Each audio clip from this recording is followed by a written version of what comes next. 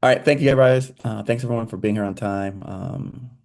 Unfortunately, like I said earlier, we maxed out capacity. We didn't anticipate that. But I'm happy so because right now that's just showing to me that everyone recognizes that this is an important topic. And for those you may not know, I've been, teaching this stuff online for years, and this is really the first times that I focus in on a very specific area of government contracting that I just don't see enough people talking about, and that's contract vehicles. And so, for me, I think that this is super important, super relevant because, now more so than ever, there is more money going out to fewer and fewer people. And I think that, hold on a second. All right, you guys see my screen, Brandon? Yes. Okay, cool. All right, so yeah, so now, again, there's more and more money going out to fewer and fewer people. And this is the format that the government likes to do in order to leverage getting all of those contracts out with very limited staff. The opportunity today, particularly, is and if you're not aware of this, about 55% of all federal dollars are flowing through contract vehicles. We have currently in our database active IDIQ ceilings about $77 trillion. And that's the ceiling value. And we'll get into what that means. Um, but somewhere just shy of that number is the actual spending value of what they're going to be spending on those vehicles.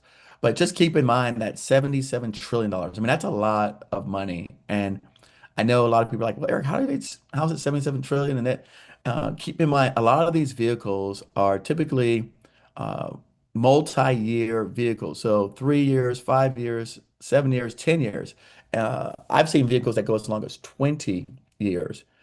And so what they do is it's that amount of time over that span, right? So this is not one single year of contracts. It's about 6,900 contracts, and some of them go as long as 10 or 20 years, making up that $77 trillion in active IDIQ ceiling value.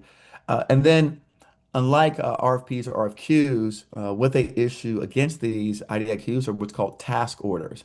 So when you have this contract vehicle, they issue you what's called a task order contract for only the participants that are on that vehicle. And so by 5 p.m. today, what I'd like for everyone to know is exactly which vehicles they should be targeting for their specific industry. How do you sign up for the vehicles? How do you qualify? How do you find teaming partners for those vehicles?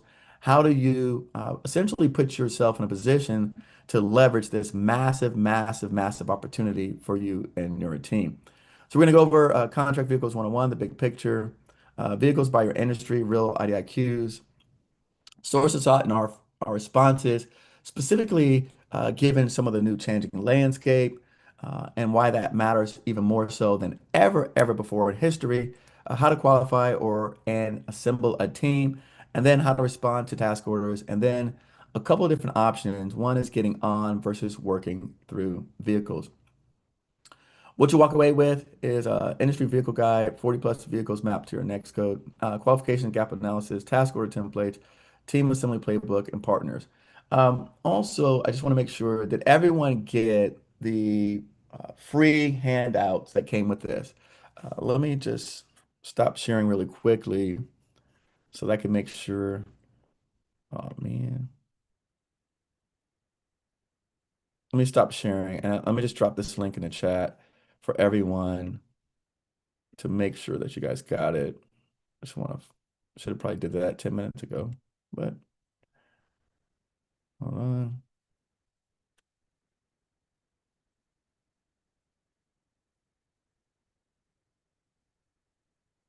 Where did I put it at?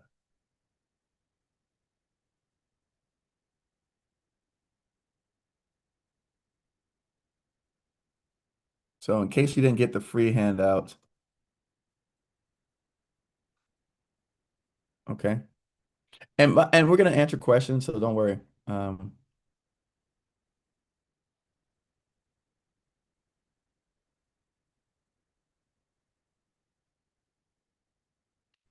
All right, perfect.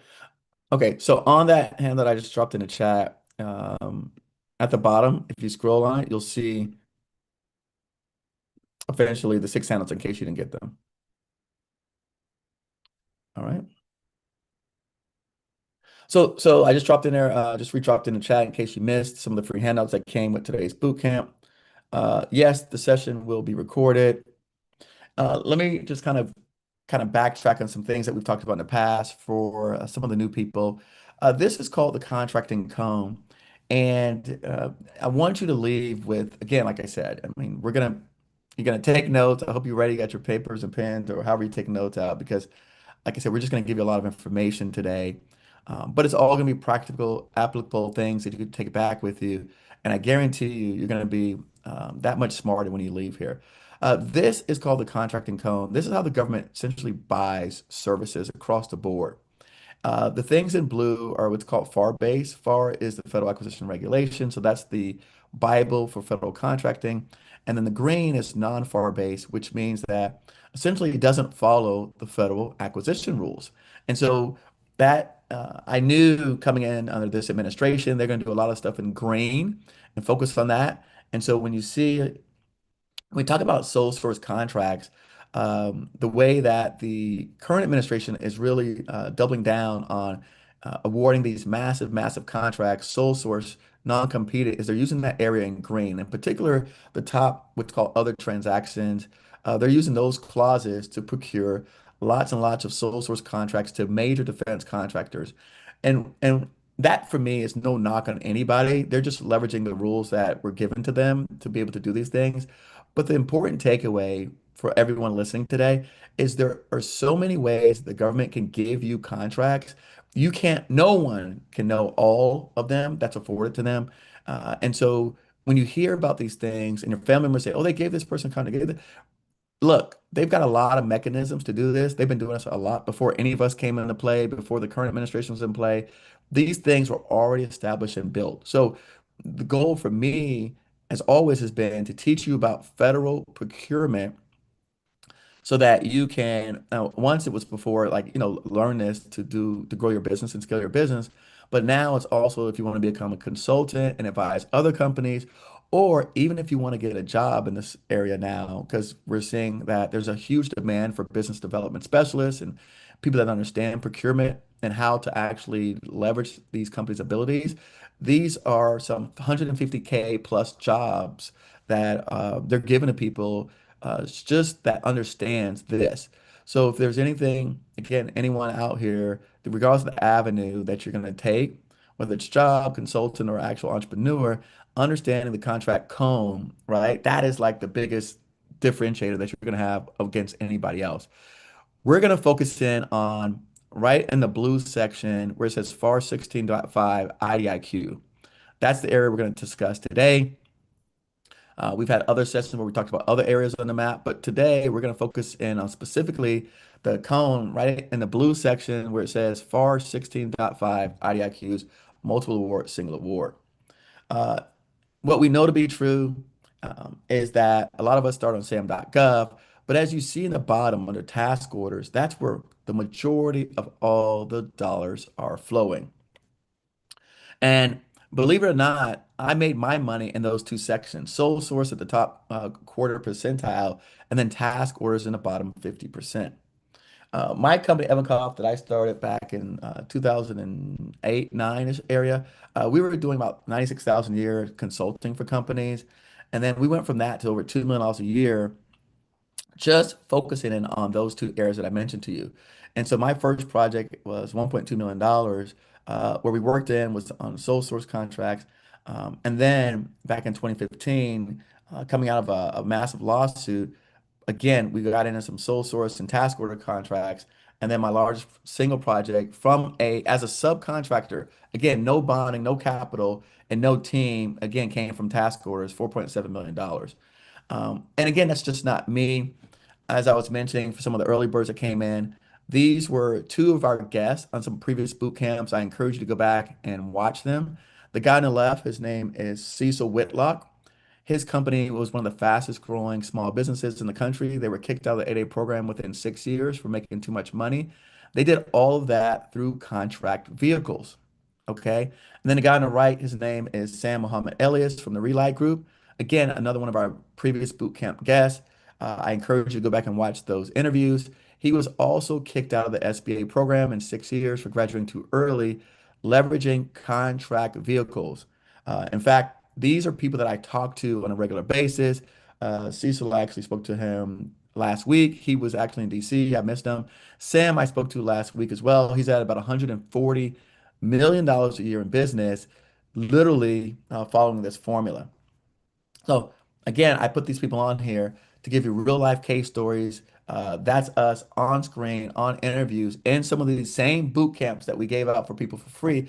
By the way, Cecil was in construction, Sam was in IT, so totally different industries, two different spectrums, same process, okay, same contract vehicles, and the same outcome, same results.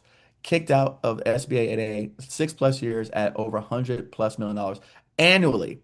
Collectively, they had done around 300 million in that 6 year span. So they start off and went from 0 to 25 to 50 million a year to $100 million a year, and then they were booted out the program. And so that's what they talked about today. So again, same vehicles, contract task order. Now, for all of my GovCon people that are been around me for a while, our members in Federal Help Center, um, because a lot of you I know have heard some of this stuff. So I did want to start off with some new stuff for you guys, um, particularly those of you who were in our last boot camp. I kind of want to go over. So Sylvia, Yvette, Keith, all you guys out there. Um, I did work on creating an alert system for us. So I kind of want to start off with that and let you guys know we have solved the problem of information overload. Over lunchtime, I'm going to go over some of our tools that we have out here. But we have got now where we're doing daily intelligence briefings for these opportunities for recompetes, that alerts based on your NACS codes, telling when things complete. That's going to go straight to your inbox. So I did want to talk about that in the beginning, just in case some of you guys had to run off and you didn't miss it at the end. So from those of you guys who already have some of our tools, we now have weekly deep dive reports, prioritize opportunities for expiring contracts, upcoming teaming recommendations, competitive landscape, who's winning, how. This is kind of what it looks like. So it's going to show you who won the last IDIQ, how many bidders were on it, right? And then tell you the incumbent and some areas they're falling short and some areas where you can actually have an opportunity to break in. So I did get that accomplished. So you guys will, I'll show you, as we get through it. But in case you had to leave now, I wanted to bring this up so you guys were aware of some of my current Federal Help Center students and also some of our people who purchased the bundles. So now, 101, what is a contract vehicle? So contract vehicle is essentially a pre-competed contract that allows agencies to issue task orders without full and open competition. So what does that mean? Essentially, agencies, what they do is they will create this opportunity. They will assign a certain dollar amount and a certain number of years. And then only the companies who are eligible, right, after winning that award, now they get a chance to compete with that smaller pool for what they call task orders, which are like smaller mini contracts that get awarded in weeks, not months. So they essentially will create this pre-vetted pool of firms that all meet the requirements, and then they will then issue out smaller contracts. Like again, sometimes they're weekly, sometimes they're monthly, but they'll issue out much smaller contracts to only those vendors. Some of the big four IDIQs, so we've got indefinite delivery, indefinite quantity.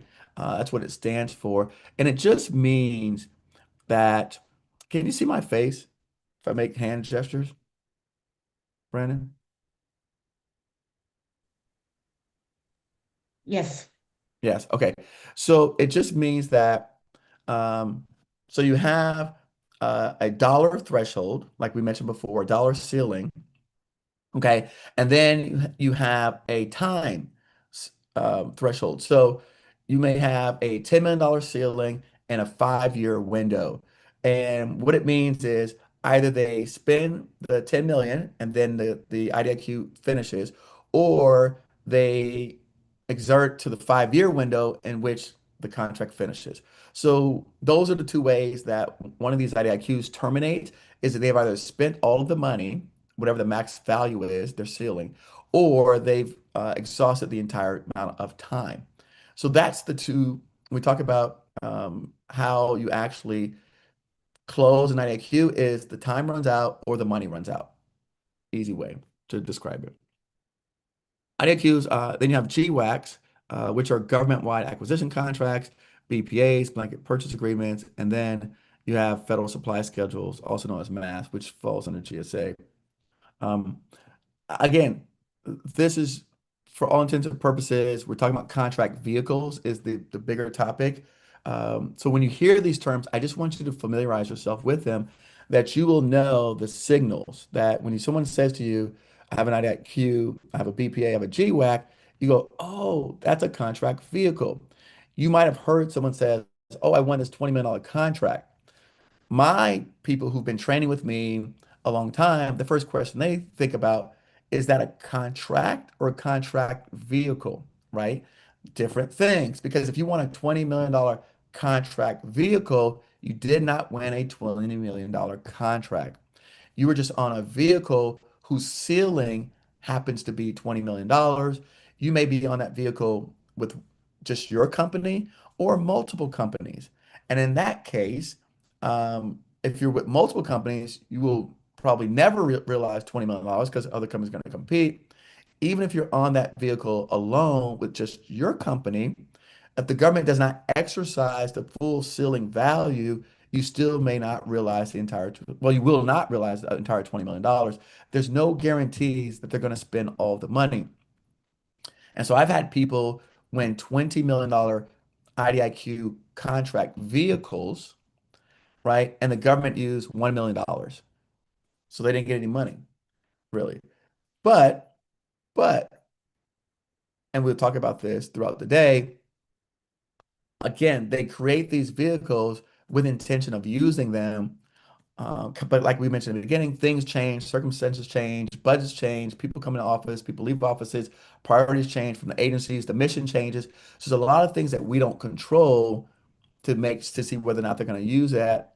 But but the biggest thing is that you're just qualifying for these IDIQs. So what the strategy is that a lot of my, again, successful podcast guests have done, they've went out and qualified for 5, 7, 10, 15 of these, right? And then now they're getting called for opportunities all the time. And so their business, instead of going up and down like that, is basically more flatline or more actually going trajectory up, because as you have more optionality, you're going to get more opportunities for task order contracts that you can bid on, that you can respond to, that essentially can drive revenue and deals. All right. There's a minimum guaranteed amount. So even though these are contract vehicles, they will say in the writing that, hey, we're going to, if we call you for a task order, we're going to spend a minimum of, and then it'll put in there, let's say $1,000. So they're not going to call you for something and not spend $1,000. Because a lot of people ask, well, hey, I'm on this vehicle. You're asking me to do this project, right? But you want to make sure that it's worth your time and your investment. And then lastly, the task orders compete amongst holders. So uh, you, if you are one of the actual IDIQ holders, like you're on that contract vehicle, then you only compete with those task order contracts. The good thing about that is historically, what I've seen is that historically, what I've seen is that particularly some of the IDIQs that we do in construction, there's 3 to 5 people that actually hold the IDIQ. And after a couple of years, people get busy, their companies change direction. And so it really gets down to just a handful of us that are essentially competing on those IDIQs. Brandon, you got to kill this person that distracted me.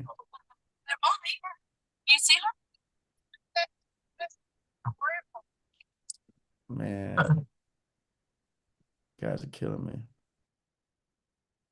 over here. All right.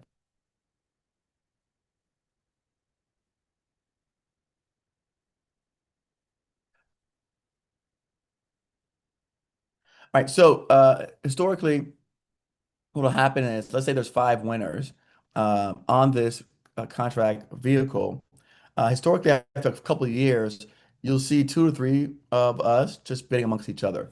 So your probabilities of winning increases over time if you just kind of stay interested. GSA Mass Schedule, again, stands for Multiple Award Schedule. It's a big catalog. They've got 5-year bases plus three 5-year options, 20-year totals. And this is managed by GSA, and they create these vehicles so that any agency can buy from them. They also have on there simplified ordering procedures under 250,000, which is now moved up to 350K under the new rules that this administration put in place. And again, they're public, so anyone can buy off of them. Now, I want to say this for those of you who are new. GSA is not the only way to do this. In fact, GSA, when you look at the number of contracts that are issued throughout the government landscape, the government issues about 100 million contracts per year. GSA issues about 1 million. So just to give you perspective, because a lot of times people assume like GSA, GSA, GSA, and I intentionally make sure to like exclude that from a lot of my slides, but I do have to talk to you about these things because they do exist in case you hear about it. But just for perspective, 1 million contracts versus 100 million contracts. So you can do the math. That's about 1% of all contracts are issued through GSA. So it's not a huge market in terms of number of contracts, re perspective in terms of how it compares to the overall federal landscape. So I just want you to know that because I don't want people going out and saying, I saw one slide on GSA and all of a sudden, like, the world is all about GSA. Um, but But with that said, one of my favorite sayings is let the market research guide your activities. And so by that, what I mean is we like to have people go out, put in your NAICS code, put in your zip code, figure out, your small business status. What is it that you have the ability to do?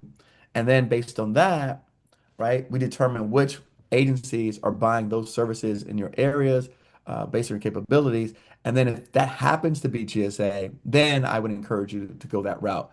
But 9 times out of 10, it's not. And so I would tell people I would stay away from it unless someone that I knew, an agency, an office, specifically that's how they bought through GSA, then I would say to go there. And I know that in the current landscape, this administration, they've been talking about putting contracts onto GSA. But the reality is, that's not happening as fast as they would like. And so, like a lot of things under this current administration, they would like to do all of these things, but the practicality of it is just not real. And so, while they're studying it, they're evaluating it, they're making recommendations, people putting plans together, the execution is a lot harder. And if you remember in the very beginning of this administration, with about 30% in some agencies of the staff, internal staff, being let go or taking early retirement, it makes it that much harder to get things accomplished. So a lot of times, we could be doing things that are detrimental and shooting ourselves in the foot. And if maybe they hadn't laid off the GSA workers, they could actually onboard some of these programs. But right now, with severe staff shortages at a lot of the government agencies, and just not enough people to get all this work out there fast enough to all of us to execute upon. It's an incredible mountain for them to climb, and I feel bad for a lot of employees because it's tough. Now, the flip side of that is, in my opinion, I'm anticipating they're going to put even more projects under task orders, under IDIQs, because they have less staff. And this is a way they can get a lot of work done in a short amount of time.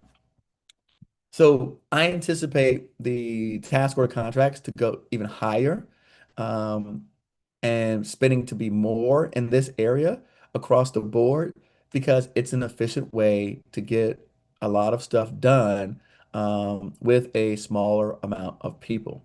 So now just kind of, again, high level. So 77 trillion, again, it's not actual spending, it's ceiling value, total maximum possible that's obligated. They have the buying authority to do it. And it's great signals of where the money can flow, right? Because if you're on a vehicle that's 10 million or 20 million dollars, yeah, there's no guarantees you're going to spend on there, but it's better than not being on the vehicle and being on the outside looking in. So let's talk about where the money actually flows, right? IT services, 541, it's about $90 billion going through there. Professional services, 541.6, $60 billion.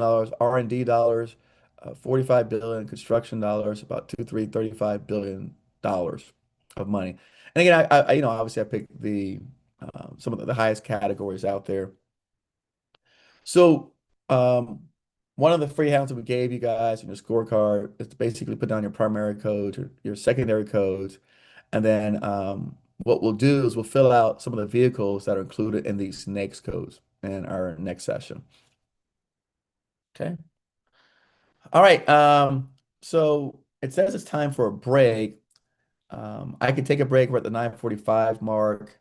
Um, do we want to take a break or we want to keep pushing through? It doesn't bother me either way. Let's keep Brandon, what are the going. people saying in the chat? You haven't earned a break yet. They ain't earned no break. Yvette, okay, Keep let's keep pushing. pushing Let's it go. rough Let's on go. people. I agree. Keep Yvette, going. We're just listen, we warming just up. got a lot of information on new people. We're So, just warming up. Yeah, let's hey, go.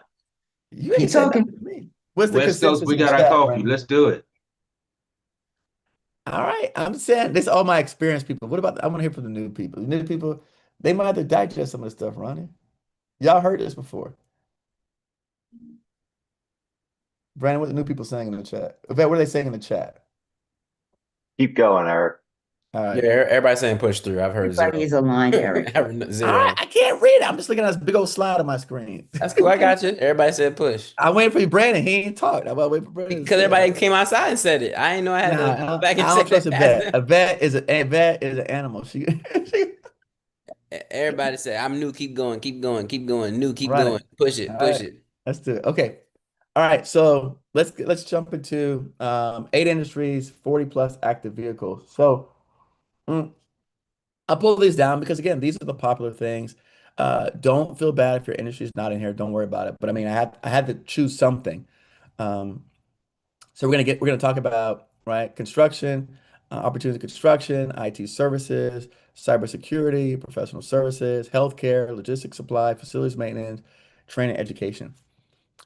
Again, right? The idea is to show you the diversity across the spectrum. So it doesn't matter what you do, doesn't matter what you sell, the government is putting them on contract vehicles. Yes, they're putting on RFPs, RFQs, yes, but again, we know that only about 5% of things are going through SAM.gov.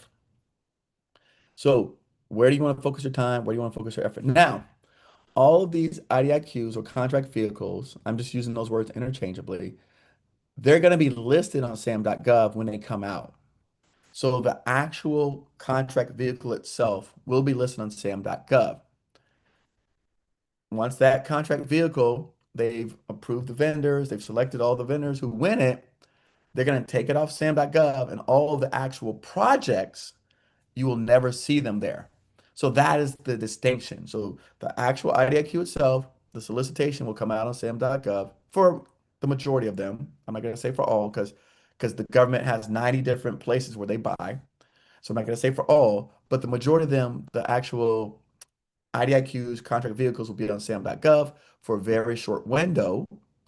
But then once they've selected the actual vendors, all the task orders, so all the actual projects where they're going to be getting money and getting contracts, the 99% will never see the light of day or SAM.gov. Some of you might have seen or looked at an RFP or RFQ that said this is only for contract holders. Has anybody ever seen that before? Where you were looking at a bid on SAM.gov and it says This is for only contract holders. Like you have to be on this vehicle to bid this project. And so some of you guys might have seen that before. So you kind of know what I'm talking about. So let's look at some construction vehicles. And again, I'm just pulling from my list in our actual database, the Recompete tracker. We've got over 6,900 contract vehicles. 6,000, right? That's where the 77 trillion is coming from. So we've got NAFAC, MATOCs, and by the way, these are regionally based. So you've got them in the Northwest, you got them in the Southwest, you got them in the Northeast, you've got them in the Midwest, you got them in Hawaii, and they're all regionally based. $99 million ceilings. And again, I personally love NAFAC. I think NAFAC is very, very small business friendly. I got my first IDIQs from NAFAC. And so and by the way, the IDIQs that we're working on were sole source IDIQs to one company. This MATOC is a multiple award task order, so that's what MATOC stands for, meaning multiple companies are on it.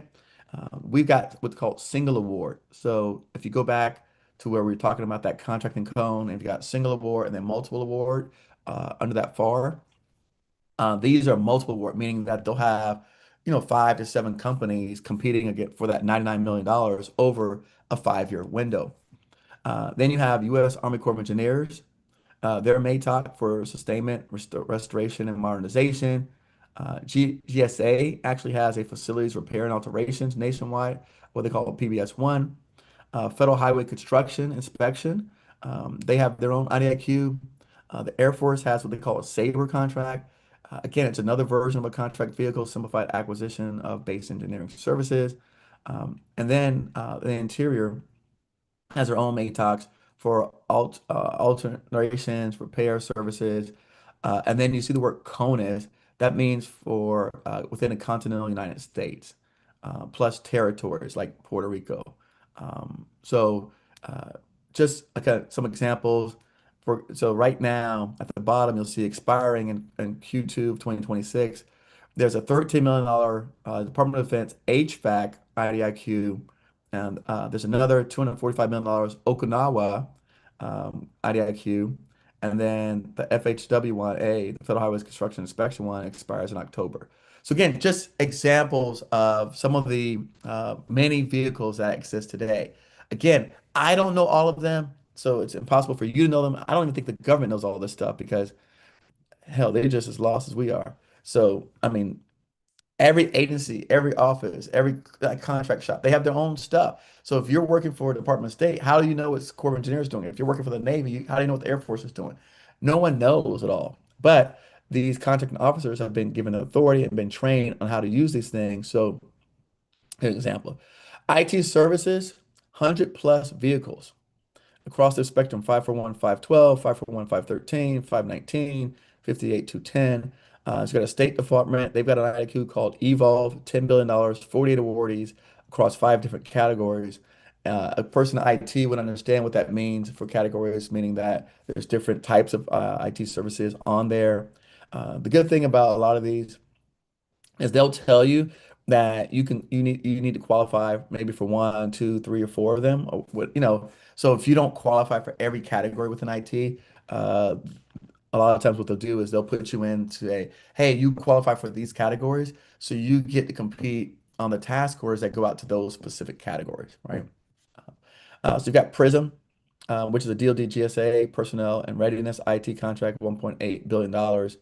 I'm going to say this also. Do not get intimidated by the numbers.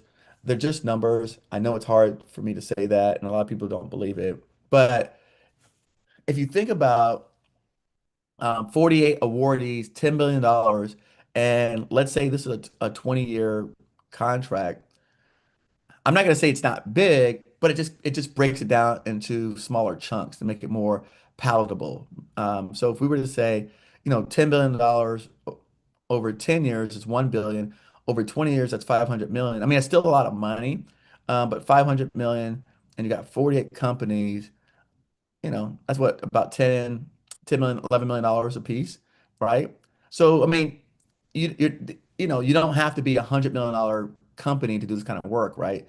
I know companies, friends of mine that are doing, 20, $30 million a year. Again, not saying that's no money, but again, you could effectively work for companies like that, right? As a consultant or as someone managing capture, you could help companies of that size get on some of these vehicles and create a nice income for yourself. So even if it's something that you can't do in your current state, this is something that you can certainly help other people to do, whether a teaming partner or as a consultant or advisor or even as an employee. And because now you have this information and you know how to do this, or you will by the end of today, this is something, an opportunity that, again, believe it or not, a lot of companies out here are just, nose to the grind. They're just doing their work, and they have no idea these things even exist. So again, I applaud all of you guys for being here today with us because, knowing is half the battle, right? Information. Now that you know better, you can do better. But if you didn't even know this stuff exists, you can't even talk about this. So, we're big proponent of getting out there, going to conferences, going to industry days, going to symposiums, being active. But imagine if you're just casually talking to a guy or a girl at the bar, and she says, "I said, what do you do?" She goes, "Oh, IT." You're like, "Hey, have you ever heard of the Prism, IDIQ, or SETI, or Eagle 2, or MAPS, or Evolve?" She's like, "No, what is Evolve?"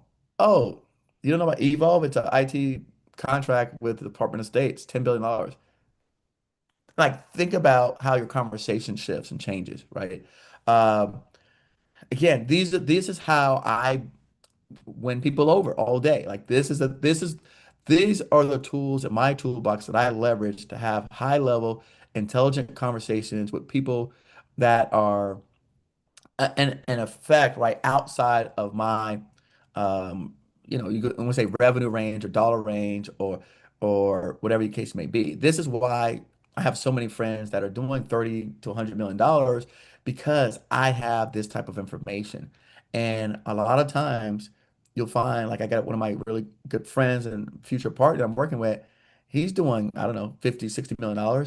He only works for the Air Force.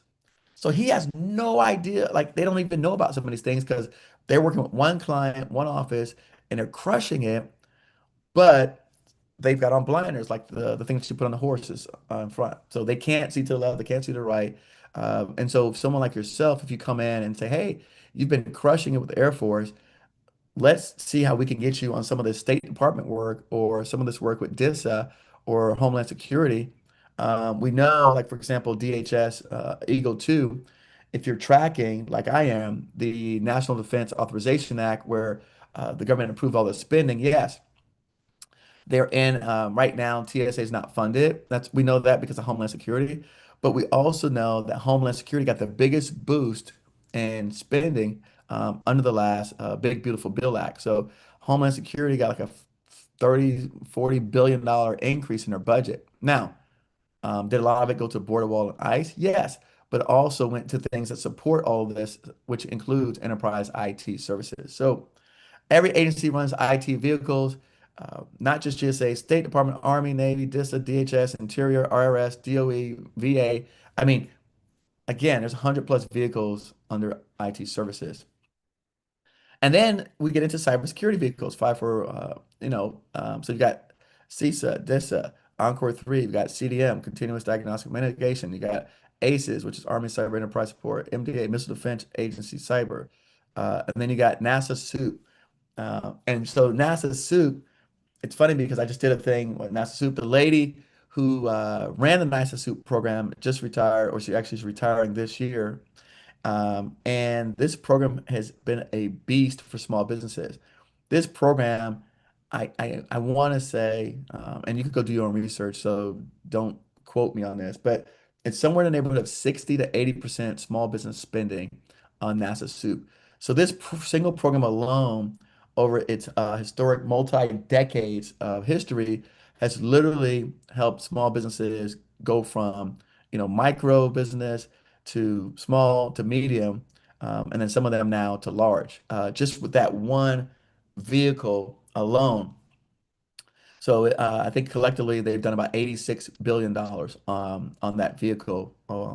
And so again, that's a lot of money to go around for people in this area. And then when I'm saying that they're small business friendly, again, if I was a person in cybersecurity, where would I spend my time, effort, and energy?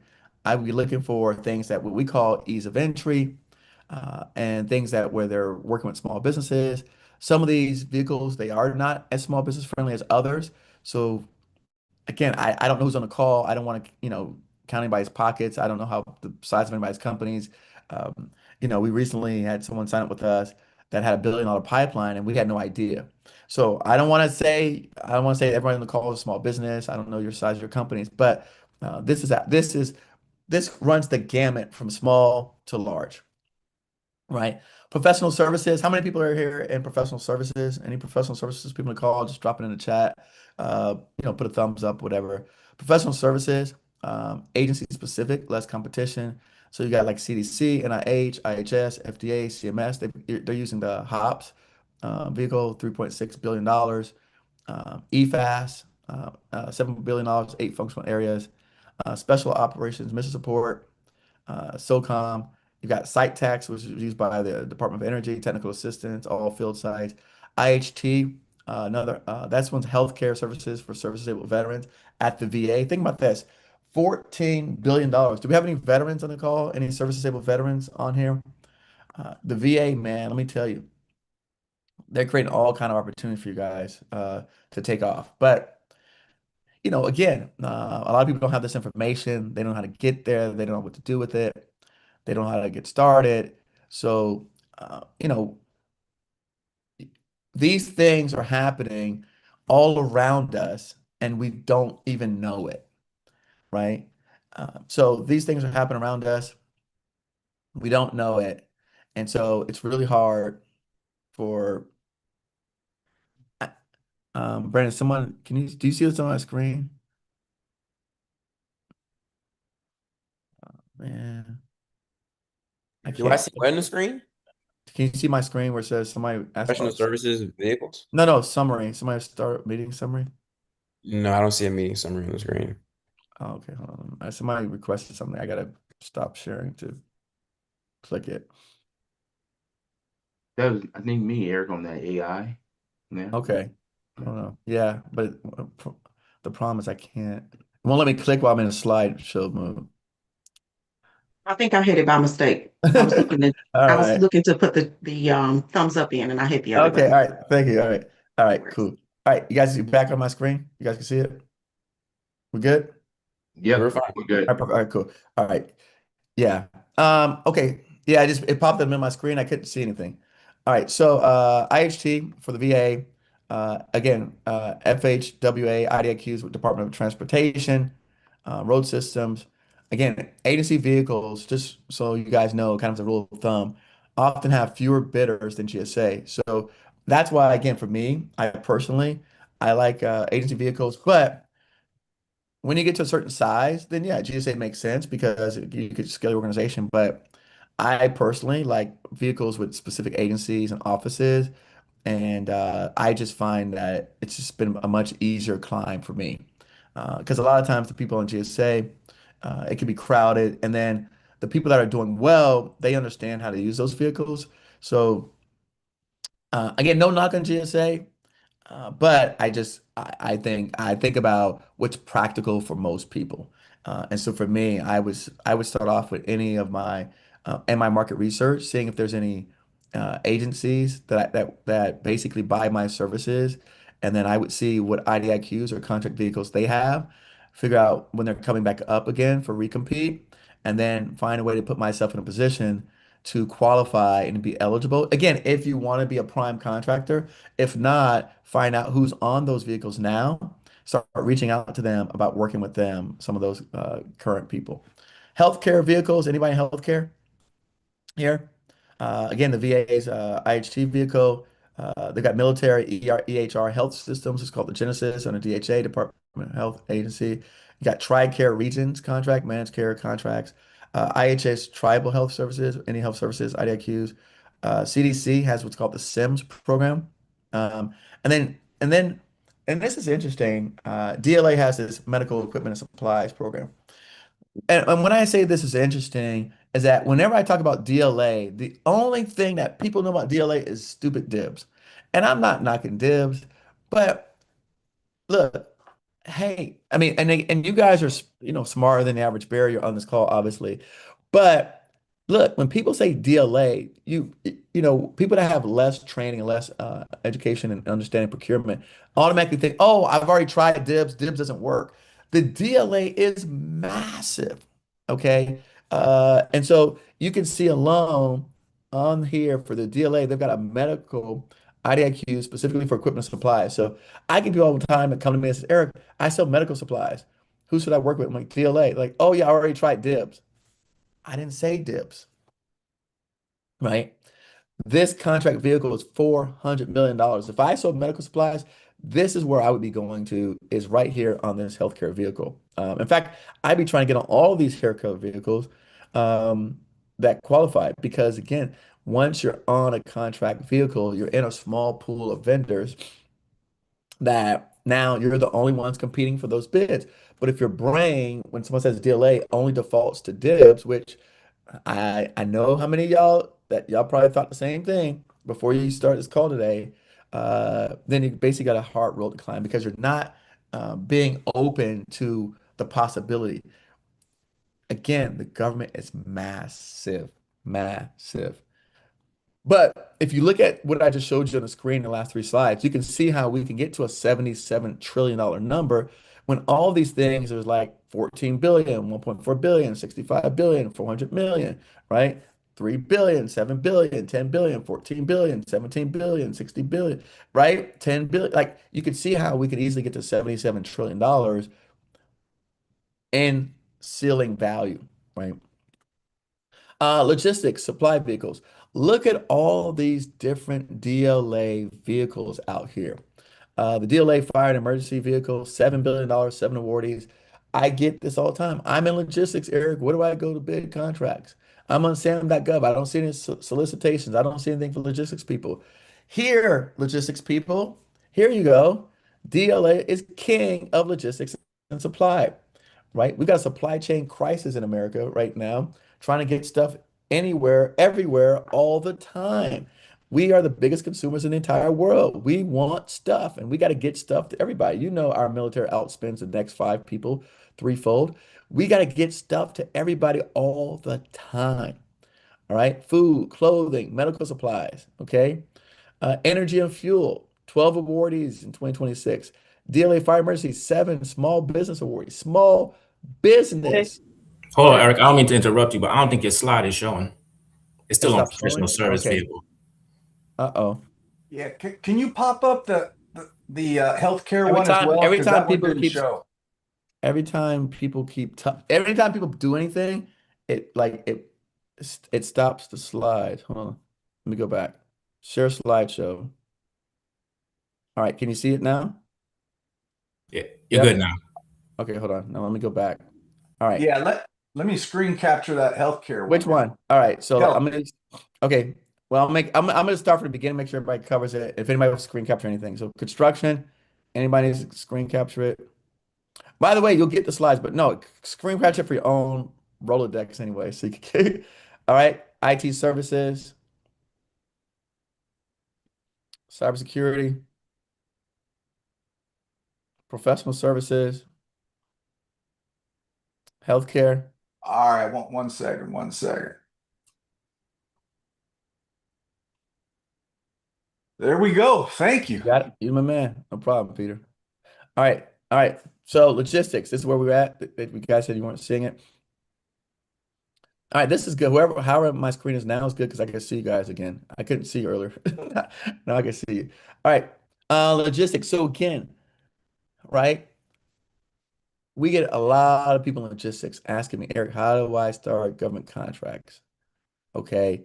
If you have, it's hard for me to explain start with contract vehicles if you don't even know what the words are, the terms. So this is where I would recommend if these are your codes, right? Now, some of the stuff you don't qualify for, but we're going to talk about that because again, when we go back to the beginning slides where I made the most money on a single project, I did not have the vehicle. I went to someone that was on the vehicle and I was a subcontractor for them. They qualified, they had the vehicle, but guess what? They have to get people to do the work. And I was a sub. And so guess what? They called me up. We went out there, we priced the job.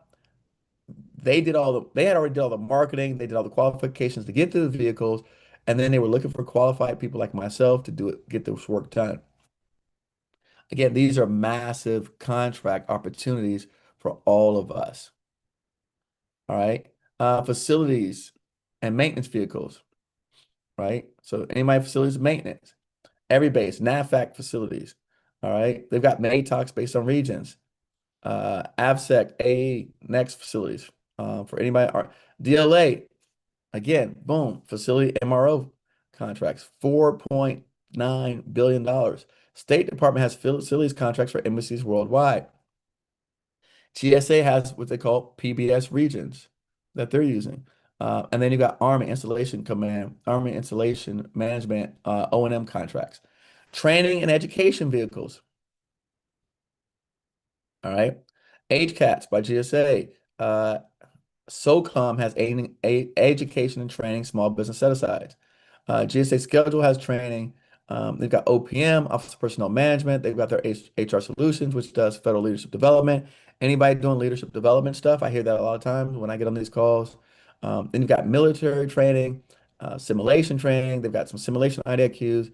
And then you've got, let's say, I don't know why this workforce grant stuff came up here. But again, some of this contract, like the education training one by SOCOM, is 10 to 15 companies. Multiple words are being expected.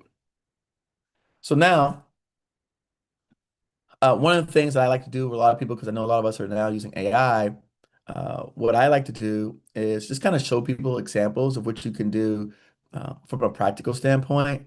So, like for example, right there, vehicle matching. So you can put in which GWACs accept NAICS code, and then you put in your NAICS code, right? That's something that any one of us can do, whatever you're using, chat, Grok, Claude, right? List the primes that are on Seaport who sub out to IT work. Okay, some very easy examples of things that you could do. Compare my company to OASIS Plus requirements. When does SEWP 6, T4 and G2 and MAP solicitations close? So again, different ways to use AI than just proposal writing or looking up random information, giving you actual examples how the slides that I gave you with the information you have now, you can put in AI. Now that you know some of the terminology, you've got your NAICS code, ask it to now. Now, again, I think anyone who's played with AI for any short period of time realize that most of these things are pretty dumb. So if you ask bad questions, you get bad answers. So, right, Paul's shaking his head. You get it? So he's playing with that. Like, I mean, true, it's true, right? Like they're dumb. So if you don't know, but in my first book my second book, GovCon Launch, I wrote the thing about federal procurement that makes it difficult is we don't know what questions to even ask because we don't even know what it is, right? So that's the challenge we have, right? We don't even know what questions we're supposed to be asking. So how do we even know to ask? Because if you were just put, I don't know, tell me where to get government contracts, that's going to give you a wide range of information. But now that you have more information at hand, you can say which GWACs accept my NAICS code, right? Now you've got some contract vehicles. Tell me the primes on that contract vehicle. Now you know some names. Tell me the timelines when the solicitations close or open. All right. Here's another one. Here are OASIS requirements, right? You can pay Section L. Here's my company profile. Create gap analysis showing requirements I meet, gaps I need to fill, timeline to qualify. I have these past contracts. Which vehicle solicitations currently open on SAM? What I qualify for? Check NAICS code, set aside status, and experience requirements. Again, just helping you guys to think about different things that you can ask the LLMs to assist in your research. Make sense? Yeah. All right. Here's another AI prompt example. Use this prompt to find primes who need my services. Find companies who award OASIS contracts in the 8A pool who do IT services but not cybersecurity. I'm a cybersecurity firm. Looking this up. List company name, location, any public information. You can also try who are the top small business primes on this by task order count. Which SEWP 5 holders are headquartered in my state? List 8A stars holders who specialize in cloud migration. So again, one of the things, and I literally work with AI like every single day. And one of the things that I've learned is I literally, because I'm on Twitter, which is now called X, a lot. So I will take things that people talk about, like they somebody say, hey, I wrote this great prompt, blah, blah, blah. And I take it and then I make it my own. So the same thing here is, again, none of us have all the ideas. I don't have all the ideas. So, for me, I'm basically showing you my workflow and how I come up to some of the solutions I have and give you the same type of workflow. So I do that. So I'm like, okay, hey, this makes sense for you guys to do the same thing. So now you could take and do the same exact thing and get the same results I get. Vehicle comparison. Compare OASIS Plus versus GSA Mass versus 8A Stars 3 for an IT services company. Create a table showing qualification difficulty, time to award, competition level, average task order size, and best case use for each. Should I get on a vehicle or should I sub through one first? What's the RI timeline for OASIS Plus application versus GSA schedule? Which agencies use this vehicle most frequently? Again, just reverse engineering, right? Some prompts that people can use.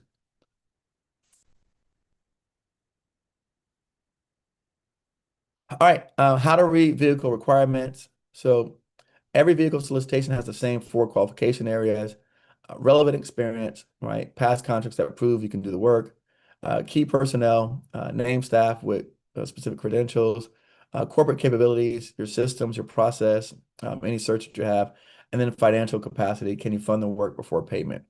Again, you don't need all this stuff yourself. That's what teams are for. As you start learning about contract vehicles, as you start researching contract vehicles, you will see on there joint ventures. You'll start seeing that, do you have a joint venture entity? Are you part of a team? You'll read that when you start researching contract holders. Again, some of these things are massive. And in fact, most of them, I'm not even going to say some, most of these things are massive. And there's not a lot of companies that qualify on their own, even amongst the bigger companies, even amongst mid-size and large companies. There's just not a lot of people that qualify on this on their own. And what I'm seeing, and I think back in the days, they used to call this bundling, right? For those of you guys who don't know, is the government does what they call puts a whole lot of requirements in one package and says, okay, we need people that could do all that stuff, right?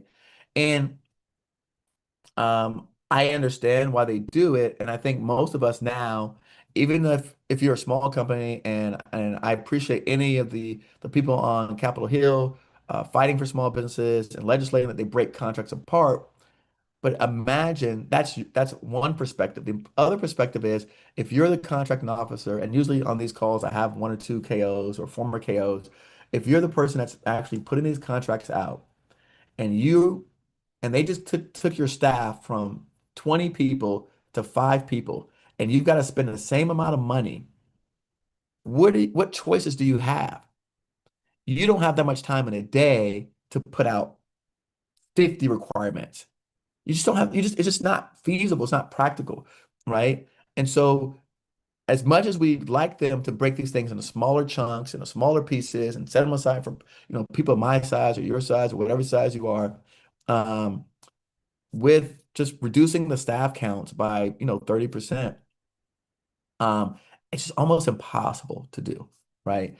And so I get it and I understand it, but the challenge that you guys have on your side that you have to overcome is to, one, stop working in silos, start talking to more people, start what Judy Bratt likes to call competitive mate, start collectively getting together, I mean, in my opinion, before this thing is out, you guys, I mean, we could have breakout rooms and you could be setting up breakout rooms for, cyber, IT, professional services, health, construction. Like you could be doing breakout rooms for each one of these categories, getting everybody's information, and then going after this stuff together, divvying up the work. That's what smarter companies do. That's what smart people do. They don't work in silos trying to protect whatever, proprietary information they have. Like, I'm just saying, that's just an idea. But so what's happening now? Where are we at? So right now, the government had in September of last year what they call the revolutionary FAR overhaul. Anybody heard about the FAR overhaul last year? Anybody heard they talked about redoing the FAR? Um, Maybe not some of the new people, but Yes. yes. Okay. So what happened was they removed 1,600 requirements. The first wave is live in February of 2026, which was last month. A lot of major ships coming in June in a couple months. Um, 8A sole source now requires competition first. The SBA staff was cut by 60%. And so now we have different agencies using different versions of the FAR. This makes it more complicated for us. This is for information purposes, not to drown you out in legal jargon, just to make you informed. Again, I like to give people actionable things. I don't want you to be caught off guard because effectively what I've seen, even before this fall overhaul, just let me just tell you about from like a real contractor perspective. In my experience, I found that a lot of government officials, contracting folks, and contracting teams, contracting shops, um, there was already a lot of confusion about these things anyways. So in my opinion, I've always seen lots of confusion. So it's not, to me, that's nothing new. So people are already using different FARs, different rules, because every administration they come in and change the rules. Every administration they come in and this was once the rule, now that's no longer exists. This was once the limit, now that no longer exists. So this is, if you're going to operate in this environment successfully, you just have to get comfortable with this. That's the best thing I could tell you, right? I know that like a lot of things, this administration wants to say this was the biggest, the best, they did the greatest. But I'm telling you, if you ask any law firm, there wouldn't be so many freaking government contracting law firms out here if they weren't always changing the rules to the game, right? They wouldn't have a business because everyone would know the rules and it'd be one set of rules. I see all these things as advantages because why? It creates uncertainty. People don't know what to do. And so what I've always told all of my students, and I hope that, by the end of this call, we can get some of you guys more to become our students, is that we as contractors have to educate the government. I have been educating government offices for freaking 15 years. That's what we do. They know that they are not necessarily the experts, which is why they turn to industry. So the best companies, the biggest companies in the world, Lockheed and Boeing and all those guys, they are helping the government write the requirements. They're helping the government shape the requirements. They're giving the government pricing. They're giving the government all this information. This is what we as small business have the ability to do as well. We don't know that, so we don't do it. We think that the government just gets to dictate to us how things go. That's not true. The government seeks out information from us, the customers, because we have more knowledge and expertise. We're in the field. We're doing this every day. We know what's happening. We're boots on the ground. So we actually have a lot of the technical expertise, and they come to us for that. So I want to say that because even though we're going to talk about this FAR overhaul, because I have to, because this is real, and I can't avoid talking about something real, I want to give you a bigger perspective that, um, the FAR is always being overhauled and changed. When I started off, shoot, I think the construction, well, I can tell you one change that happened already. The simplified acquisitions, they keep moving that dollar up and threshold up. The small business size standards, they keep moving those thresholds up, right? So all these things are constantly changing. So you're just going to have to get comfortable with that. And by the way, for those of you who are entrepreneurs, that's the name of the game. You're an entrepreneur, so you have to be able to thrive in somewhat chaotic environment. All right. So that's kind of more the real side of me. Um, but one of the major changes that I think impacts a lot of us out here is the 8A program. And so the 8A program, essentially what changed was previously it had sole source, now requires competition first. So the SBA offices have been decimated, less advocacy for set-asides. They have zero small business staff and like treasury, right? Now, what still works is 8A Stars vehicle is still alive. OASIS vehicle that has the 8A track is still alive. The rule of two still exists. They've still got a 23% statutory goal for small businesses. So, what the rule of two is, does anybody, well, I already know there's some new people here, so we're going to talk about the rule of two. Uh, you know what? I'll talk about it in some upcoming slides. Just remind me to come back to the rule of two when we talk about coming. You know what? Nah, forget it. Don't remind me nothing. Let me talk about it now. Since it's on the screen. All right. So the rule of two, let me just say the rule of two is that whenever the government, they're getting prior to putting out a solicitation of any type, what the government does is they will do what they call market research. And the market research is sometimes they'll go and SAM.gov. They'll look for small businesses. Sometimes they'll post what's called a sources sought or an R businesses. Sometimes they'll go in the DSBS profile, which is now called a small business. I forgot what it's called now. What is it called now? The new one? But we used to call it DSBS, Dynamic Small Business Search. You can basically put that in and it'll still come up. They changed the name recently to Small Business Search, I think is what it is now. But either way, all of us who are registered in SAM, you get a free profile there, and it's essentially a database of all the small businesses. But the bigger point is the government does market research before putting out a solicitation. When they do the market research before putting out a solicitation, they do that to determine if there are small businesses who can do this work. If there are two or more small businesses that can do this work, then they make this a small business requirement. That's called the rule of two. So now we've got over 100 people on this call, plus however many people watching it online, right? Plus 1,000 people that watch me on YouTube and everything else. We can't find two of us to respond to market research requests to get more projects set aside for small businesses. By the way, also for you who are listening, small business is not a certification. You just have to be registered in SAM. So you don't actually even have to qualify to be a small business. You just register, and based on your revenue and employee count, you are a small business.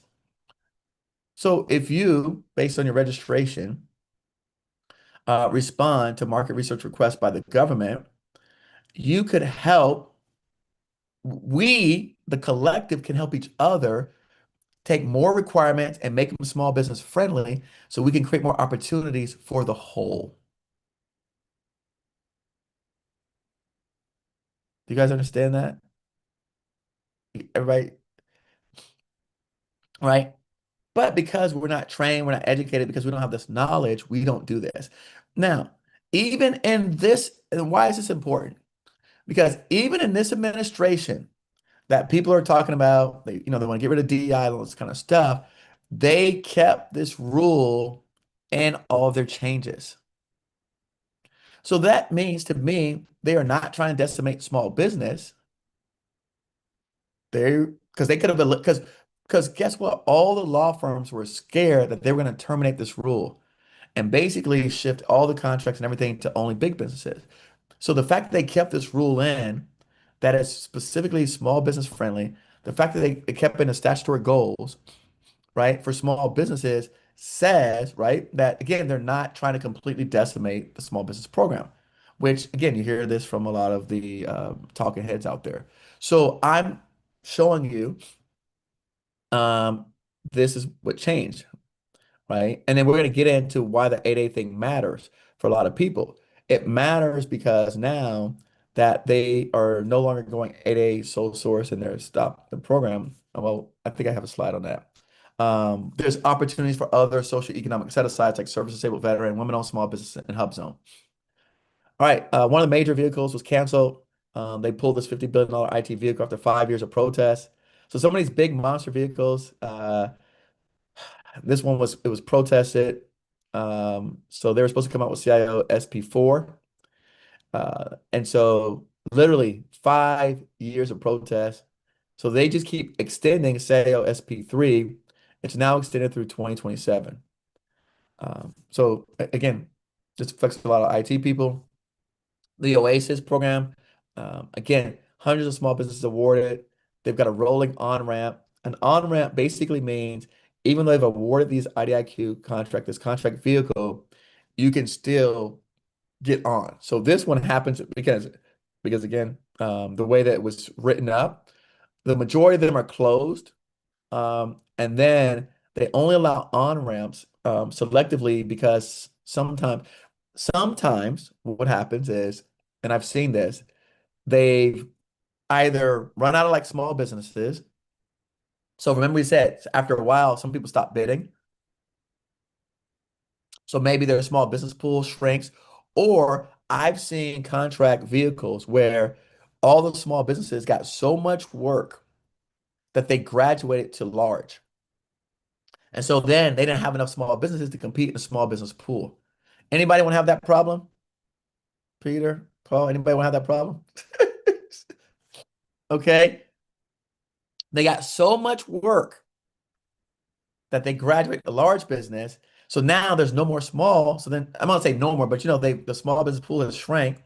So they got to bring on more small business to go after those contracts because now they're competing in the large business pool. I've seen that happen before. I mean, that's again, go back to the two examples of my friends in the beginning. That's what happened to them. They got kicked out of small business status. They got kicked out. They graduated so fast because they just kept getting so much work and projects. Under this OASIS, it has business administration, financial, human capital, marketing, social services they can apply for. March 2026 awards, Alliant 3 for GSA. They just awarded 43 of their 76 Phase 1 awards, announced March the 10th. So it's a couple weeks ago. This particular contract vehicle has no ceiling. So imagine, we've been talking about all these huge 50 million, 50 billion, 60 billion. This one has no ceiling cap. Is that not crazy? So again, if this checks any of your boxes, I would highly encourage you to find a prime who's on this vehicle and start figuring out how you can sub out to them. Polaris, the women-owned small business pool, 55 women-owned small businesses awarded on March the 9th. So again, if you have these socioeconomic designations, maybe your work is not in SAM, and that's why you're like, I don't ever see any women-owned small business contracts. Well, because they put it inside of a pool on a contract vehicle. Are we connecting dots here? Are we connecting dots here? Eric, I would like to just maybe kind of see if we can get some clarification. Like, it's a lot of I know. information, Well, we're gonna stop. We're and gonna stop in a break, Juliet.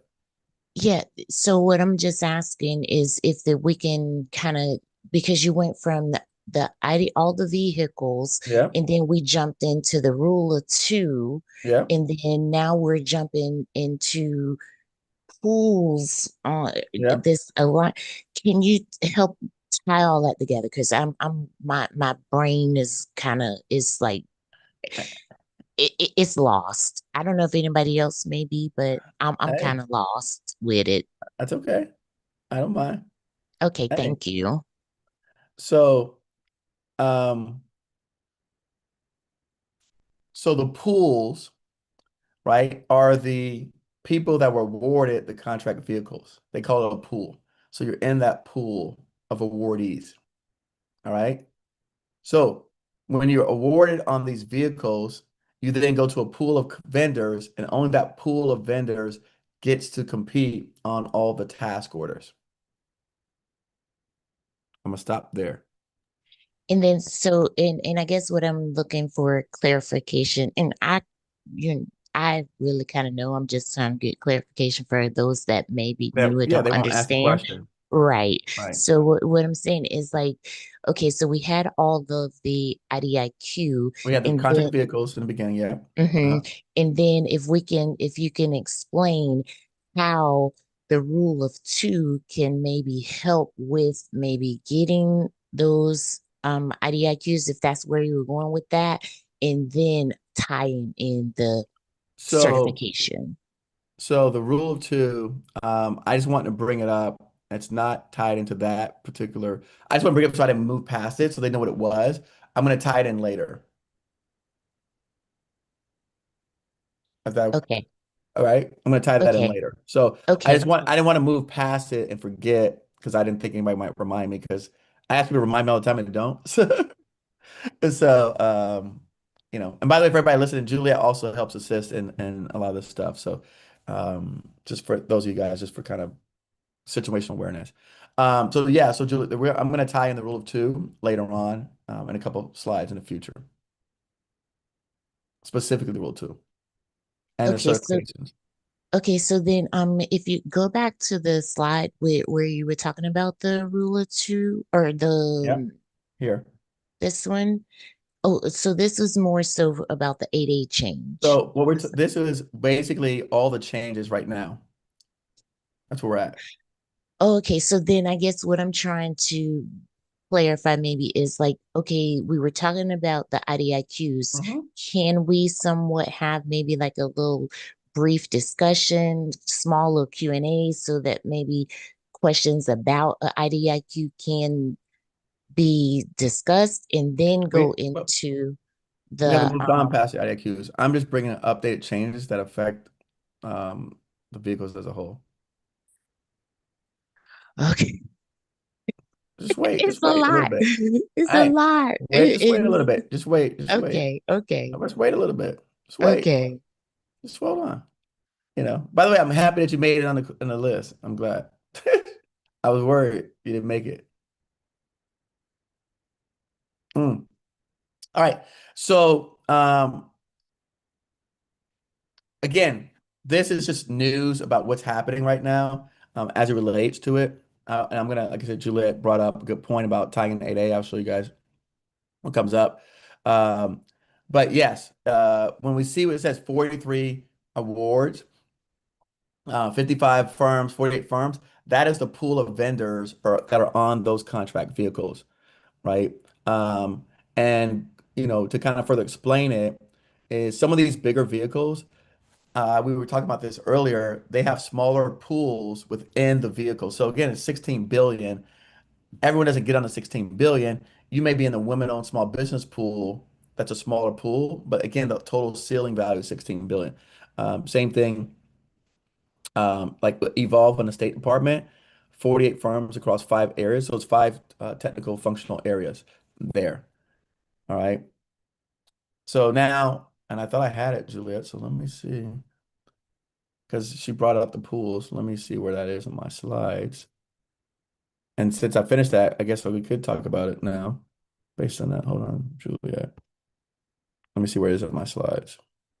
And Eric, as you get ready to go in there, one of the things I like it that you brought up, which was if you're stuck on going into SAM.gov to find those particular pools, you probably lost because you need to understand what those pools are in order to go to find those opportunities.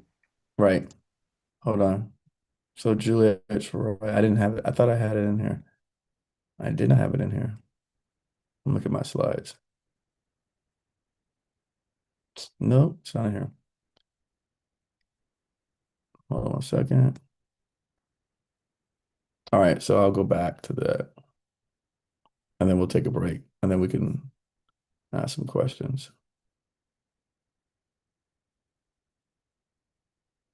All right. So why did I put this up and why does this matter? Oh, hold on. Okay, so why did I put this up and why does this matter? Again, in these particular slides, we were talking about the rule changes, right? So we'll go back. We're just saying basically some of the rule changes in government contracting as a whole. So this is not related to contract vehicles. This is just rule changes in federal procurement, right? Now, why did I bring this up and why did I put this on here? Earlier, we were talking about market research, and we're talking about the rule of two and the market research phase. The reason why I brought this up today, because later on we're going to discuss how to respond to market research requests. This is important information that was changed primarily because now the government is allowing people to move 8A contract vehicles from 8A into other socioeconomic categories. So now, historically, if a contract vehicle was 8A, it stayed 8A. Today that has changed. And so what was once said always, once 8A, always 8A is no longer the case.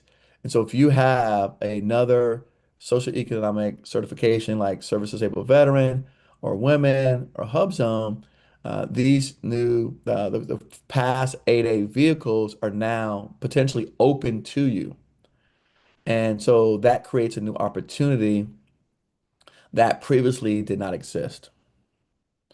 Um, and how you get the opportunity is basically like going back to you're responding to market research requests with the rule of two.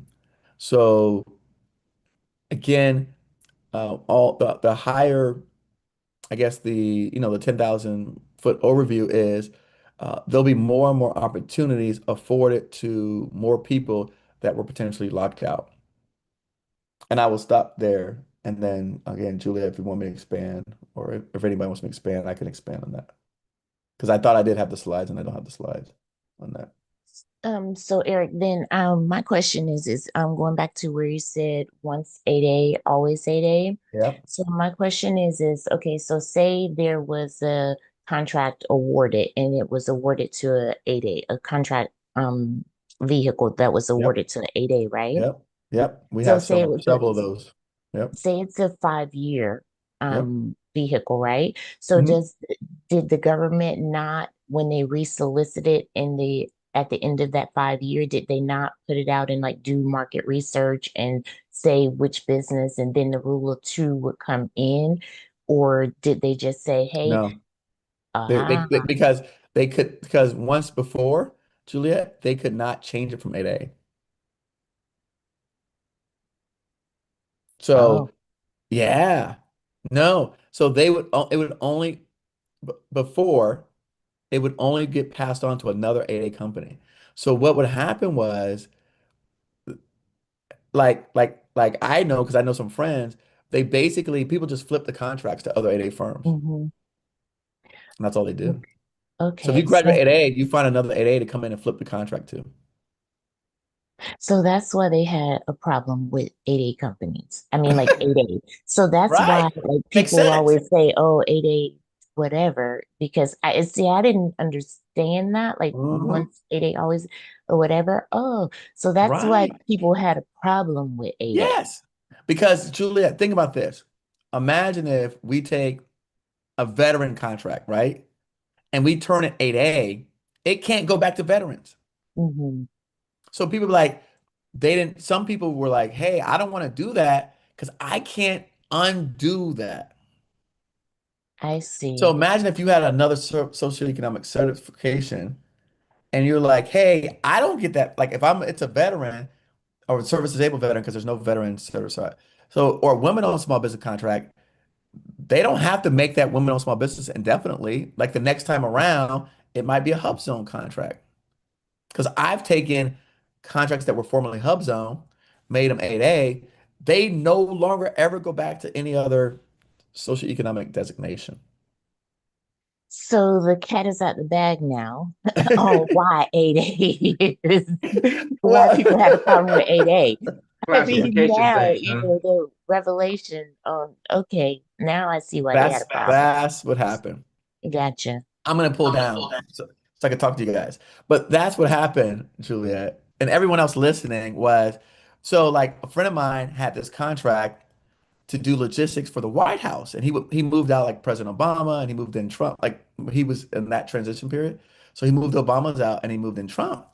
And I'm like, but you've only been in business 6 years. How the hell you get a White House contract? He's like, oh, because of 8A, they just flipped it to me. So he never had to earn it.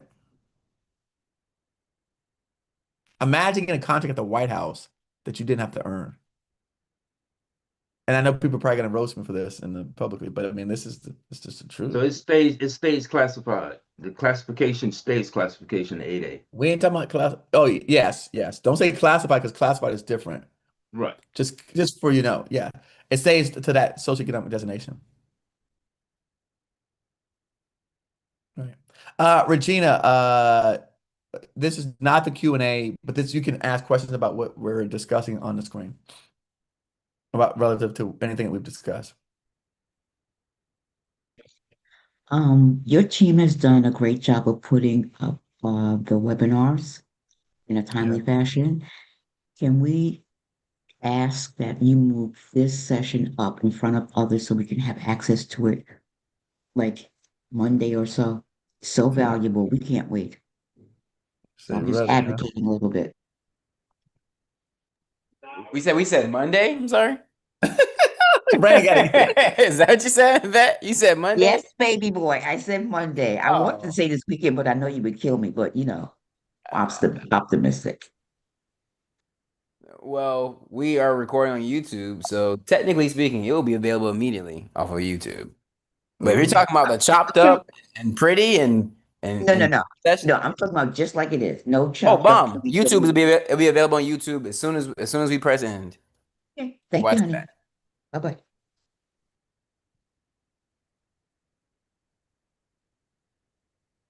It's all right. When I'm gonna fix my AI though, I'll make sure I get it out faster. But right now, Hey, Brandon, you be monitoring, don't you, brother? hey man, I'm listening. I'm listening. No editing needed, Brandon. It can't. It's impossible. It wouldn't work out. It didn't matter. Listen, I don't understand. Y'all really think that we have the ability to put all this stuff together, dude?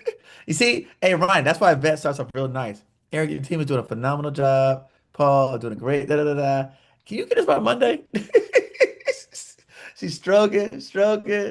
You know, I'm always stroking. Oh, you see that? She's stroking. Long Hey, time, you guys man. do a great job. It's phenomenal information. Can we have it ready by Monday? You see that one? Hey, you see that one? Brandon came in. Excuse me. That was a Brandon. That was a Brandon question. That's not an Because Eric Brandon question. has to execute on that, Ronnie. Yeah, that's right. Brandon has to execute excuse on that. me. You talking about this Monday? Hold on, wait a second. I did 3 YouTube lives, all those slides, the lead up to this, to put this together. We already done maxed out the capacity. Hey, I just came off a family trip, and now I'm sitting here in a hotel. And then y'all want me to turn around and then finish this and go and upload it again, process it so everybody can have by Monday. But if you're talking about Raw, that's perfect. YouTube, I'm glad we're recording YouTube live because we ain't got to touch nothing raw. It's gonna have the whole session. Yes. I love It's gonna have this conversation right here on it. good. It's recording right now. This conversation we have right now is there. All that pretty stuff you'll do. We want the Yes, information. we will. For the pretty. So just so everybody knows what she's talking about is Federal Help Center basically is our private community. And so you'll see some of the members talking about our private community. But we will take this and break it up by chapter. So, we'll take and actually break it up by chapter. And then you won't have to actually go through all this stuff. So you'll see chapter by chapter breakdown. So, that's what she's talking about. So just kind of FYI. But we'll get there.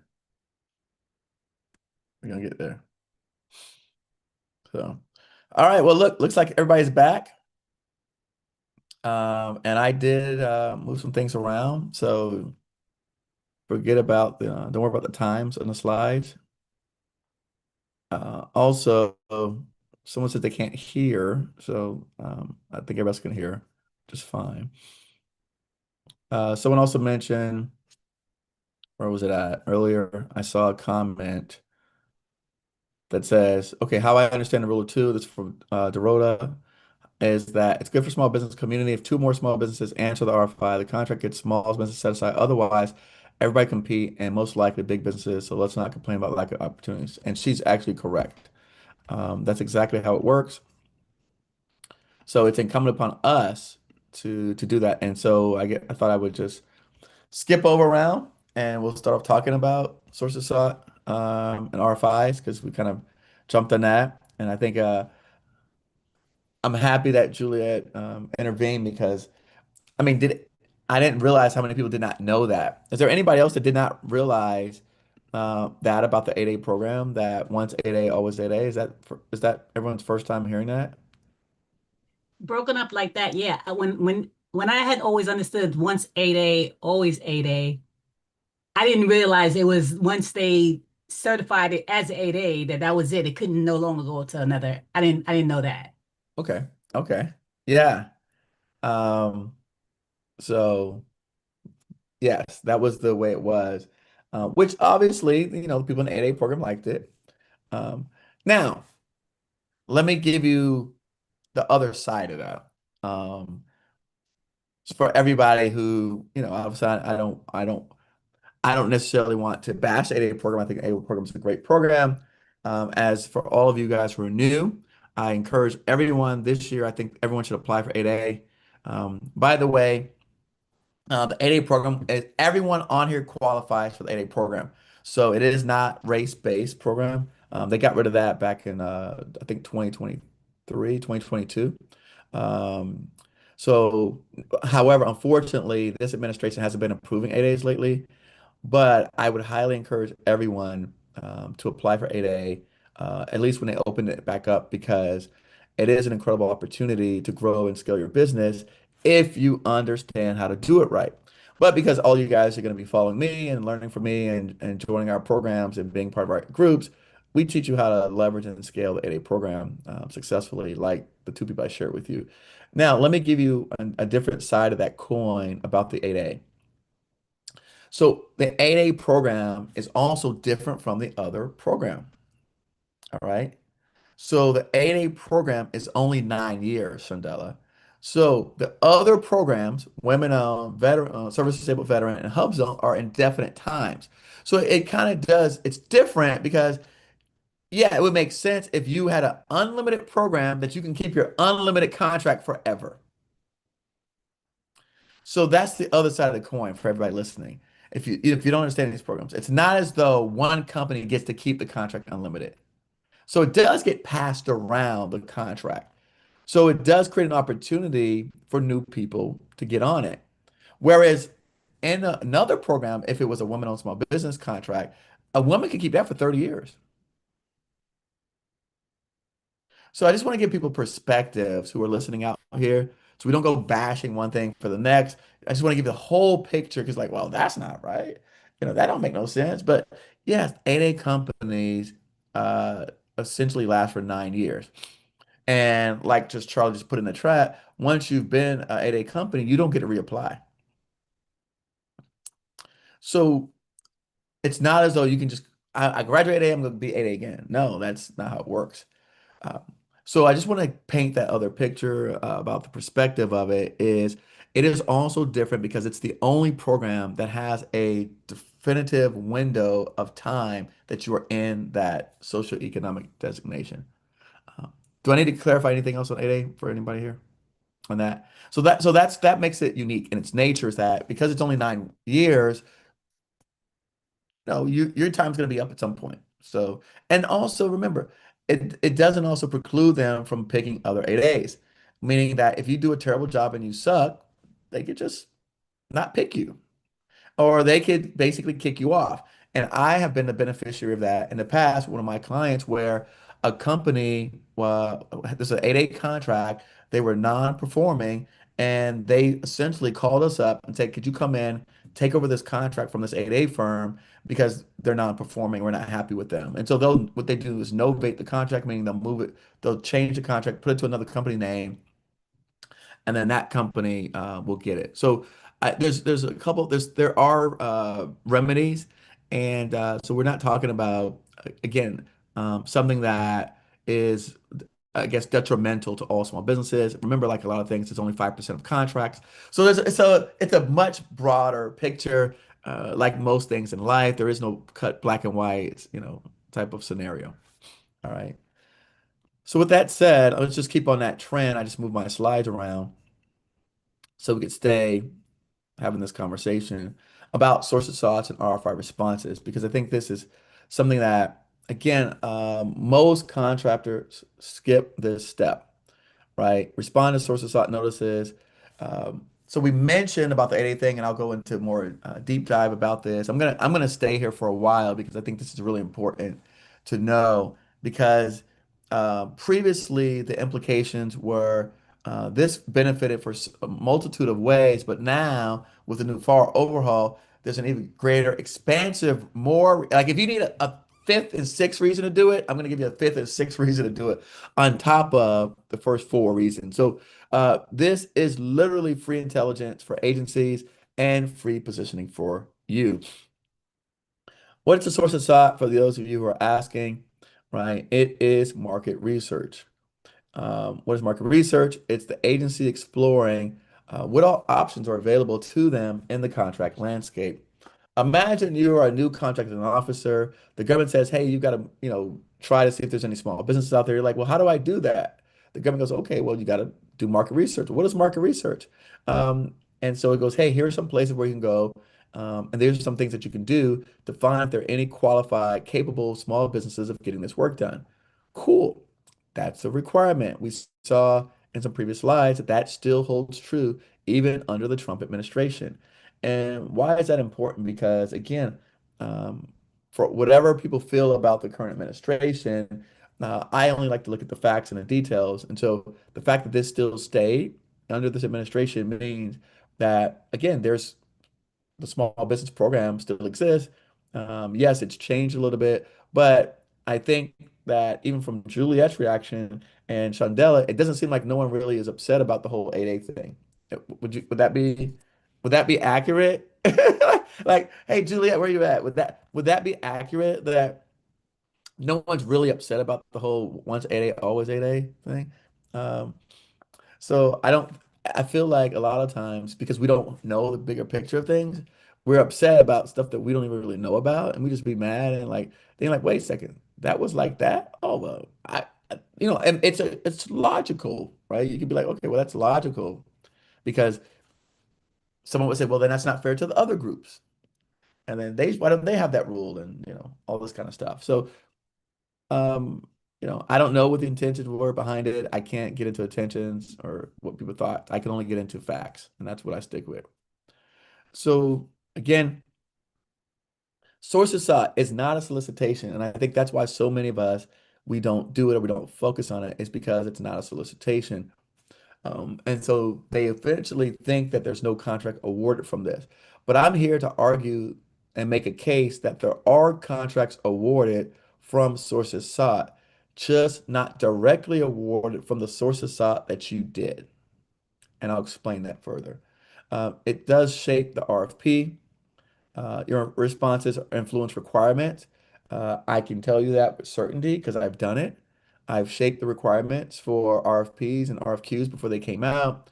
It does build relationships with the contracting office. I'm going to use CEO as contract office, not necessarily contracting officer, but it does build a relationship with the contract shop and the people in it. And they get to know you because you have responded to things like this in the past. Go ahead, Wes. What do you got?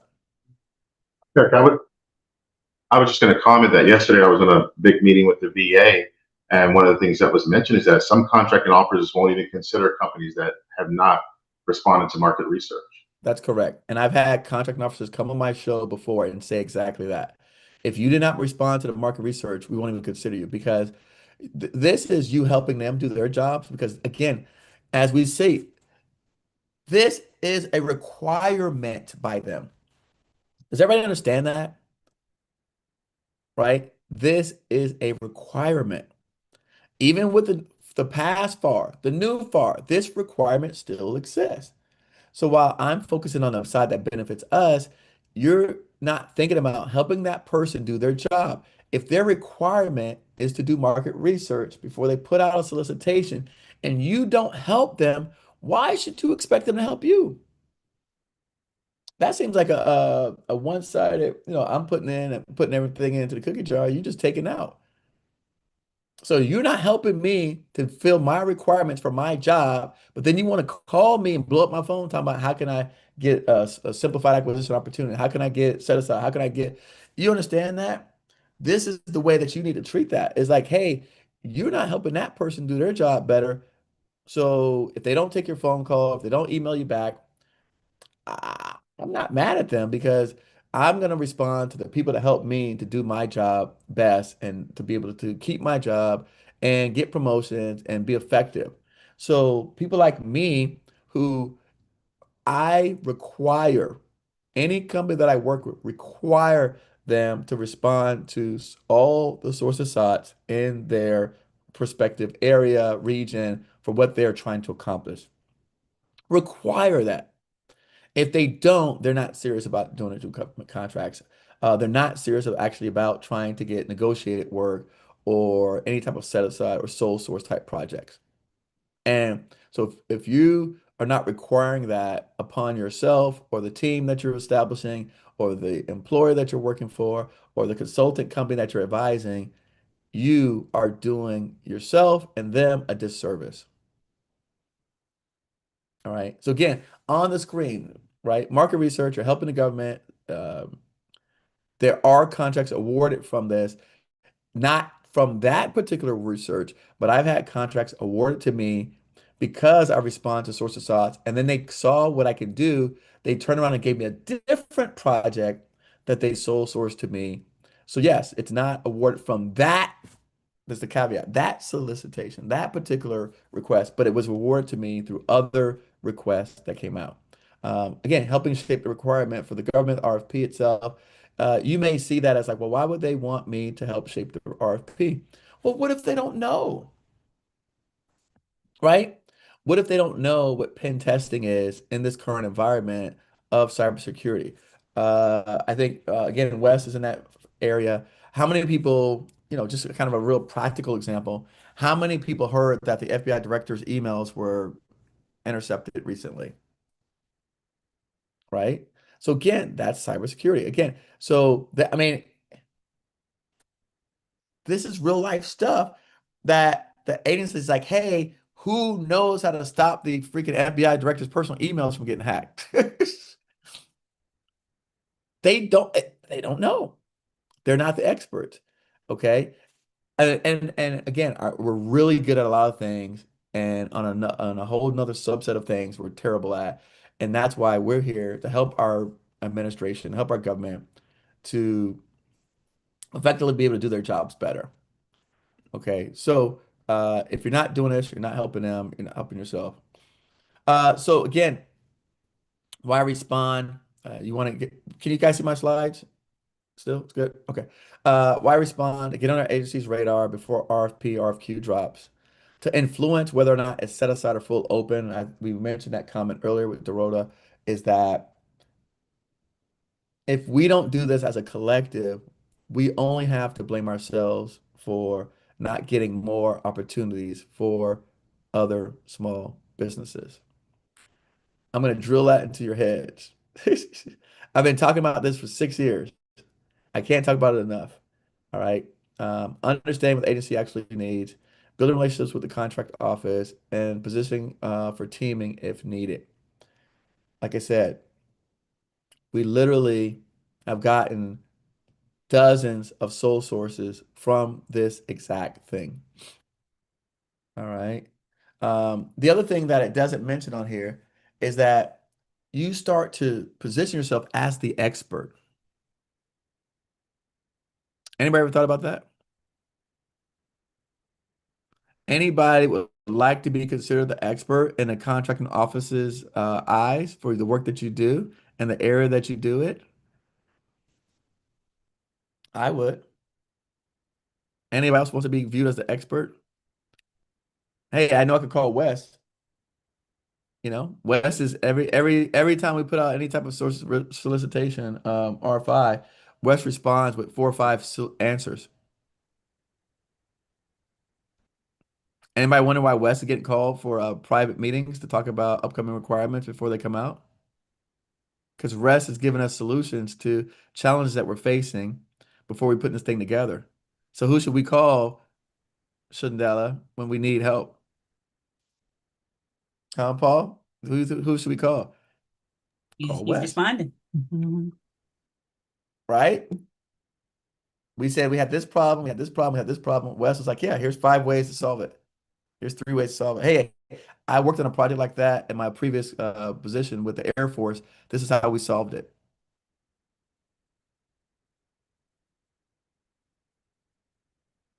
But we don't do it.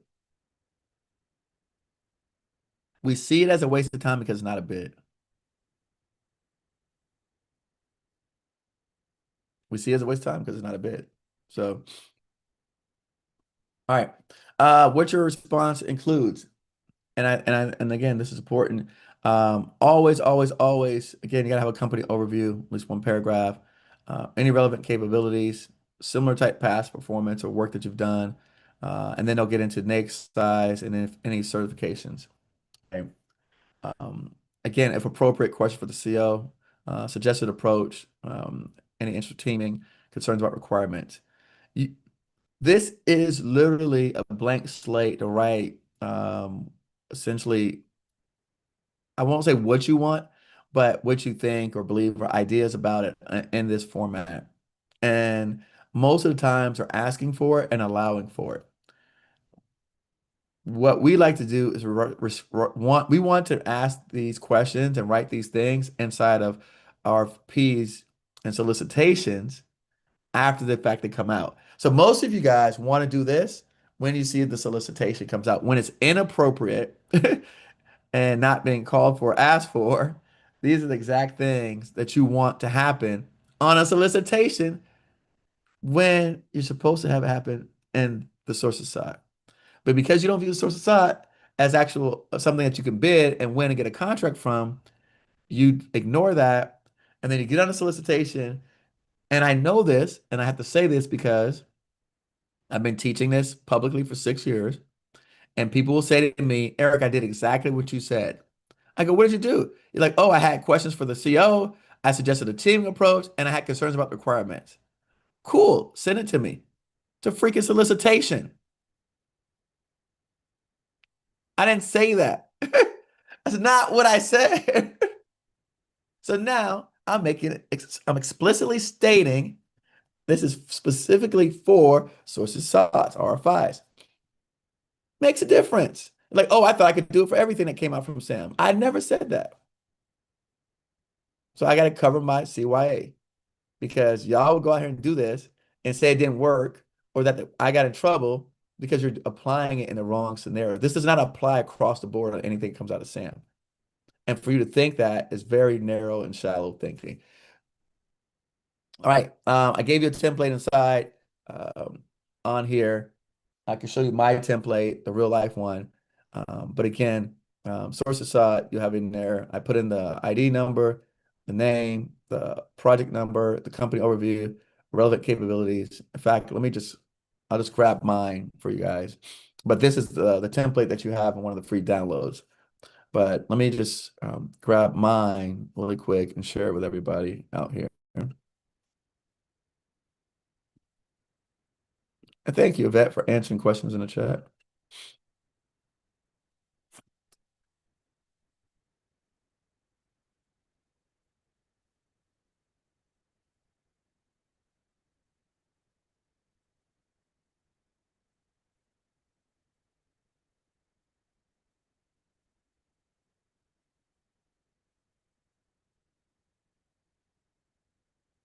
So here's an example of mine. And you can see, look, this is dated 2013. I mean, we've been doing this a long time and it's been paying off for years. And believe it or not, what I like about federal government is that the formats haven't really changed a lot on this stuff. So even though, dollars go up and size go up, the formats haven't changed. So again, here we are, statement of capability, provide construction services for renovationists. We put a solicitation number, reference, which is Corps of Engineers, Little Rock District. We put our paragraph of who we were in there, submittal requirements, and then we literally number it. We copy their numbering system. So we'll put in there our intention, right? Because again, it asks us, do you plan to bid as a prime or sub? We put in there, we're looking at this opportunity in a similar high school qualified team, listening professional construction services for our project. We have extensive experience in design and construction similar projects throughout Florida. Number of employees, office location, our bonding capacity. At the time it was done, before it was UI, and then our cage, responsible status, if we have one, our responsible office, our contact person, and then we put in our relevant experience. And again, this is, I have this format, and then I just take it and apply it to multiple source of size.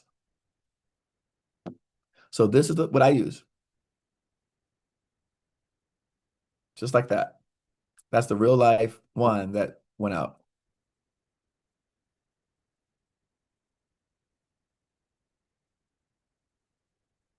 Any questions about this?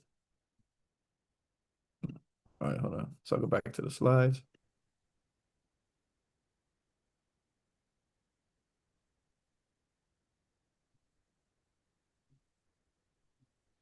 All right, so again, I showed you there the past performance, our business information, and then again, sometimes they allow for questions on there as well.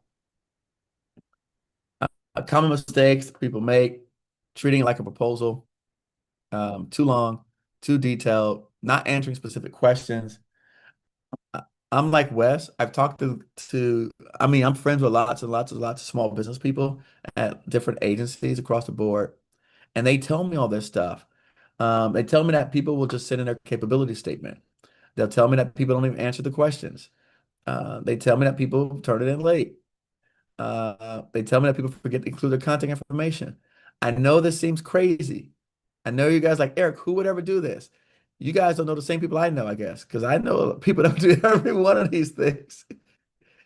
Have you ever had a coworker or somebody you work with, you ask them a direct question and they gave you a circular answer? Anybody had that before? Okay, this is how people write to the responses. Same things. So they really do want black and white. I'm an engineer. I took a technical writing class. A lot of people that were not engineers took creative writing classes. So they write responses like their creative writing classes were like, let's make this thing 3 pages, like, because you're a teacher. As opposed like technical writing classes like black and white. Like, did you go to the store? Yes or no? Well, I was going to the store, and then on my way, this is how people talk to you. This is how they write. Yes, we went to the store. That's what they want to hear. Not a story. Yes. Okay. Did you get there before 5? Well, I was trying to get there before 5, but something happened with the car. It's not what they don't want, a story. Yes, I went to the store. No, I did not get there before 5. They want clear, just answer the questions, direct response. Okay. Again, I'll show you in my example. I'll put it back on the screen for you guys, right? So I'll show you. So it says small business designated status claim. You see this? 8A certified. That's it. Simple. Direct. No story. Number of employees, 7. Office location, this. Single capacity, this. Aggregate capacity, this. Balance number, this. Cage code, this. Submittal intention. We've assembled a team of qualified personnel and straight in providing professional construction services for the above project. Direct. No fluff. Not, we're the best general construction company in the Southeast United States. We've got 34 years of experience. We've been doing this. That's where you start at the paragraph above where you introduce that. But once you get into what are they asking for, it's like boom, boom, boom, boom, boom, boom, boom. That's what we do. All right. Even with my past performance, look at my experience. Look at how I wrote it. I want you guys to follow this because I've told people that paid me money, copy me, and they still did not copy me. And I'm telling you guys the same thing, copy me. I'm, you know, I know we want to be creative and we want to seem like we're innovative and we're so smart and we want to prove it. And we're like, I know that the teachers penalize you for copying in school. I know that you got in trouble. In the real world, particularly work with the federal government, they like to see the same exact format. They don't want to be confused. They don't want to be thrown off. They want to see exactly the same format. So you can see mine. Role, prime, contract value, X, point of contract, X, telephone number, X, timeliness of performance, finish on schedule, customer satisfaction, 0 callback and 0 warranty issues, scope, blah. Keep it simple, stupid, KISS principle. Go ahead, Wes. Just two questions. One, the first question is this currently in our in the vault? The shared drive, the vault? Yeah. It should be in the vault. Okay, great. And the second question was, for example, if I have a particular team that I would put together for this particular RFP, would that team also not be RFP? We're not doing RFPs. We're not doing right, RFPs.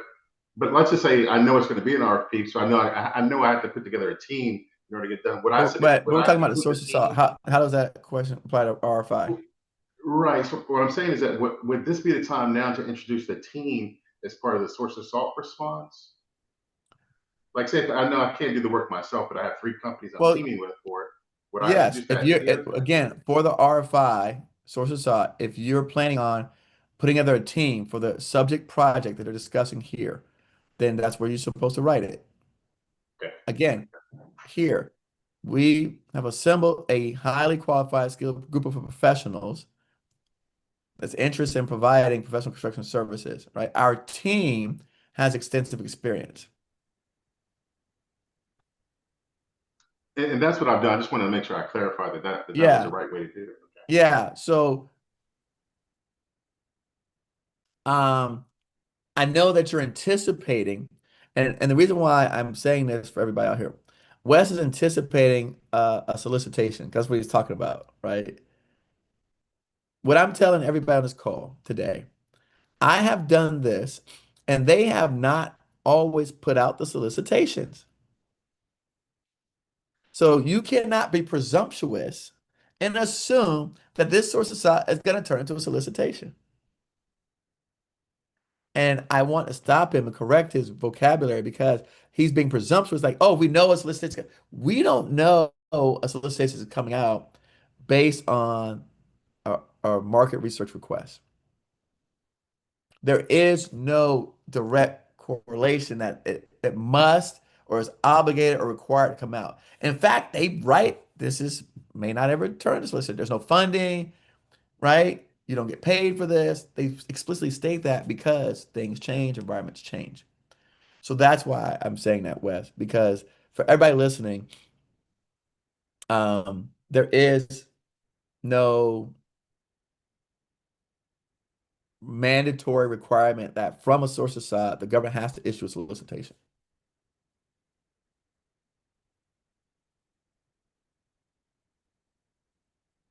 All right. You got a question, Chanel? Yeah. To Wes's point, and to what you was just saying, you would state in there that you're gathering a highly skilled team. However, you don't put who those team members are at that point. You just leave it kind of broad, correct? Well, they didn't ask for it. Right. So you just leave it. They didn't ask for that.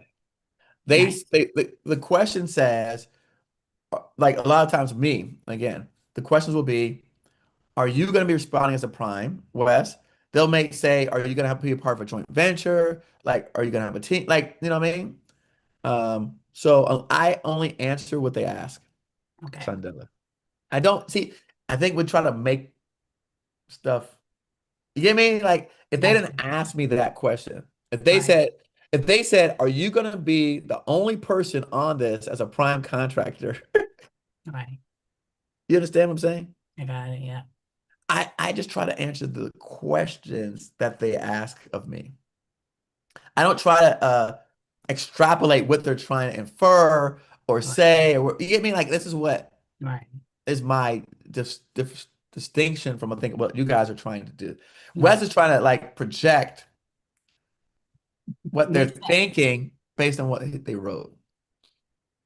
And Eric, I wanted to add to that too. I think what I'm gathering from my side, I think maybe Wes is looking to how does he respond to the RFI, right? I know what Wes is saying. He's like, okay, if I know that I'm going to use a team, should I write that on in my sources saw? And I think you answered it. Yes, you say you put a team together, Right. you know what I'm saying, of professionals that are capable of actually doing it. And so, Wes, I think that's where it actually answers your question. And yes, you were right in that aspect. But I think I understand what Wes was more so delving further into it, not just the responding part. Yeah.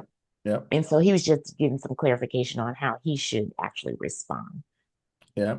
I bet you had your hand raised. I just want to say quickly that Wes's point of view is from a planning perspective.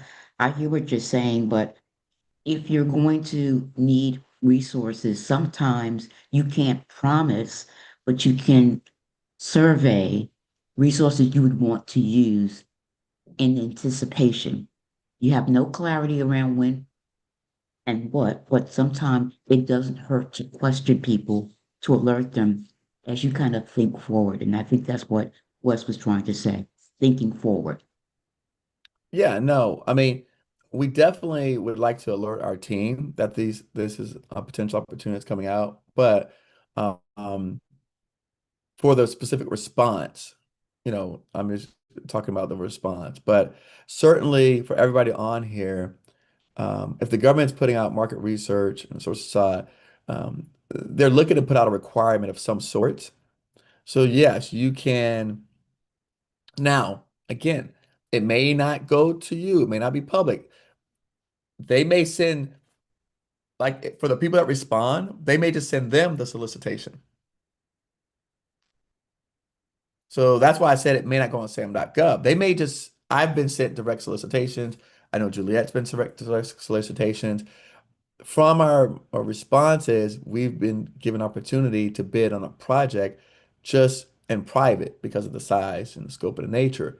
I've also seen them, redo this project based on what was responded. So, good, kind of agreeing with what everybody's saying. Yes, it's fair to plan with your team, but I'm from the standpoint of I'm always building teams because I'm always looking at projects.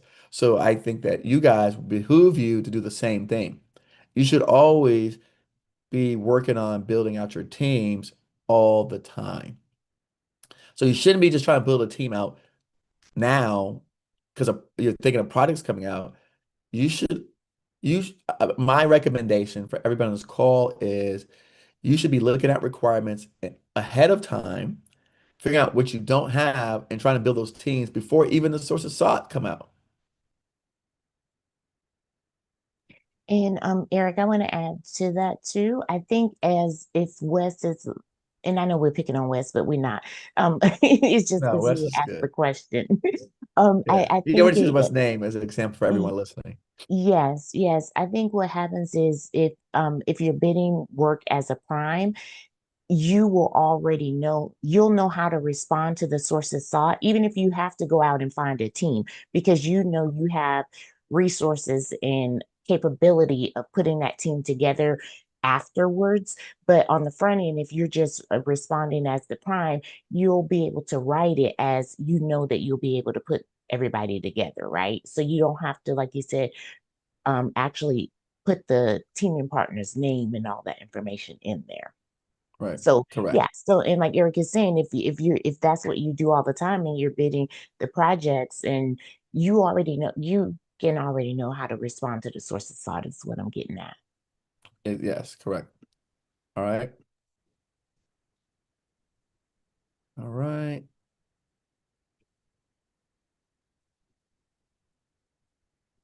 All right, somebody said yes, it's in the vault. Hold on one second.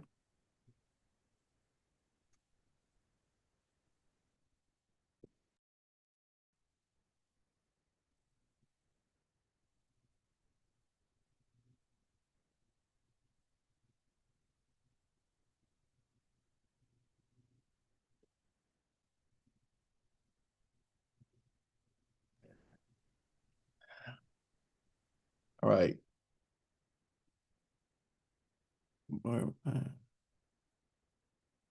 Mm.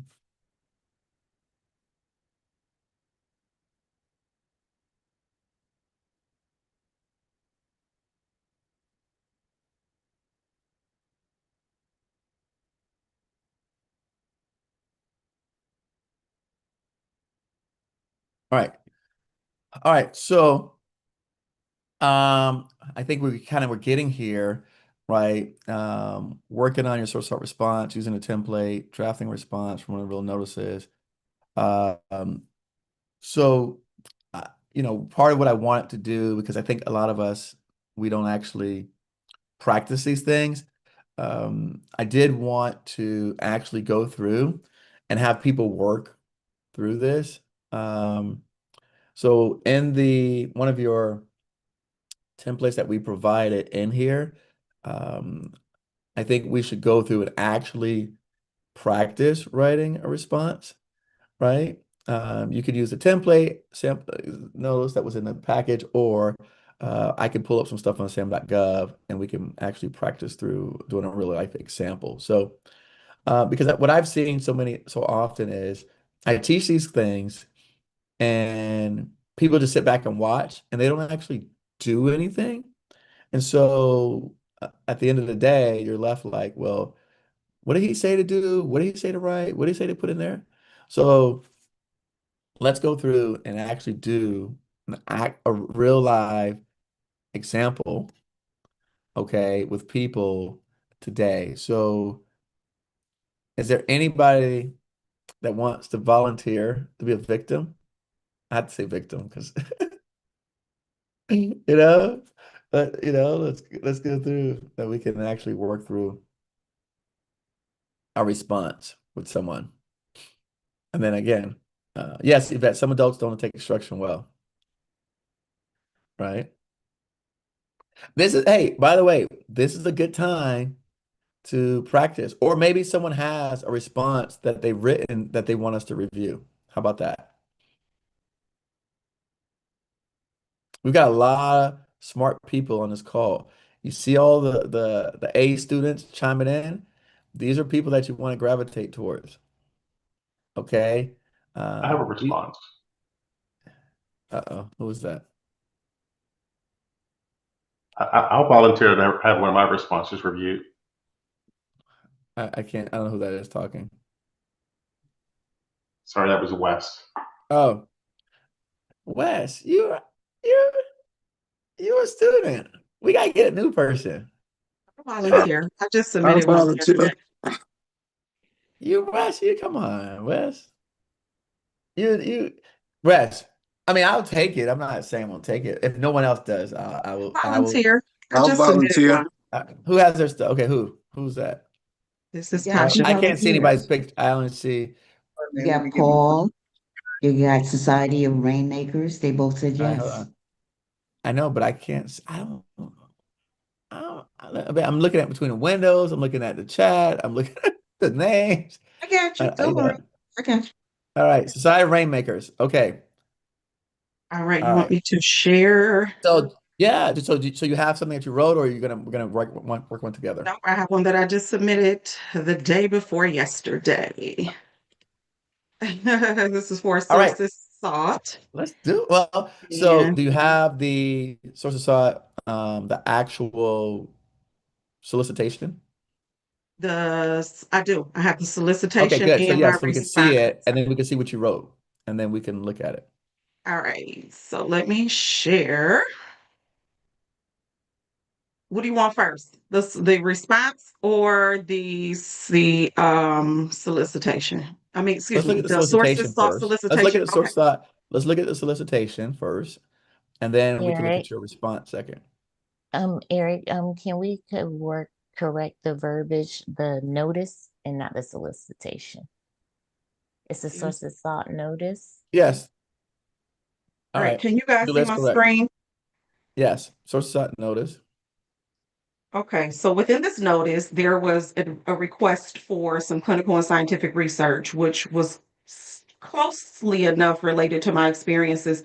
For the last 12 years, I worked in healthcare IT as within project management and system implementations and all kinds of things. And with that, I've worked hand in hand with providers enough to know enough to be dangerous. So I thought this was ideal to respond to. And within it, it asks for some specific things within the capability statement. All these basic Hold on, things. wait. Go back Go up. ahead. Let's go back up. Okay. I'm gonna screenshot real quick so I can have it to reference. Okay, perfect. All right, so hold on, wait. Let's I'm go. going too fast. I'm sorry. You gotta hold. Listen. Slow You got down. people here. Listen. Hold on. Take it easy. All right. We ain't going nowhere. At least I'm not going nowhere. Okay, I just didn't All right, so know, you wait, know, you got I want to company still name. define. Hold on.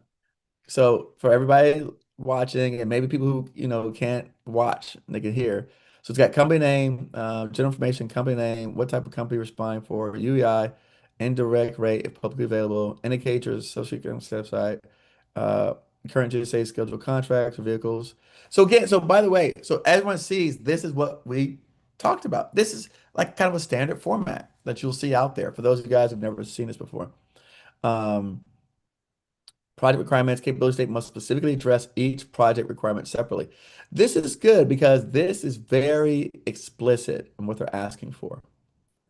All right, let's scroll down. All right, hold on. Okay, so it says, all right, clinical support services, expertise, relevant projects performed in the past 3 years. All right, scroll down. Translation, research, program support. Okay, all right, so just names the type of skills. All right, let's see what you did. All right, so let me Oh, share my is there other anything more to screen. show in that document, or that's it? That There was it? is. Yeah, I think there is. Let me double check. Consolidation of operational support.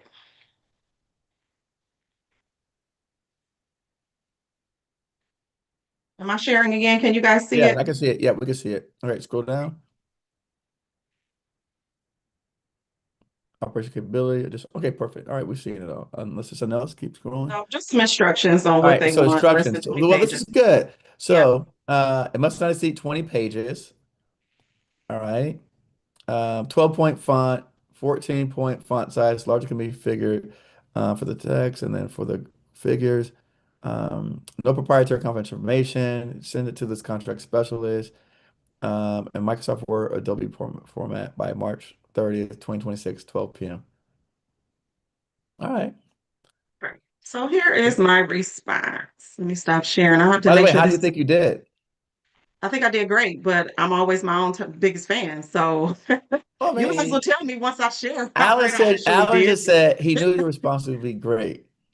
Well, you guys will tell me, I'm sure I'll get some I honest trust Alan. feedback from Alan was this like, go group. Tasha. I knew your response Yeah, was going to Alan be and I great. have really partnered on some things. He's a great guy to work with. Oh, I met him on GovCon some months back on one of your chats, and he and I have been working together. So I so have really just been enjoying partnering with him. by the way, for anybody listening, Alan will ask him to come up, but Alan is working on several of these contract vehicles already. So again, these are good people that you want to surround yourself with if you want to be successful in this space. If not, I mean, just surround yourself with the same people you've been working with. But I mean, we've Can got you people on here that guys are already on all these vehicles. Alan, what see vehicles are my you working screen? on, by the way? Just put them in the chat while we look at Tasha's response. All right, capable statement research support, reference, notice, date, okay. General information, company name, address, yep. Scroll, yep. Small business, UEI, yep. Okay, scroll. Project requirements, A. So one thing that I like what she did, as you guys see, she followed the format that they put on there. I'm gonna be looking for. I personally just look. I'm gonna be looking for the numbers, like the letters. So I saw A through G or something. All right, subject matter expertise, clinical qualification. I don't know what any of that means, but that's okay. I'm just looking at formatting. Hey, I trust you. Right. Exactly, Paul. Straight to the point. No, nothing else. See, scroll down. I see B, right? Strategic planning, implementation program. Yep. Easy to read, correct? Yeah, it's easy on the eyes. The formatting is there. Bullets, spacing. All right. C. Yep. D. I mean, it's very straightforward. D. Differentiators. Perfect. I love it. I just didn't know if it was too long because it is 4 pages. But I know they said No, no more they than said they gave 20, it but I 20 want to make it pages. easy to read, right? I wanted to make it Yeah, easy to read. correct. So Okay. that's it. All right. So the only thing I don't see, All scroll right, up to tell the me. top. Scroll to the top. So for me, I would typically write a first paragraph about my company. Okay. Okay. So remember my example at the top, I wrote a paragraph Yes. about my company. Yes. Okay. So you did write, and you answered all the questions correctly, but you didn't tell us about the company in an opening paragraph. That's good. I like the That's what I feedback. would have done differently. Perfect. Makes sense. Yes. Yeah. Now, again, that's basically what I've seen because I was looking, I was like, wait, you didn't tell me about your company. Like, remember, you're supposed to be plugging yourself too. It's important. Hey, you want them to know a little bit about you so that they can call you and they could potentially say, hey, we may have some other work now that we know who you are, what you do. But I mean, that would be, from my standpoint. I would put All some stuff right. about my company in the beginning. Um, Good. Now, again, obviously, I'm not looking side by side on the formatting. So, but it looks like you followed their format and everything else. All right, Sylvia, go ahead. A suggestion and question, should we put page numbers? Like how I've many never put pages you page guys? numbers. No, you don't? Okay. Well, no, I'm not saying I don't. I just never have. I've never done it. But yeah, Sylvia, I think on 20 pages, that might be helpful. If you get like I've never, I mean, well, no, what? I've had some long ones, but on my long ones, they were separated by sections. So on my longer responses, for example, they put in there like put a copy of your bond letter. So that was a different section, right? Put a resume in there. So all those distinguish the sections. But if I had to write 20 pages of like hers, I might put page numbers on there just to help them be able to reference it if they were having a conversation about it. I do find that it makes it easier to reference. And now, by the way, I will say this for everybody out there, AI has taught me how to better communicate with humans. Because if I put numbers on my document on AI, I'll be like, hey, on page 19, fix da da da da da. On page 18, fix da da da da da. So I think now I'm making sure all my communications are much better. So to Sylvia's point, even though I've never done it, if I were to write a straight document, straight line like hers, I would do that. But you said you had a suggestion and a question. So that was my suggestion, to put page numbers so that like no pages are missing. And then the Yep. question was, do you do it? So Oh, yeah. okay, got you. Okay, Thank yeah, you. okay.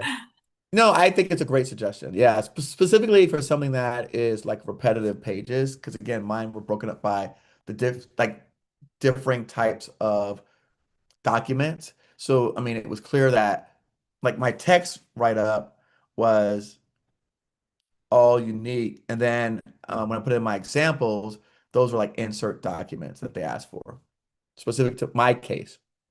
Go ahead, Shonda. I was going to mention a suggestion also, that because she did really good with her page count, because she still has several pages to go. Sure. And maybe at that point she can add in the section of suggestion to the government and then kind of steer it so that it leans towards her company being selected, woman owned, Sure. or Yeah, whatever her I didn't, if we tax go base. back to Tasha, can we put back up the actual notice, the Yeah, actual social site notice? we So we can can. see, but absolutely, Chanel, yeah, I mean, That's a great idea. if she has any, yeah, because I'm sure, like you said, with your expertise, you've seen this stuff before, so you can Yeah. throw in Right. Let me move some of this stuff off my screen. Because it's unique. She has a lot of unique things that she can Yeah, because steer I mean, towards. look, scroll back down. Hold on, wait, wait, let me go to that second paragraph. Second Second paragraph. paragraph at the Yeah, top. yeah, hold on, right there, right here, yeah. It sees expertise in promoting consistent high quality support across institutes. That's where, so my first paragraph, I'd have been like, da da da da. We have literally, you know, I'm saying, like, show, like, tell them, first of all, obviously, your expertise you've done, support you've done, like you said, that's your uniqueness. They want to know that because they can give you other projects. Okay. Remember, they can take a requirement and pull out something just for you. I love that for me. I love it for you too. I love it for you too. So just keep that in mind, right? I mean, I'm looking at here all of these different things that could be unique sets of requirements. Am I wrong? Am I off? Or is that, it looks like to me, these looks like multiple sets of requirements that could be pulled out. I mean, you could say, hey, can you work on, I don't know, program evaluation? And absolutely. These See? So maybe when they see that you're heavy into program evaluation because of your past history, they may pull that out and say, hey, can you give us a proposal just to do the proposal evaluation of this? We see that this is where you're really heavy at. That to me makes much more sense for a government person to break up a contract when someone demonstrates the specific expertise in that than to break it up not knowing there's somebody out here that has your talents and skills. That's Fair? great feedback. Yes, that Yeah. helps Yeah. substantially. Yeah, because we don't know. Because so for me, the socials that we've gotten have all because of a technical expertise that we had that they were like, oh, you guys are really good at mold remediation. Oh, well, we'll just give you that contract and then we'll make the rest of the general construction publicly bid. Okay. All right. That makes so much sense. Thank you. Yeah, you're welcome. No problem. All right. Good. Good exercise. All right, who's next? I had like 4 or 5 volunteers, Yvette. Me, Jacqueline. All right. Oh, who else was in there? I know if Yvette, who else was up there? I see Jacqueline. Somebody named Davis. The last name was Davis. That's what I saw. Okay. That was me. That was Mike Davis. All right, Mike. Mike, aren't you in a truck Okay, Mike. trying to drive? Yeah, I'm on lunch right now. I'm out of the truck. How you doing, Eric? All right, Mike, we ain't got time for those stories. You got your response ready? No, I couldn't access it. I did have a response, but I don't have the An example show us? right. But No, it was we gotta look at example. We gotta look at example. yeah. All right, In no short, problem. yeah. Okay. All right, who else? Who has their stuff ready to Jacqueline. go? Let's go with Jacqueline because Paul said he's got to go in a little bit. But Paul, Paul, do you have time or no? No? Okay, Paul doesn't have anything anyways. All right, so all right, no worries. All right, well, I mean, but we could work through it, but if you don't have time, we could, if you have something that you were to look up that we can work through, we can actually work through a response. Because that was part of the exercise as well. So, okay, fair enough. No worries. All right, so let's go to Jacqueline. Hello. Imran, we'll come to you next. Okay. Unless you have a question about this or you're trying to volunteer. You're on mute, Imran. You're on mute. I want to share it I sent it yesterday and it is a special invite, Cape. So I want to share with the team, at least they know there is an independent invites coming from the civilian agency as well, because we are keep sending it. And I want to show the sample, where we received the email as well as my response. All right, hold on. Let's do yours next. We'll do yours after Jacqueline. Sure. Thanks. All right. Mine is a Jacqueline. project management professional training Ooh, PMP for training. DOD. Oh, yes. Nice. Like it. And they didn't have a next code, so they suggested in the sources saw. So basically what they wanted to do is let me read it. Hold on, let me read it. quick one right there. No, go back down. I'm reading the training. Okay. You said there. No, go back down. Right. Go ahead. Down. Up. Yeah. There you are there. Right there. Yeah, I wanted to read. Okay, so market research, PMP, training support. There's battalion, Fort Hood, 2 in-person PMP events per year, recurring basis. Design. So now, what I like about Jacqueline's example, okay, if you read it, it says the intent is to design a vehicle that allows continued execution of this requirement over multiple years. That is exactly what we're talking about. Does everybody That's see why I that? jumped on it. Hold on. Does everybody see that? The intent is to design a vehicle, a contract vehicle. You guys see that? They anticipate establishing a contract vehicle to support 2 in-person trainings per year on a recurring basis. I want to Now that cry you know because the, I am a huh? project management professional and I want to cry because I missed this. You missed Hook it? up with Jacqueline because she's always looking. Wait, who said? Oh, I thought. Okay, I thought it wasn't Jack who said she wanted to cry. Somebody else said they wanted No, to cry. that's Tasha. I Oh, missed this one. I am project management through and through. I hate that I missed Tasha. this one. Wait, hold on. Not only is this is exactly what we're talking about today's boot camp. Yeah. They I would like, saw this. huh? I saw this, and it's in my backyard in Fort Hood, but I passed on it. But I already responded to one in Philadelphia, but I did see this, and it's in my backyard in Fort Hood. But do you Yeah, do PMP I saw training? this also. I'm a PMP also. I did see this. So let's hold on. Let's just establish something. So we have 4 people that saw this. I want you guys to listen to yourselves. 4 I people didn't. that hold I would on. have been. I would have I put my understand my that. head in. Tasha, you out. 4 people that saw this. This is what's happening all the time. So imagine I'm the government person and I'm sitting back going, I'm doing my market research for my government job that I get paid to do. And I'm like, I know there's people out there because they be calling me talking about they do PMP. They be bugging me all the time to do PMP. I put out a market research request. Nobody responds except one lady.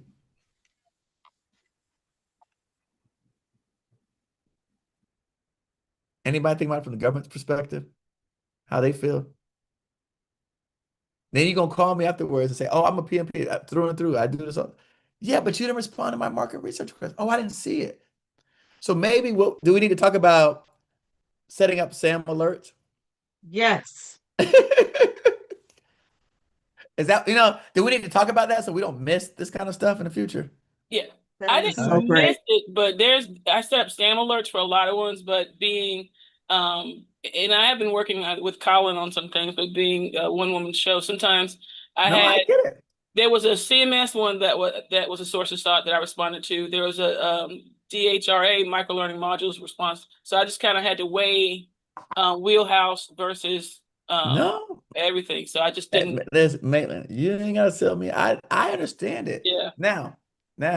Yeah, if somebody look at it, like you said, and Colin always says there's a team of people that wants to get together, and the heavy lift isn't all of me. I'm always definitely open. That's it. That's where I'm and headed with partnering. this. Absolutely. There's a team of people on here on Federal Help Center. We have thousands of people registered, hundreds of people that are in the different programs, and tens of people that actually participate. You have to use your networks. We create these things. We support these things. Hell, I pay for all this stuff. We, like, there's no reason. We've got to do better. And I mean, listen, I'm not knocking anybody. This is definitely no critique.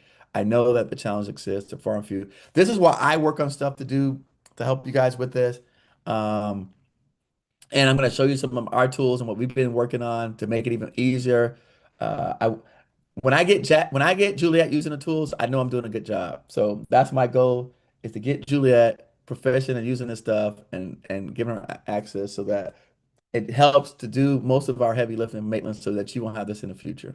Because it honestly, it not just hurts you, it hurts all of us. Remember in the beginning I said, if we can't get the rule of 2, then it could go full and open, and then some big company comes in. And should a big company be doing PMB training when there's 6 people on this call that can do it? Wouldn't that be terrible? It would. You know what I mean? Honestly. And so Jacqueline's like, hey, I did my part. But I'm sure Jacqueline didn't know all of you guys, and she probably would have happily said, hey guys, I'm going to respond. Anybody's going to respond? Because again, I heard, I think, 4 women's voices.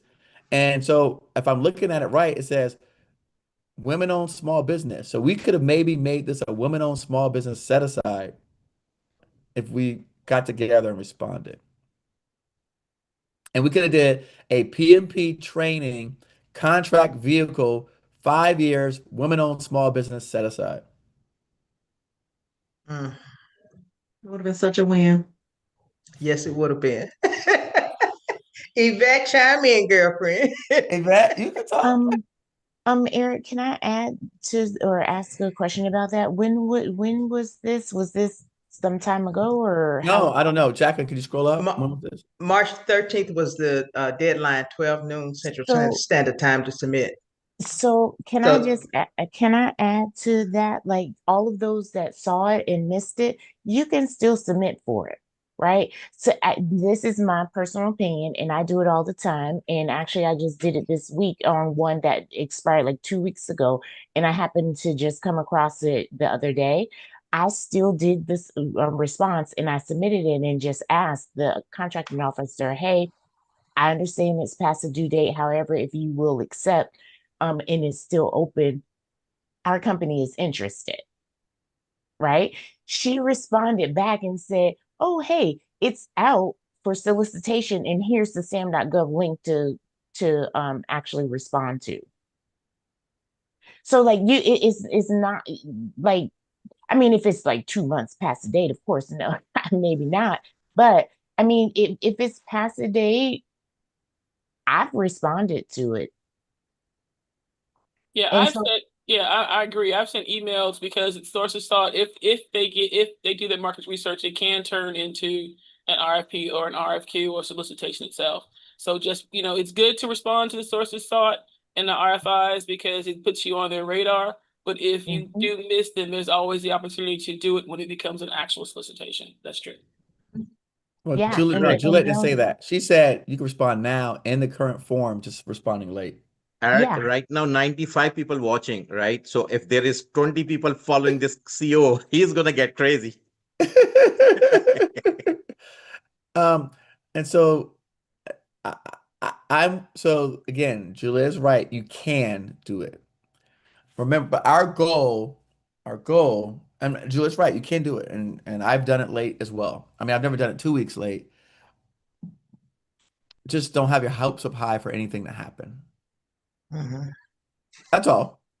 Just don't have your hopes up high for anything to happen from that. Because for me, if it was on the 13th, they would have moved this ball down the court, in my opinion. But she's right. You can't. It's not illegal to respond or anything like that. So you still have the ability to do it. Just so she's right. But all right. So now. So hold on, Juliet. But no, we're good. Let's just move on so we can. We're good. You're right. You could do it. So there's nothing wrong with it. But I'm just saying the bigger picture is if you got together and we're still working in silos, and I talk about this all the time, and we could have made this a women and like Emram said, there's 90 people on the call. But imagine if we had 5 women-owned small businesses that were capable, had the prerequisite backgrounds. There has been no way they could have not made this into a woman-owned small business set aside. And a few years ago, the Navy told me, this came from, now again, this was in the previous administration, but the Undersecretary of the Navy, he wanted all of the small business specialists for the Navy. He said, if you turn in a sources out market research response to the Navy, he asked that you send it all the way up to the small business group so they can make sure that enforce that people are doing their jobs. And so if 5 of us had done that, he could enforce that they were actually making this and turning it into a set aside requirement based on the rule of 2. So I just want to say that for everybody out here, so that you can keep this in mind. But hey. All right, let's scroll down. So 2 anticipated structure, 2 more instructor requirements, blah blah blah. All right, let's look at your response. Jackie, you don't stirred up the hornet's nest today. I see. I love it. Hey, I Eric, love it. in regards to putting that up to the small business office, you said, do we just CC? No. I said that the Navy had that request under the previous administration. Oh, okay. So we would in the Navy's term, they wanted it to be the small business person. The Navy Small Business Office asked that yes, because they were trying to get more requirements set aside for small businesses. And so they were basically doing quality control on their own internal people. Thank you. Yeah. Which is, I mean, by the way, if you think about the context of that, that means, and the previous Undersecretary of the Navy was a small business owner. Like, so he understood some of the challenges that we all face. And so he was like, hey, if someone feels like, hey, that this, like we all know right now, today, after the fact, that there's 5 women that can do this work that have quals. I mean, I haven't looked at everybody's quals, but I'm just assuming. And so if all of us had submitted it, and then this came out full of a competition, you'd be like, yo, what's up? Right? Like, nah, I talked to, Tasha's for submitted, Jacqueline's submitted, such and such, da da da. So the Navy just want to ensure that people are following the rules. But I'm in the camp right now that the fact that this current administration continues to hold that rule is I don't think anybody's gonna not do it because nobody don't want no smoke from this administration. So I do not think anybody's gonna not do their job because if they get caught, the penalties and the consequences are detrimental. So I see it as a good sign. But all right, let's see what you have. Can y'all see my screen? We can. All right. All right. Reference statement communication. Okay, greetings. Good. Did a dream. Good. All right. Scroll. Submit requirements. Good. All right. UI, cage, profile. Yep. Okay. Oh, you look like the example. Mm-hmm. Yep. Yep. And again, I'm just looking at formatting. I didn't read her text. As you guys know, I can't read it that fast, but okay. Yeah, I mean, it almost looks like the example that I showed on the screen of my stuff. Yep, 6, 7.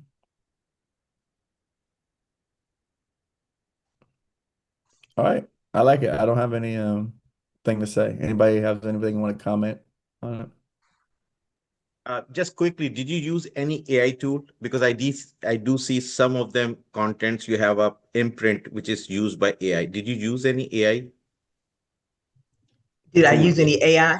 Yes, we Yes. did use get some feedback from AI, and we tried to make it our personal presentation to the requester as much as possible. Yeah, so Eric, my advice is being almost 6 years in this just technical writing. Yep. When you're writing up, the format is a very simple, which I can show you in my examples, as well as like when you see this bold item, right? When you're copy pasted, the bold item in your text, right? In paragraph, if you just unbold, that will help you because they usually the contract officer, they don't want to see AI because they think like, people are submitting them for a requirement and everybody is right now writing a technical response. So instead of 5 good one, they receive 50, right? Just because of, and they said, as soon as they see that these are the footnotes, they can easily read it. Like the way you mentioned here if you're looking up your text in the end, right? You put comforty, if you do this unbold, right? These kind of items, it look more real. Even you use AI, even I do use the AI. I use the Claude, I use the Chat GPT, I use the Gemini, I use the other tools, but I use the brain as well, right? So it's all combination, and then someone else, who can read for you. So if you're looking this annually dash in the bottom, right? In your last paragraph, they Stop, usually stop, Jacqueline, right there. Yeah. Stop. No, go back. Don't move. Go back the page. Go back up, go back down, down. Go. Down. No, go, stop. Go the other way, other direction. Other direction. Right Okay, there. Just Stop. right here. Number 4. Oh, Number God, 4. you're too good. Number 4. Number 4. Right Okay. there. Stop. Right here is what he's talking about. Right. So if you're looking 100 annually and then dash, right? You need to reread it and Right. remove this dash. Okay. That's how Those they big find dashes. out your AI. They can easily pick and then they go next. So they don't want to see too many because they are looking for 100, and they also using right now Claude and OpenAI. They dump all those proposal and RFIs into the system, and they said, okay, check who is AI, who is not AI, right? So they can easily, the writing can pick up AI or non-AI. So if you fix this before you are submitting it, just the proofreading, you can remove these dashes, fitting up like, some the board. These items is really essential when you are submitting it. Even though we do it, we miss those items regularly. But if you keep reading it, you can remove it and then submit it. It looks much better. Bingo. He's right. He's absolutely right. Also, again, depending on what you're using, you can also ask it to humanize it, which will help take some of that stuff out. Yep, I agree with you. Yep, it does. And be please, like with the Claude, I usually say, please, can you convert into humanize, please? And Right. you will get a better response. Trust me, Yes. I tried it twice. Somehow Yes. they use the algorithm like that. Yes, I know. You have to tell it to humanize it. Right. Right. And also, if you have a proofreading tool like Grammarly or something like that, that once you take it out and you proof it, it'll pick all those things up. It'll rearrange your text. It'll humanize it for you as well. Correct. Yeah. We Perfect. just have to take one more step, one or two more steps. Thank you all. This was my first one, so and I was on the hot seat, and I'm not even sweating. So y'all good. Good Well, luck I to don't know. You look, you took the show with this one because everybody wanted it. So you stole But the we all show. need to look for teammates. I'm Jacqueline. I'm Dare to Dream. When you look for Dare to Dream, it's me. So we need to start partnering and teaming. We have to. It's a must. All right. All right, let's you can pull it down, Jacqueline. Let's look at Imran stuff.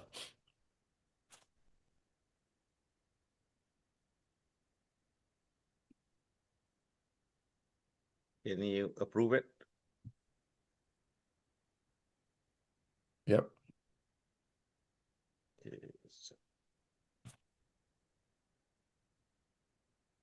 So this is the requirement. So I'm going to tell you, like, this is the email I received directly invite because we send the cold emails to the contract officer. Hey, I'm going to show you that sample as well. And they responded independently at, like, can you invite? So this is the invite I received per source sort from DOL, right? So you can see all the detail. Yep. And I have copy because it looks much better. And is independent, with a few team. It's not really public. It comes directly into my inbox. Okay. And this is the requirements. It's for market research, source or Department of Labor, right? Yep. Employment and training, state work agency, all the details, the purpose right here, the backgrounds, right here, backgrounds. And then we go a little bit more further, anticipation, scope of work, industry feedback, project management again. And I think there's a lot of folks we have project management. They should, it was really exciting. And they connect with me because if I did respond it, maybe we can work together when we're submitting a real response. So keeping connected. And operation and maintenance, right? That's the requirements they have. Reporting, security, data integrity, right? And maintenance and moderate enhancement. Technology refresh, key standard compliance, and all this FISMA, a key item. Then section 508 is a great information available into our training center. You go and GovCon ADO, there's a lot of stuff there, and I'm reading it day by day. SDLC secure development, right? All this information they need, anticipation, tool, and planning. So all this detail is there, right? And the relevant capability and experience. That was the most important part because we have a multiple prime contracts. So that's the reason we have those expertise already there. Technical proficiency, right? Staffing and certifications. That's most important. And then e-security privacy. And that's pretty much past performance, feedback of the governments. response Hold on, format and submit. hold on, wait, Yeah. stop. So again, this is a good example because as you see here, it wrote feedback to the government. So remember we talked about earlier how the government asks for your help sometimes. Here they were very explicit in it. So it's here you can see, and this is why it's good to show real life examples. So you can see here where the government said, what do you recommend the NAICS codes and the size standards to be? Can anybody know why that matters to you? Or why that anybody would care about that? Does anybody know? Okay. I'll give you a case study for me. So one of my clients, construction company, we have we've now hit 29 million average annual revenues, which puts us out of the small business size standard for specialty construction codes. So we try to now get all of our projects to be pushed over to general construction codes, which is a $45 million average revenue. So you can see why this would be important to me to help get the requirements changed. Because if they put it in a 238 NAICS code instead of a 236, we couldn't respond. And so you may say to yourself, well, that doesn't apply to me today. But you can see how I could give you another example. I have another friend of mine that he is in his transitional phase of his 8A years, and he's got to have certain balance level of work. So again, he may want to put more stuff on, a lot of the IT codes are 541s, but there are some non-541 IT codes. He may want to shift to other non-IT codes for recommendation. What you don't want to happen is you don't want to be the person that because you didn't respond, they go put into some other code. Why did they do that? Anybody ever saw something like, why did they use that code? Why did they that doesn't make any sense? Because somebody like me, it was favorable for me to have it over there because of a situation that you don't even have nothing to do with. That I said, yeah, this should not be in 541. It should be in 628. You're like, who the hell is a 628 for? This is a cybersecurity contract. Well, because the person that responded, it would benefits them. So I say that because a lot of times, if you're not doing these things, you can't shape requirements, you can't influence decisions, you can't give your feedback, you can't get noticed, all those things. This is why I spend so much time on it. Again, comments on anticipated contract type, period of performance, scope, and constraints or risks to the government should consider. So if I'm Imran or his team, I'm going there again, saying all things, and it's not bad per se. So he may have, ISO, right? So Imran might say, I think that these requirements should be ISO certified because it would be better for the government because only people that are ISO certified can actually do these things properly. Because why? He's ISO certified and he could basically exempt all you guys who are not ISO very easily with like just the stroke of a pen. And he's telling the truth. He's not saying it's not true, but it's constricting the requirements smaller and smaller, narrower and narrower, which is excluding more and more people, which is what he wants, so it could go towards him versus other folks out there. Does everybody see that? Like you can see how this thing happens, like very subtly. And again, this is all above board because this is not a solicitation. This is in the market research phase. And so he has the ability, as going back to our slides, of shaping these requirements. All right, comments. So then you got input on feasibility of small business set aside or capabilities and teaming approach. So again, here's another example. Let's say Imran was a large business. He may say, oh no, this is not capable for any small business to do because they don't have the staff, they don't have the manpower, they can't have the technical abilities to meet all these requirements. And no small businesses wrote the contrary to that. So then they're like, oh yeah, that makes a lot of sense. You're right. This is too much for a small business. And by the way, we didn't get any small businesses to do market research. So that confirms what he wrote. All right. Is everybody following me? Eric, I 100% agree. In GSA, I have submitted the proposal. It was a small business. And then suddenly they canceled And they said, oh, we need to regroup. And it comes open with the large company. So I thought maybe their favorite was there. And it happened. We spent money writing up efforts and everything, and it canceled without, no Right. reason, canceled. Right. I was like, what? Then they pop it up after 2 weeks, 3 weeks later on GSM. They said, okay, now it's open. So I was like, now you have a low chance, like, 100 people, Right. 100 companies is going to Right. jump. I Yeah, wouldn't no, I spend agree the with you. time, Yeah. on that one. So But that's some you know sort of the what, Imran, the problem is we are not working together to change that. yes.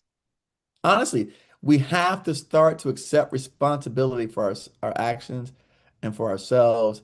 And not you, but everyone else on the call, we all have to start accepting responsibility and saying, hey, I need 5 of us. And by the way, I know Imran because he participates in every call on the boot camps. He even gave his phone number. He got his email. I have his phone number, email. He does, seriously. I'm telling you, I have it right here. I can tell you, so he's not that person. He's sharing. That's his email right there. Tell me, is that your email, Imran? I'm actually sharing this thing. AGTBI.com. You got it. Okay, Imran, ATD. All right.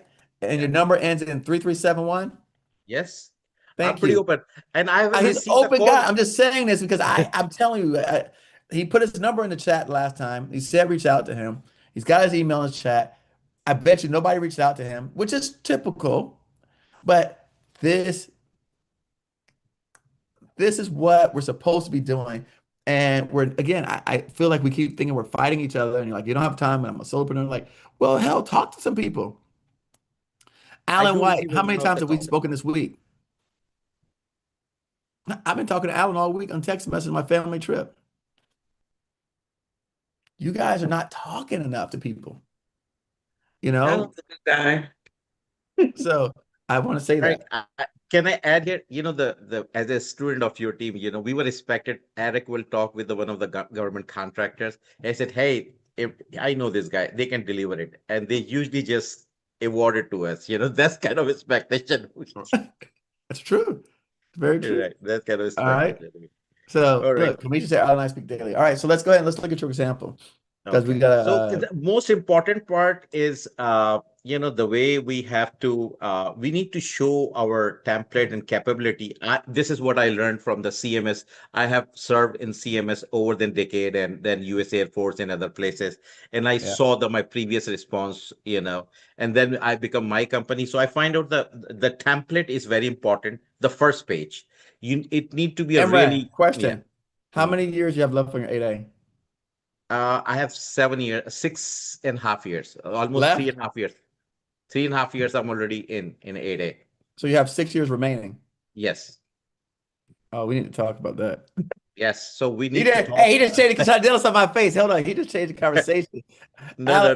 Right. That's it. I was trying to He's the connect one. with- He's the one. He just changed he just changed the whole boot camp. Sorry, guys. Boot camp's over. He's the one. Hey, he just changed my whole Chandelis on my face. Light up. I was like, wait. All right, we'll talk afterwards. I got your number. I'll call you now. No, I'm just All right. kidding. Perfect. All right, let's keep going. Let's keep going. All right. So this is the important part. Like, I have make sure that everything visible on the first, and either you are writing a tech RFQ, RFP, RFI, source sort is very important.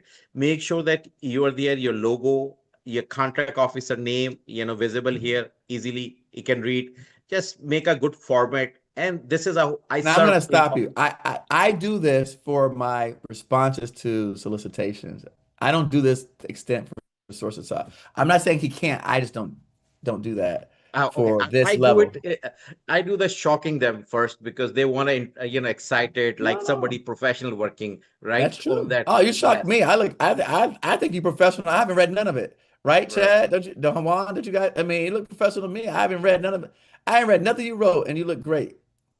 Okay, see that, and then the agency you serve, right? This is the agency I serve right here on this side. So they make a huge difference when they start looking, they pay attention to you. Like, this is the client we serve, and this is genuine. They can go in GSA, US expanding. They can see me that who I've already am serving it, so they can see it. And the next part here is very important. I'm on a GSA mass contract. So I have mentioned here everything, GSA mass, CMMI level 3, service and development, very expensive piece. You know that how hard Oh, to I get know. it. Again, That Imran, I do this for my full proposal responses, but not for services sides.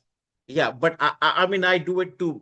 I take the serious, like I have a team, right? So I have like just the corporate 20 people. They just work with the research, proposal writing, technical writing, RFQs and everything, federal and state level. So that's their job. Like, this is the way they do.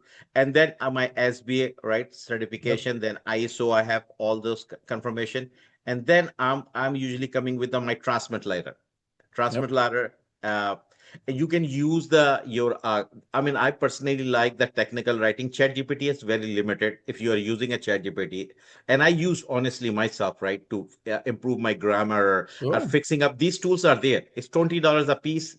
Keep it strong. It has your history, so you don't need it. And use some create some prompt, and it is there in GovCon. Here you go, and you can go in and log in into the system. There is a very important prompts there. I'm using it, Eric, the one I downloaded from your website, and I'm using it. It really helps. So you guys read a lot of study material there, which can help you. And you can just make a notes in your desktop whenever you need it. Just copy paste it, because you cannot really memorize everything. But you know that this is your bread and butter: requirements, and the response. This is what I do 24/7. Sure. Okay. Sure. So this is my transmit letter. I have completed everything detailed, sign up all that data and everything here. And then I created an index nicely. So they know it, like, looks professional. Header is top is their index is completed, right? And then I usually go for my executive summary, right? It's very straight, simple. You can find out, I can share you the sample. You can convert into Word. You can use the same template with your company name. I'm open. You don't need to be finding online. Just use the same template if you feel comfortable with. I'm fine with that. And here is the all the details. So it is very important in executive summary. I use, like, we are a small business, 8A. This is my award contract. I serve to CMS, IRS, Prime, US Air Force, all the agency I'm working, and for the department I'm doing it. Just make the text need to make sense. Is very important, because some are the reader, right? So you need to make sure that your text making reference. And do you see any dashes or anything in my response? No, right? So my team member, he's smart enough. He still make a mistake because two people reading it, not one. So he makes sure that all the grammar and the text fine. And sometime when you are using your AI tool and use explicitly for yourself, it automatically get trained. Okay, it won't make a mistake because it remember everything. So if you are keeping this sample in your RFI RFQ in your AI chatbot, you can always refer. I created a GovCon file, and I make sure that whenever I'm asking a response, I said, please use my instruction GovCon file from my AI chatbot, and it remembers. And I can show you in my AI chatbot as well. It will remember all the informations. And here this is what I learned from one of the contract officer, right? He said, make sure that doesn't matter. This box is very important when you are submitting any of your RFI or RFQ. Make sure that your company name is there, your UI number is there, your cage, your address, your website, your small business, right? Your NAC codes and your contact detail. So you can see that all the detail is there. Okay, that's very important, because somehow they have a AI tool or something. Automatically they have submit, inbox, they probably have 100 of response. So they don't have a time to read everything. So maybe they have some command or AI tool which says that, okay, pick up the company name and UI number and name and address, and it pull maybe 10 out of 100, right? They're not going to read 100. I know they don't have a time. I work in the government myself, so they don't have a time for reading all 100. So they're using AI and search system, and they see it easily. So make sure that you have your UAE number is your key, your KH code number. So make sure that you dump this box, right? And then simple and easy. Look at this, 5 pages, all the detail I have provided. You can see the format. And most of the time, I like to go put one of our graphics. This is my one of the team member. He doesn't like the graphic on RFI. I do throw one of the graphics, right? I have a tool called napkin.ai, okay, where I put my service there and it create a very professional AI graphics for you. It's called Napkin AI. Write it down, Napkin AI, and you can trust me. It is free version. You can try over there. It will give you 4 or 5. Napkin AI has a very good professional. You can convert your text into the in a graphics. Okay, we have an echo is coming. Look at this here, transition part. So all the information I convert in 5 pages. Tabular time, Eric, is very important. Right now, they don't even 5 pages they don't read properly. But tabular is very important because they usually go and see that okay, role. So here in this project, they're looking at project manager. So one of the team members should be ready. I will take it based on their experience. If they are PMP certified, I will take it from your team. How about this? Right? If I get this RFQ, I will teaming with you guys. There is a Java developer they need it. Need a database developer. They need a DevOps CID engineer. They need an ISO, help desk, 508 compliance, and reporting BI. So these are the positions after reading of the RFQ. So 1, 2, 3, 4, 5, 6, 7, 8 positions there. Okay, and they might be converted because sometimes the QA and 508 is similar because they want to, role wise cutting down. So we mentioned, so we put up 7 positions here as a suggestions to them. Okay, and you can take. We completed all FISMA, right? Trainings and everything. All the detailed FISMA, and then we have. You can see that, this is how we format it nicely in boxes, so they can understand and they can see. This here our past performance. Look at this. For IRS and CMS, we put the project name, the detail what we did, right, and our experience already in this past performance, so they can go and see and find out by itself. Okay, we're in CMS. Yes, very good. I know I said that, but Emran, let's for the sake of time, let's go through. So we're almost done to the end. Yep. So I like everything except I don't like your executive summary. I think it's too long. Okay. Again, everyone has their own opinion. This is not a hard and trite truth. Yeah. I think that for me, I love this all formatting because this seems like it's answering the questions directly. Just the first 2 pages to me are redundant. So if you go back to your first pages, let's go to the first top. So not that page, cover page is good. Okay, so you have the letter of transmittal and then the executive summary. What are the differences? Transmit, usually we reference about the project. We couldn't really say so much about it because they want a short and light, and it is part of the requirement and look professionally. I mean, if you're looking No, I'm saying my question is, what's the difference between that and executive summary? Oh, it's 2 different. Here we just explaining them. We are 8A and we are submitting very light, high level. Executive, we are showing our experience, like we have done already work with all these big organizations. We are 8A and what we can offer you with your project. Yeah, I think that's too much for me. I think that's too much to read because, like you just said, they're not going to read all that. Yeah, I agree. For me, I would just do. First of all, I would do one or the other, and then I would make that smaller, and then I would go straight into. Hold on. Okay, and then I would go straight into the points 1, 2, 3, 4, 5. That's what I would do. I would recommend you try that on some of them. Where you go down to next pages, next page, next page, next page, next page, next page. I would go straight to here. I would do 3 paragraphs in your executive summary, and then I would go straight to here. Me personally, and I would take this to 7 pages instead of 10. Just because, in my opinion, or if you want to keep that, that transmittal letter or something of it, maybe make it on the last page instead of the first page, because I, as a contract person, would feel like, when am I going to get to answering the questions? Like, I want to get to all the expertise that you have, and I want to know about you. Do you believe, honestly, they're going to read the first 2 pages? Do you believe that? They just browse it. That's it. Right. They So want to your be make answer sure is no. they. So no, you don't believe they were going to read it. But at least, the I just government is a said, do you believe they're going to read it? right? This But is they have too a much. checkpoint. Eric, my point is, this thing is there, right? Checkpoint. They're not going to read it, but they're going to check. Okay, this is the checkpoint is there. The government, they only required. Okay, this guy respond. Check. They're not I going to read understand. it. I know. I get it. I know you want to impress them. And I'm just, again, it's my opinion. I know you're gonna submit it. I just think that if you're asking my opinion, I would recommend to you to shorten this up significantly, take it to 3 paragraphs that they would actually read.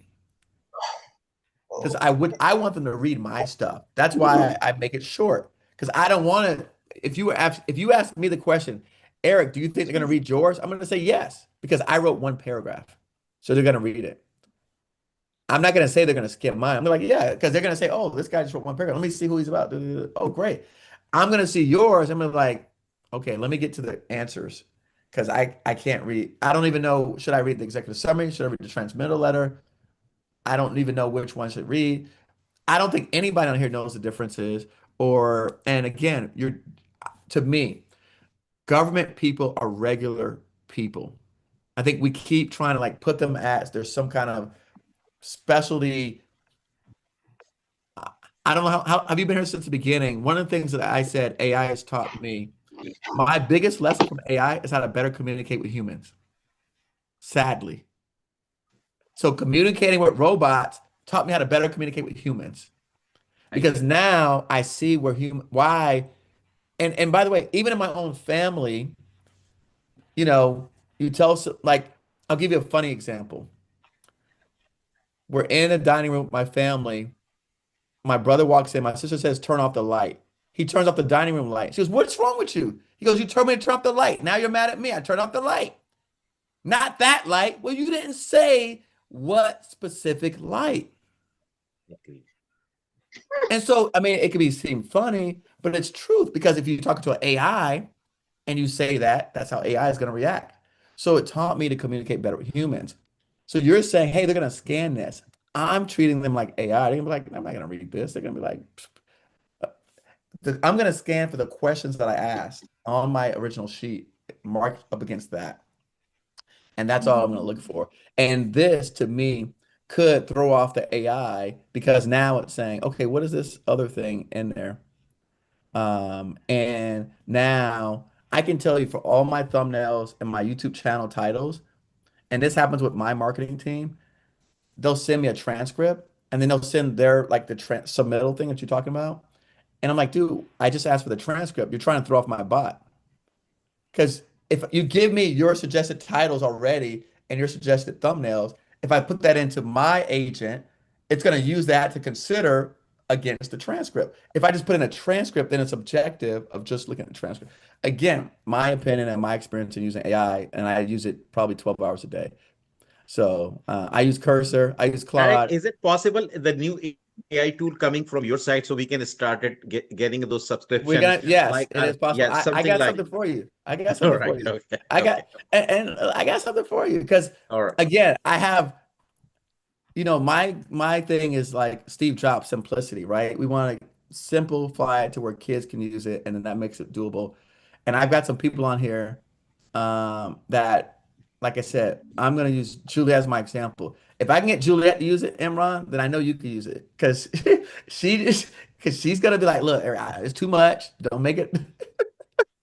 She's going to beat me up, Imran. I'm telling you, she's going to beat me up. She's going to say, look. So drag and drop option, right? Drag and drop, right? Like, but I'll show you, Imran, what I have that will help. It's going to help everybody, by the way, because one of the things that we want to do, and eventually, Imran, and I think we've already had people ask for this, we'll have an API that you can just pull from, like you said, some of our other examples. You can just pull from our API. You don't have to go and reinvent the wheel.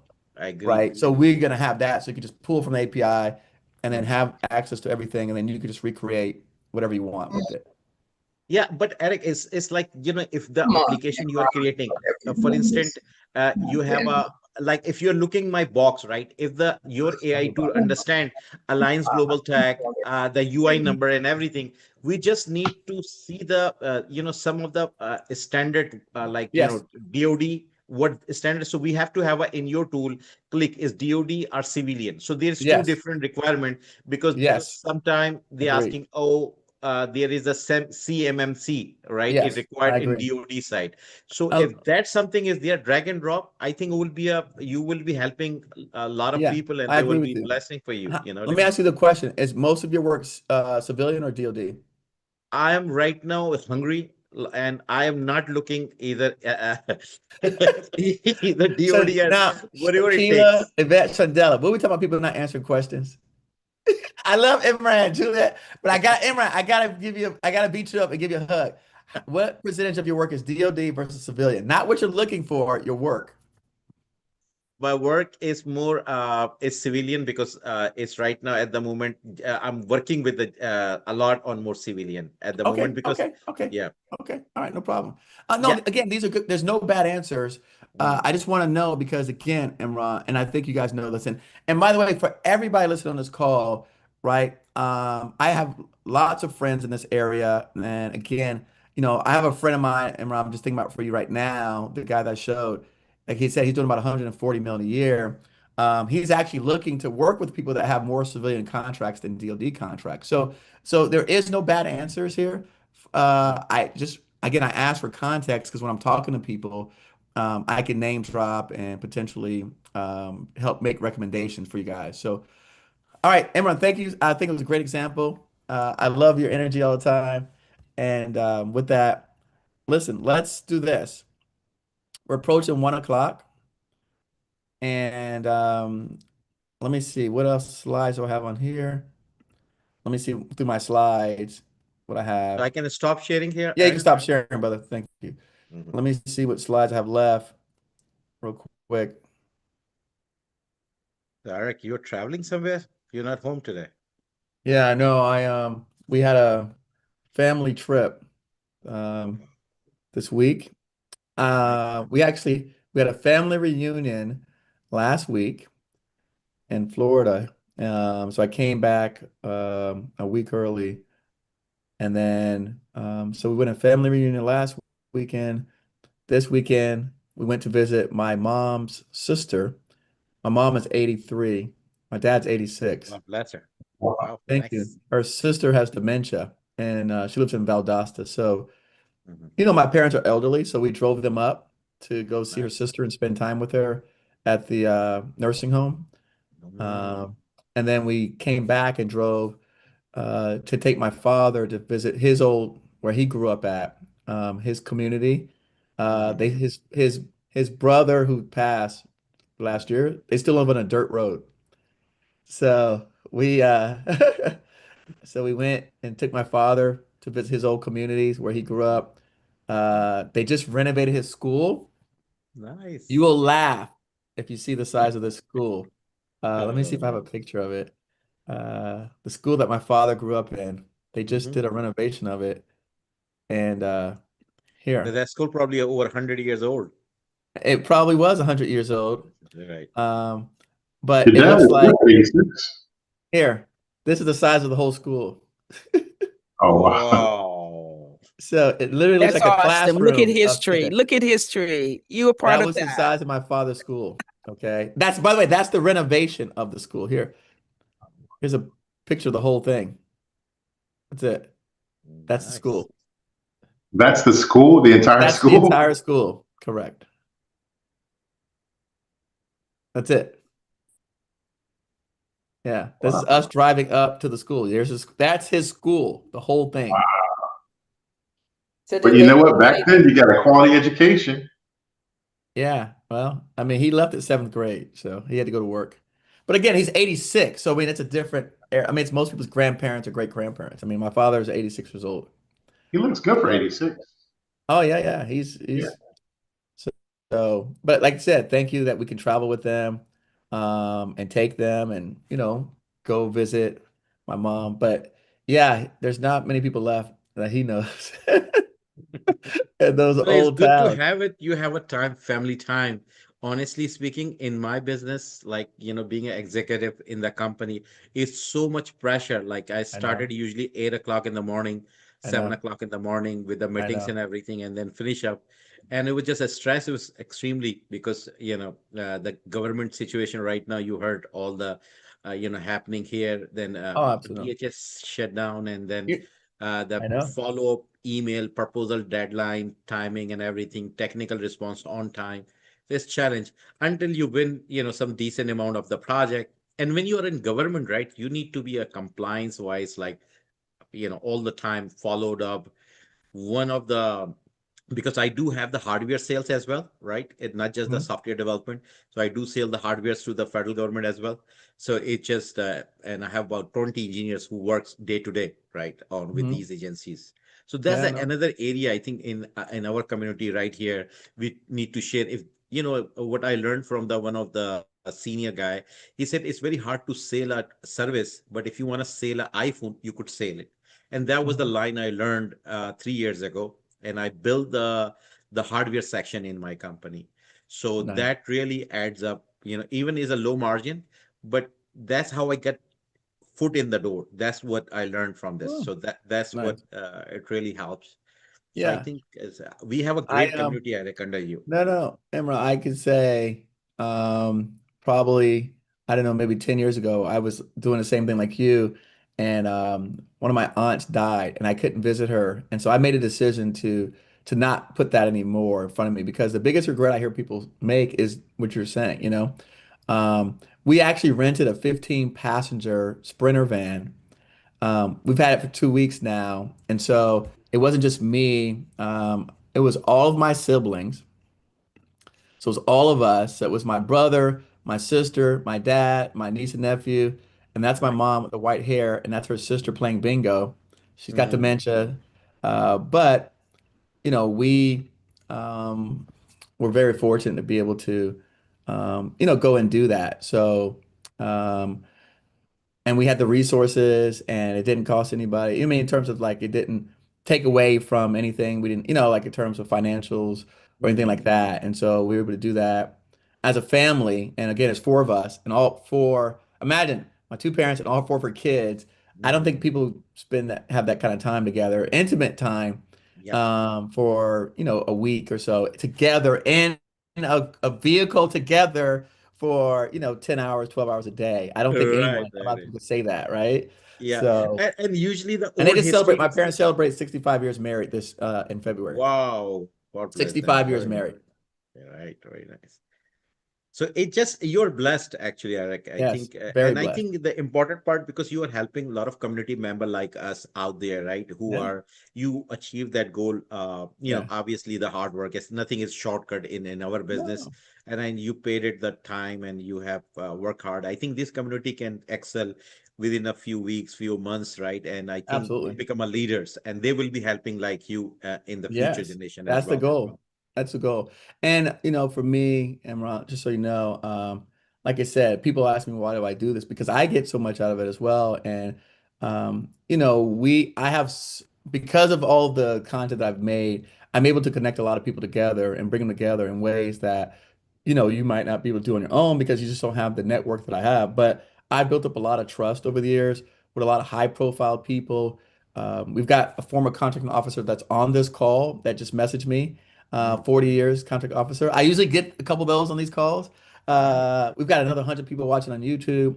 So we've got folks that are in mergers and acquisitions on this call. We've got people that are helping me match up with 8A companies to both help them sell and buy side and sell side.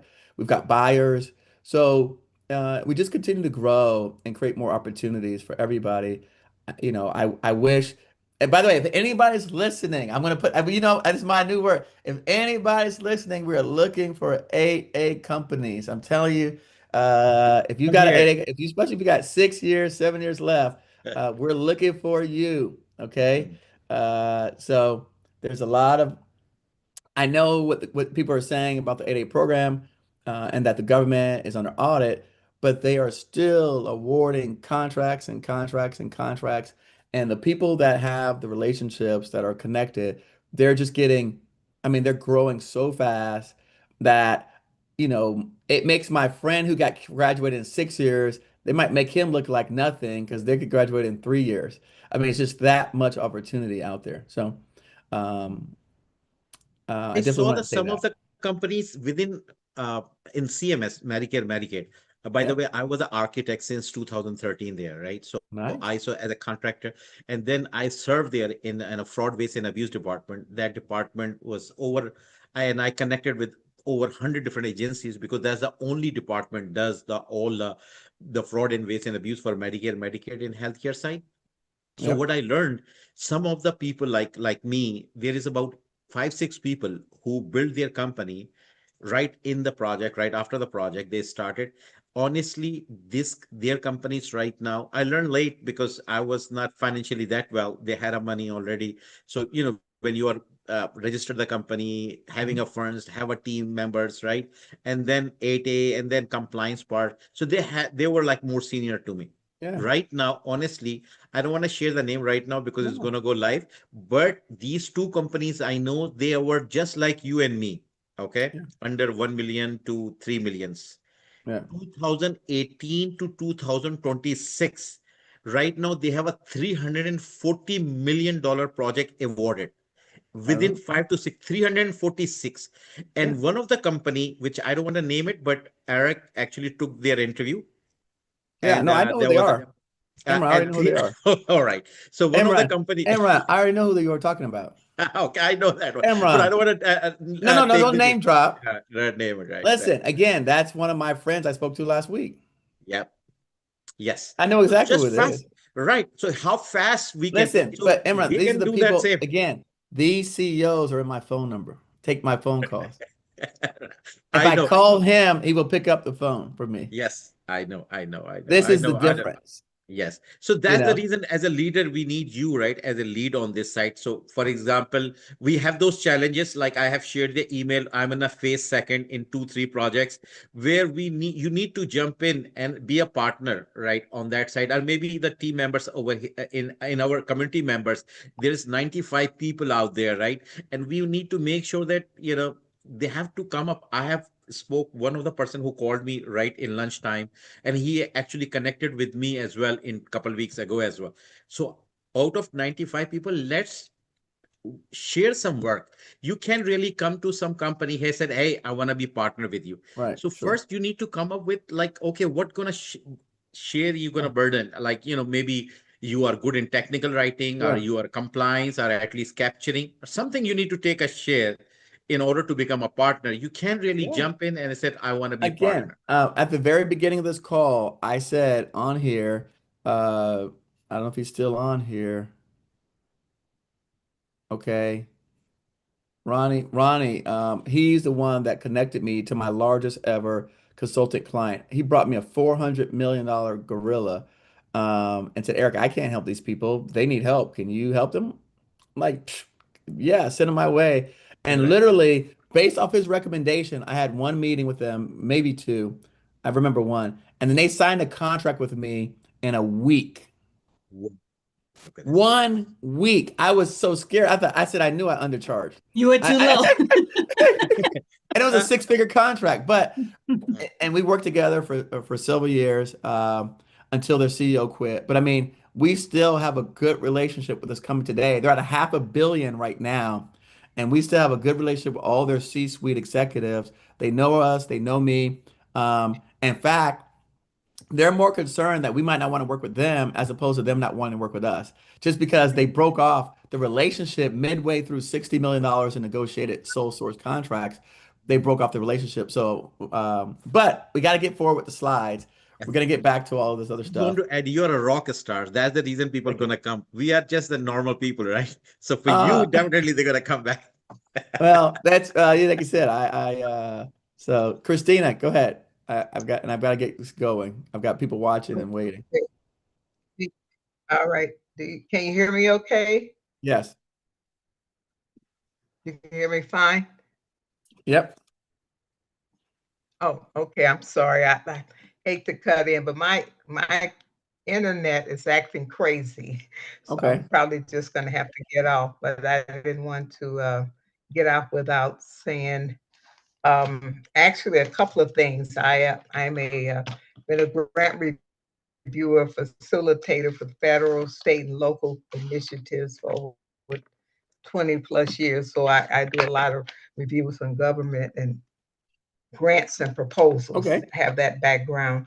And registered with SAM.gov, Unison, and thank you for sharing all the information. One thing I love your personality, your energy. You're really level. Low key as sport, and I don't mean that in a negative way. Your disposition is very calm, and that's appreciative in a lot of ways. But what I really was interested in too is like you have a YouTube out about the different job opportunities. I'm very much interested in that, like program management and all of those resources that the government has to offer. My background is, like I said, grant facilitator, program manager. Also, I'm a child development specialist. There have been several bids out or opportunities or contracts for the Yellow Ribbon and those different initiatives, Yellow Ribbon and child care. So, but the only situation that I have, right now I'm in Florida. Recently, I had to kind of pass up something because there were child care centers needed for the Department of the DED in on the East Coast. But I don't have any connections with child care companies or providers that I can trust. I have a strong connections with, I'm from Midwest Missouri. So I know a lot of child development directors and agencies that I can tap into. So my concern is how can I how are you able to kind of trust businesses and subcontractors that you don't have a relationship with, but you have the ability to do the work? But how do you make that twist? It's hard. That's a loaded question. Have a strong relationship. That's a very loaded question. Let me tell you something. Not only is it loaded, you're talking about childcare. Ooh. Child. Okay. Okay, yes, that's an even more. Being a child care specialist. I don't know if I'd want to touch that with a 10-foot pole. It seems like for me, again, it just seems like a lot of liability with trusting the wrong people. But I'm sure, like anything else. Exactly. So again, for me, everything that I do, I like to go through industry organizations, right? So if I jumped into any field, I would find out first and foremost, what is the industry that represents child care centers of America? And I would go to that industry organization, go to one of their events, and then I would find out who were the top child care providers within that organization. Any association will give you that information. Hey, who was your top list of providers for the East Coast and child care services? And that's what I would do. And by the way, I'd say that to any one of you guys. I made a video recently. It's not out yet, but I mean, I just showed it as an example. I can pick any industry. There's an association that governs that industry. Ask the people at the association who they recommend, and you could do that across the board. Now, there's no guarantees, but you've got a third party endorsing them that is part responsible for ensuring, ethics and morals and obligations, things like that, outside of just business acumen. So I would do that. At least I'd have somebody else on the hook if something were to go awry. And I think we lost her. But great question. And again, this applies to everybody out here. It's just something that I do all the time. People say, how do I find a subcontractor? I go to the association of the industry. So, on that call, I was talking about how do I find, I went and looked at some bids and HVAC contractors, and I just called up basically the industry that provides, their tools and stuff. And I called them up and they were like, yeah, here's a couple of names. No. All right. All right, and then also with the jobs, I just dropped in there something that we've been recently doing that I haven't actually made an announcement, but I did drop in the chat. for anyone interested in jobs, we started curating a list of jobs that fit into those descriptions that essentially, in my opinion, models what we teach. So one of the things that we focus on teaching people, I can't teach you how to run your business. I mean, that's up to you to run. But we teach you business development, we teach you capture, we teach you market research, how to gather intel, we teach you federal procurement, all the things that you need to successfully win business. And whether that's for you or for someone else or for a client or for an employer, these are all the skills that we teach. What I've done a step further is in that video she referenced, which I'm sure a lot of you guys saw, we started essentially showing what are some of the jobs and the positions and the salaries that they're hiring for, and you can see up to $500,000 jobs based on the specific things that we teach.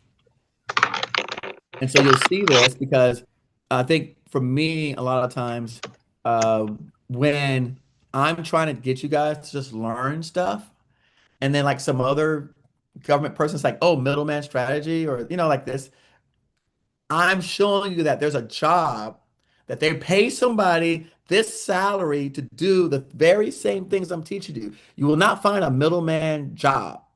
It's not a job. So I'm doing this to give you perspective so that maybe, just maybe, you would actually watch the video, learn the activity, and be able to actually, do those things. So for me, I think that's very important because a lot of us jump into this and not really fully understanding the scope. And I think Imran did a good job of talking about the compliance and all those other things because I can promise you this. There's 94 people on this call, 100 people watching on YouTube. I can get anyone a contract, but I can't help you keep it. I can get anyone a contract. Anyone. I don't care what you do, where you're at. I don't care in your background. In fact, we're doing something now where we're documenting someone that we're getting a contract for. We'll show you in that content. But I can't help you keep it. And so that's the challenge that I have. And that's why I don't just do that, because I've already been in a situation where I've given people contracts many, many times. And almost inevitably, for the most part, they all have lost it. I would say 80 to 90% have lost it. And not because they were bad workers, mainly because they're bad communicators. Because we only focus on the work. Like, I'll give you an example. The young lady was just up here. She talked about the child care stuff, which is great. So we get to her to subcontractor. She gets the contract. She got the people. They're doing great child care services. She hasn't addressed who's going to do her administrative paperwork to make sure they're compliant with the contract. So, all right, here's the solution for getting the person that's going to do the work. Here's the contract. Boom, you have the contract. Who is going to administer the contract to make sure that they can respond? So those are some things that I think a lot of people don't think about. Oh, you're back, Christina. Come on up.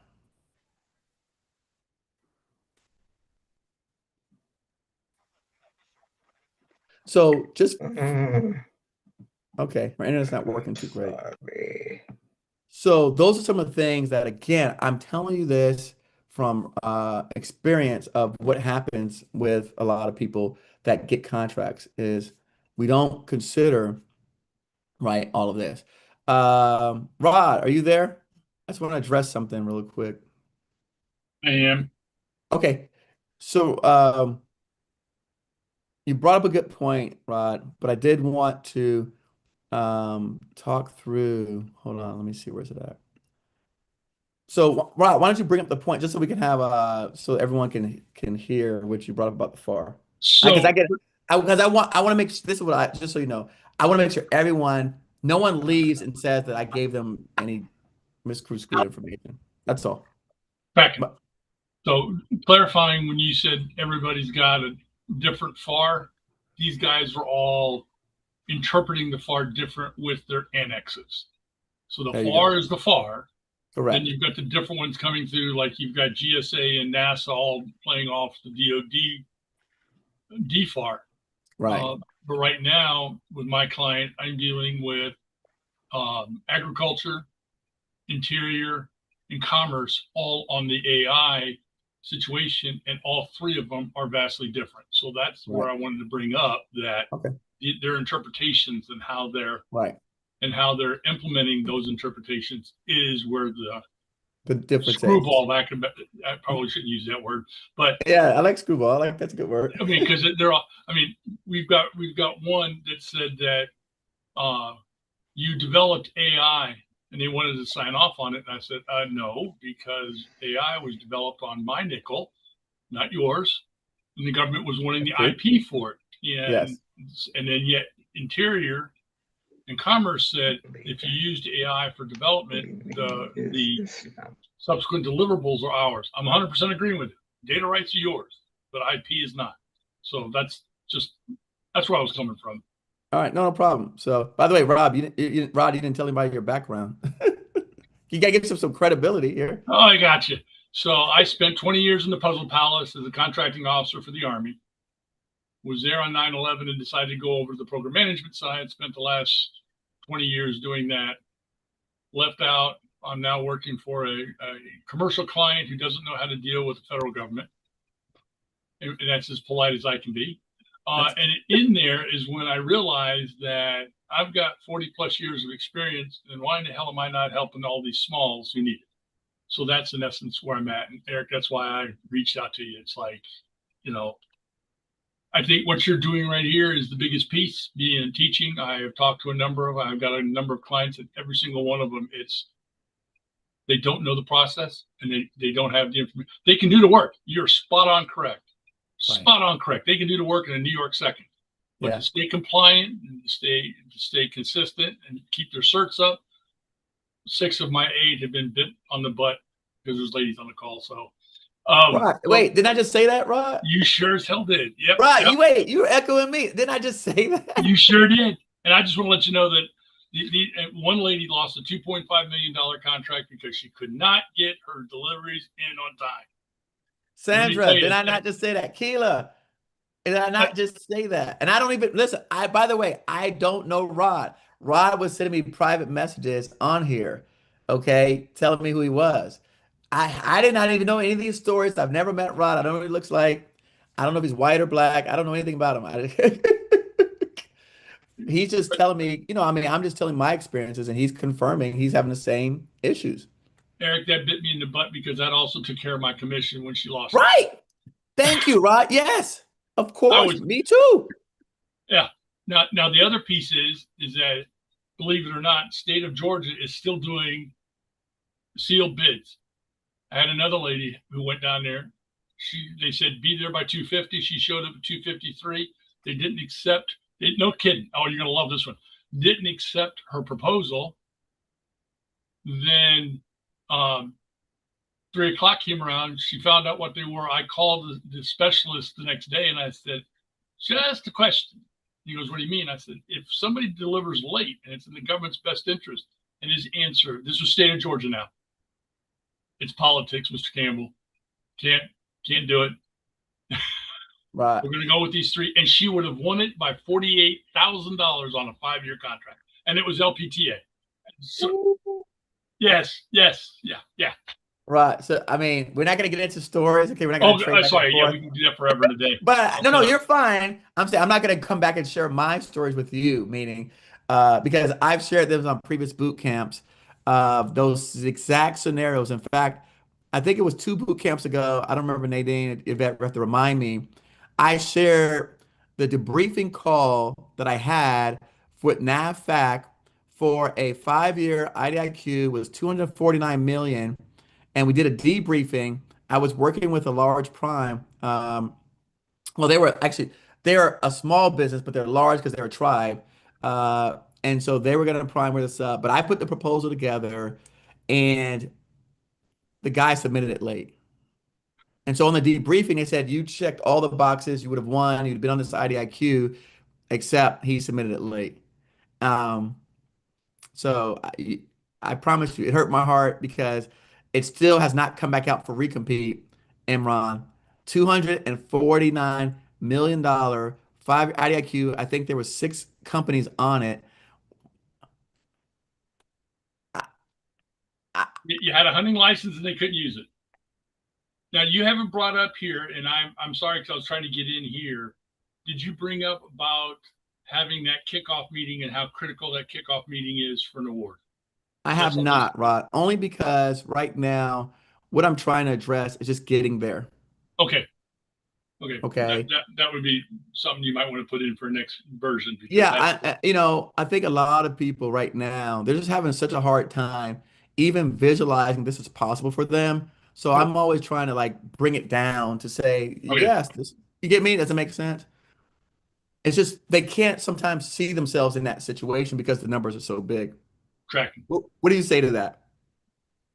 Oh, I'm with you. I'm just wanting to make sure that you stay attached to it, or whomever's on here working with you, stay attached to the hip. So once the award is done, then come back in and see you to make sure. Well, I just said, Rod, what I said, I could get everybody a contract, but I can't help them keep it. That's the, yes. Everyone's always addressing those issues and not addressing the elephant in the room, which is how are you going to administer this thing and maintain compliance on the contract? And that's what I brought up right before I invited you up here to speak. Because that's where I've lost the most is there. But and thank you for that. I've also T for D'd a number of contractors for the same thing. Hold on, wait. Does anybody know what T for D means? Don't say nothing, Rod. Don't say nothing. Wait. Does anybody know T for D? It's definitely not. It's not a T for D. We're throwing all these acronyms today. Anybody know T for D? Oh boy. Oh boy. Oh boy. I did not mean to pull a pin on you. Sorry. Oh, wait. T for D. Sylvia, Juliet, Yvette, help me out. Wes, Kamisha, Charlie. I have no idea. Is there a hint? I think I might, just based off of the letters. No. No stories. No stories. We talk about stories. No, the letters. Some type of default. Huh? It's some type of default. No, wait, hold on, wait. So Richard's talking now. I asked everybody, y'all didn't say that. Richard's talking. Richard ain't talking all day. I want to hear from Richard. Just based off of the letters, I'm gonna say termination for delinquency. Time for delivery? Is it something with contracts? I mean, with construction? Right. It's termination for default, everybody. That's what I was saying. No, you weren't saying that. Yes, I did. Termination. I said some form of default. No. Listen, we don't give. This is not a trophy prize here. You either know or you don't know. This is not. This is not elementary. I was in the ballpark. No, if that's how you feel, good luck. So there's two. There's a T for D, and that puts you on the debarred list, depending upon how bad you are. Or you can get a T for C where the government will work with you so you don't lose your shorts in the deal. But a T for D, I had two smalls that I ended up charging them for the recompete costs when they were terminated for default. So not only did they lose the contract, then the Army collected money for them for the recompete of the requirement. So T for C is termination for hold on, wait. Did you just hear what he just said? Did you guys hear this? Hold on. Before you go to beyond that, did you hear what he just said? Yeah, charges them for it. For the default. Thank you. Reprocurement costs are there. They back charge them. For the default. Mm-hmm. Do you guys like, so I mean, Rod, you definitely opened up a can of worms today, Rod, but I call it a dead skunk. I throw the dead skunk on the table and walk out of the room, but yeah, you're right. Sorry. I'm from the deep south, so. All right, listen. Well, go ahead, Sandra. I'll let you ask your question and we'll get back on track. Okay, hi, Eric. I'm quite new here. I've submitted about 3 proposals, and I have a particular question. I come from the mindset of building your business from cage code up, building your profile within your business. However, you educate also on being a subprime or starting that way, in that manner. So my question is, what are the advantages of subbing for a prime other than earning revenue or building past performance?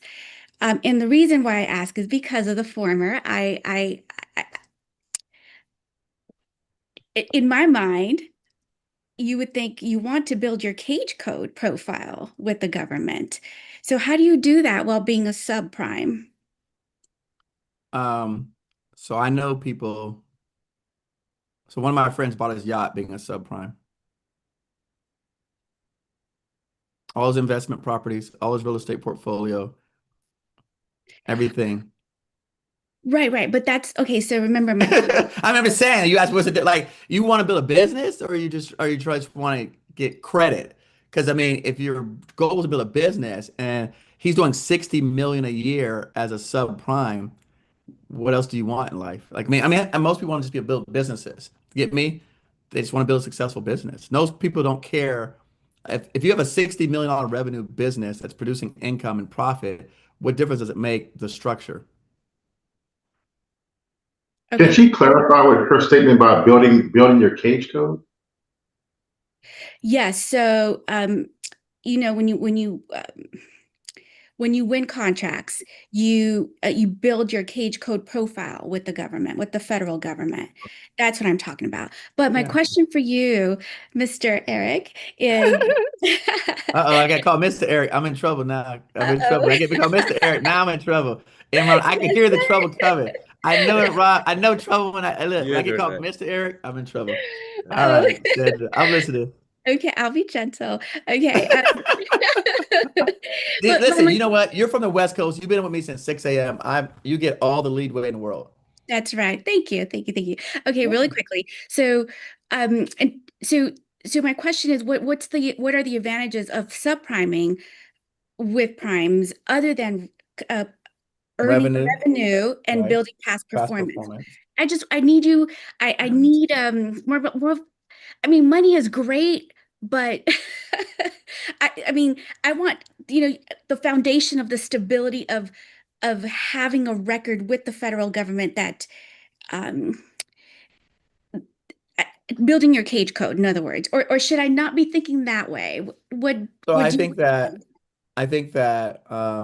what Wes was trying to ask you, and I guess what I think a lot of people are probably trying to figure out is, are you under the belief that if you don't get work as a prime, that you can't build a long-term successful business? Is that your belief? I think you can with primes directly. Not necessarily.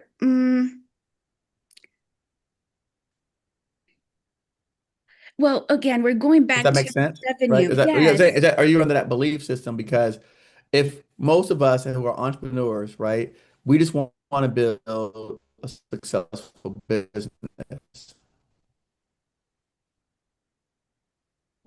Most people just want, I mean, that's the whole point of entrepreneurship, right? So you can build a successful business. Unlike Rob, we're selling to the commercial sector.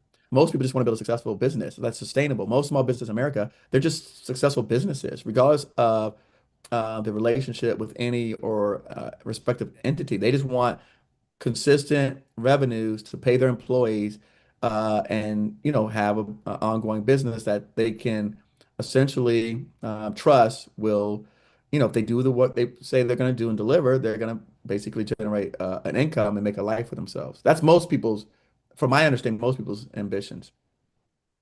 May I? Yes, Rod, go ahead.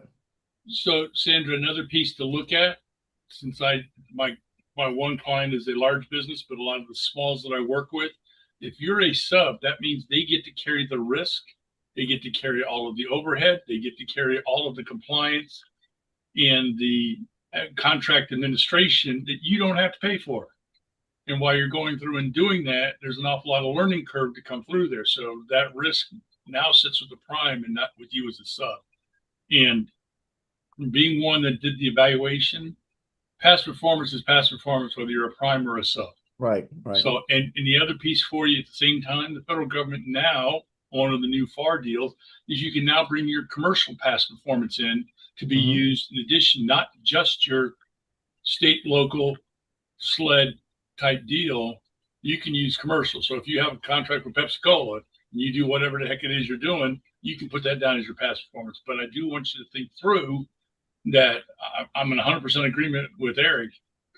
I would recommend a lot of businesses do the 2 or 3 years, because you're going to need that to submit your 8A. You're going to need that to submit your mass. You're going to need to have those pieces and parts in your pocket before you can go admit, or before you can submit to SBA or to VA or to GSA, God forbid, and then you go through there. But but I would highly recommend doing that as a sub, just due to the fact that the biggest piece is the risk piece. You are no longer the prime. The throat that they'll punch will be the primes and not yours. Right. I'll say this, and Rod's correctly correct.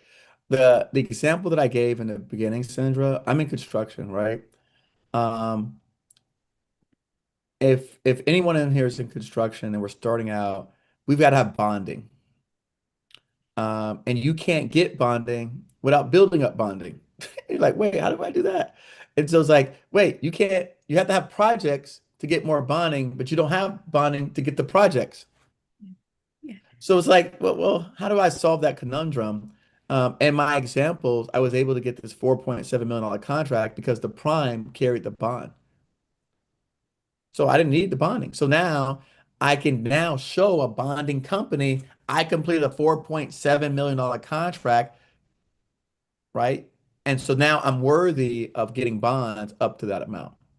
Now I also have to have the revenue and the capital, but I made the money on the project to now have the capital in my bank, to have the credit, right? And then I've shown them I have the capacity to do something of that size. So now that reduces the risk factor that they're looking at me as someone who just came into them off the street saying, hey, I want a $4.7 million project bond to do this project. They'd be like, dude, you've never done a project over freaking 500,000.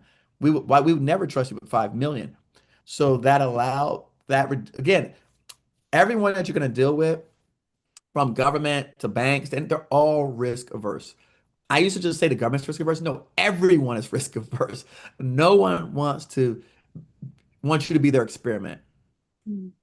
And the more that I've learned and talking with government people, that's why I keep saying that. And I like Rod coming on here, is because I don't want you working on my stuff coming out the gate, not knowing anything. I just don't want you touching it, Sandra. I don't know you.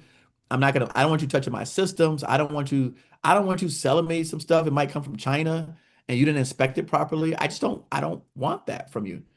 But like Rod said, if you go through a prime and you screw up, I could go there and chop their head off and say, hey, such and such. They're like, oh, well, Sandra did it. They don't get to say that. They have to discipline you. We're disciplining them. So I now put myself sitting on the other side of that and imagine, right? Again, the government's trying to accomplish a very important mission.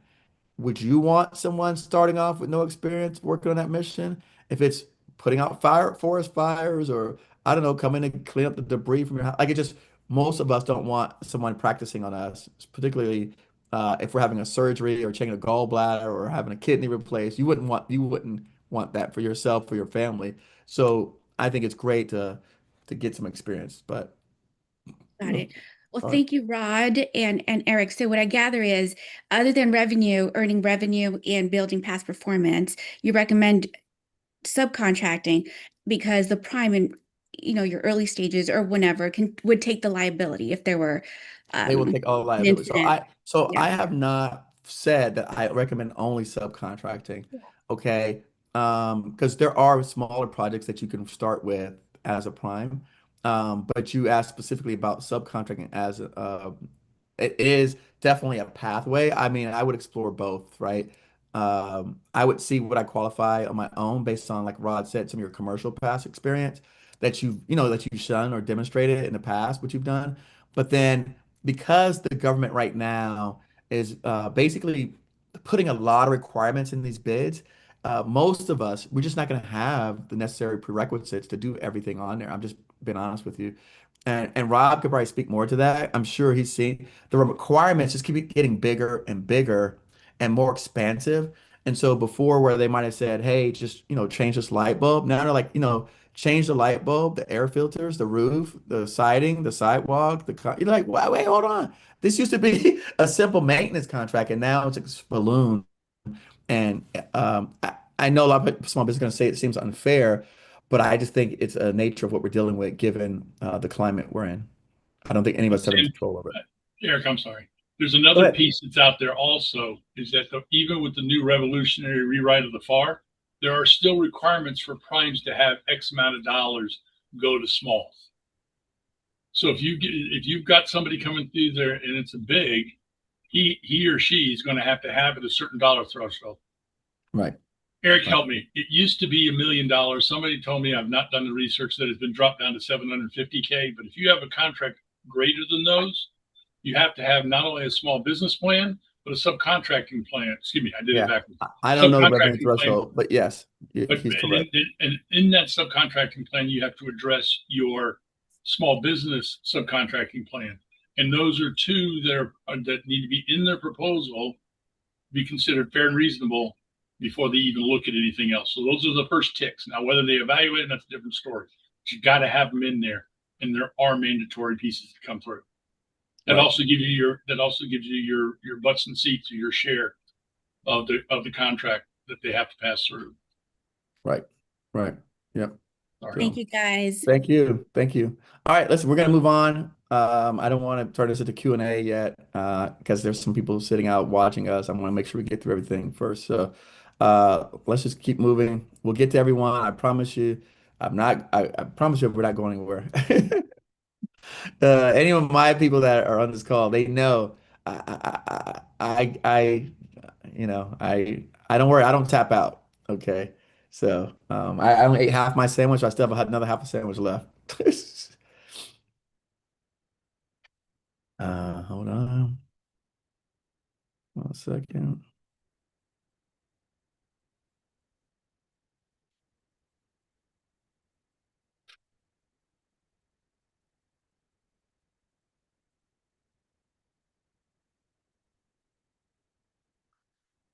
All right. So, we've spent a lot of time discussing contracting vehicles, what's a contract vehicle, types of contract vehicles.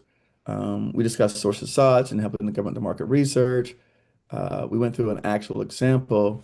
Hold on, let me see something. Did we? Yeah, we went through. Okay, I'm gonna go back and make sure. All right. Oh no, I skipped the whole section.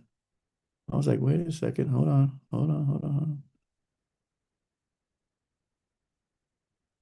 Okay, all right, here we go. This is what I want to talk about. All right, perfect. All right. Oh, look at that. I'm kind of on time. Maybe. All right, so how to qualify for vehicles. I'm sorry? Is the recording on? Ooh. I don't think we turned it off, Yvette. Nope, it's been on the whole time. Thank you, though. It's a good catch. All right, can you see my screen, everyone? Yes? Yes. Okay, good. All right, so all right, yeah, we did the source. Okay, so how to qualify for vehicles, breaking down requirements.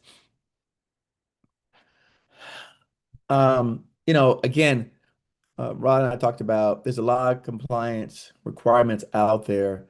However, there are a lot of IDIQs that are small business IDIQs, right? So once you start understanding which agencies buy your services, you start learning how to look for these things. Maybe you have some of the tools that we have that help makes it easier for you to identify this. Then you will be able to explore what is viable for you, right? Like I was just talking to Sandra, for me, I'm not saying that only be a subprime, but again, you could look at smaller prime opportunities and then like us. So, perfect example, all of our IDIQs now that we have are $4.5 million IDIQs sole source. But when I was working with that larger partner, we brought them on because there was a 5-year IDIQ for 249 million that we didn't meet all the requirements. So we basically did a teaming arrangement with them where we were going to do a work share, where again, they had the past performance, they had the bonding, they had already had a bunch of these multi-year vehicles, but they didn't have the experience of working in our particular marketplace. So we had all access to all of the subcontractors. We had access to the people on the ground. We had access to project managers and staff, superintendents. We had the labor force. So we had all of that expertise. So it was a great like marriage between us.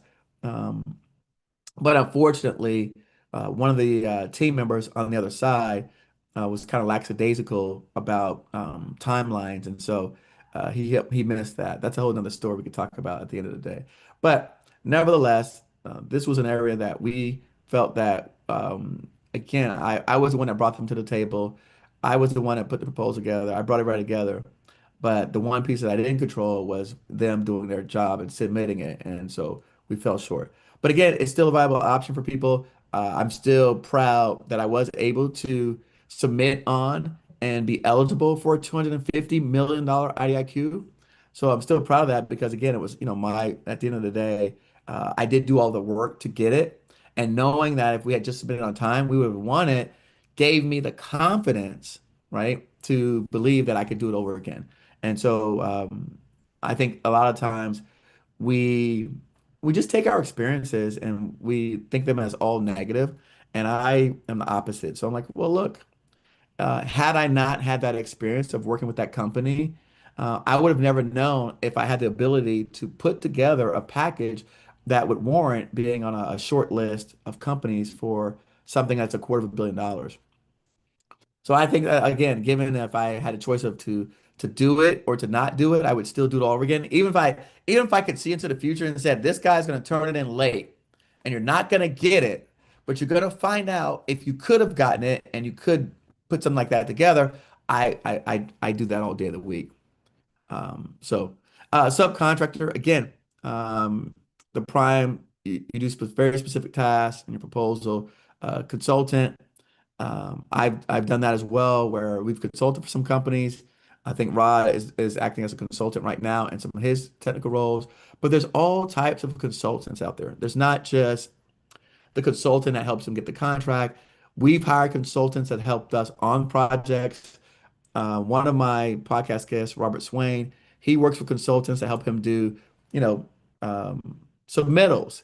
He has a consultant that helps him does his certified payroll, right? So believe it or not, every aspect of it, you could probably find someone who's an expert. That's what SME stands for, subject matter expert, to help you to do some aspect of the job that you may lack the skills or the team members to do. So just be mindful of that. We're not inventing anything here. We're not inventing anything. So do not feel as though because you don't have the answer or you don't know the answer or you don't know anyone knows the answer, that the answer is not out there and the answer doesn't exist. It's just that you're not in an environment around people like us that can help you get access to that easily, quickly, without, and also someone that we know and trust and that we've worked with before that can actually make a recommendation for you, because you're probably just think about yourself as you're not in that environment. So this is why we have things like the Federal Help Center. This is why we have our community so that we can essentially close that gap, because we all know how hard it is. I promise you, none of us are sitting here saying that this is a piece of cake or a walk in the park. We know how hard it is. And that's why I built an entire community, because this is what I want. These are the things that I wanted for myself. I built what I wanted for myself. And guess what? I use my own community. I'm working with people in my community to do the things that I'm looking for. So, right now, again, like I said, I'm looking for 8A firms that have, 5, 6 years left on their 8A. And I've got some opportunities that we can go after together. And I turn to people in my community to see who they have. If I didn't have this community, I would also be short on like, where do I go? How do I find these people? Cold call, cold email. I don't have to do that. I just send out some text messages, make some phone calls. People are like, hey, what do you got? And now all of a sudden, I've got meetings set up. And right now, just between last Friday and today, I've got 6 meetings with 8A companies that can potentially do what we need them to do. So having a community is it's invaluable to me, because all of us just alone can't get this done. Right. The solopreneur gap analysis, be honest, check what you have versus what's required. A lot of times, again, they're talking about 3 relevant contracts. Most of us don't have that. Again, how do you fill that requirement? Teaming with someone who does. You know, again, yes, we discussed that under the new FAR overhaul, they're letting your commercial past experience count. However, again, relevant is the key word here, right? When government writes solicitations, they like to say recent and relevant. Those are the 2 words that they like to use a lot. Recent means exactly what it is, recent. How do you define recent? They typically define that in the solicitation request, 3 years, 5 years.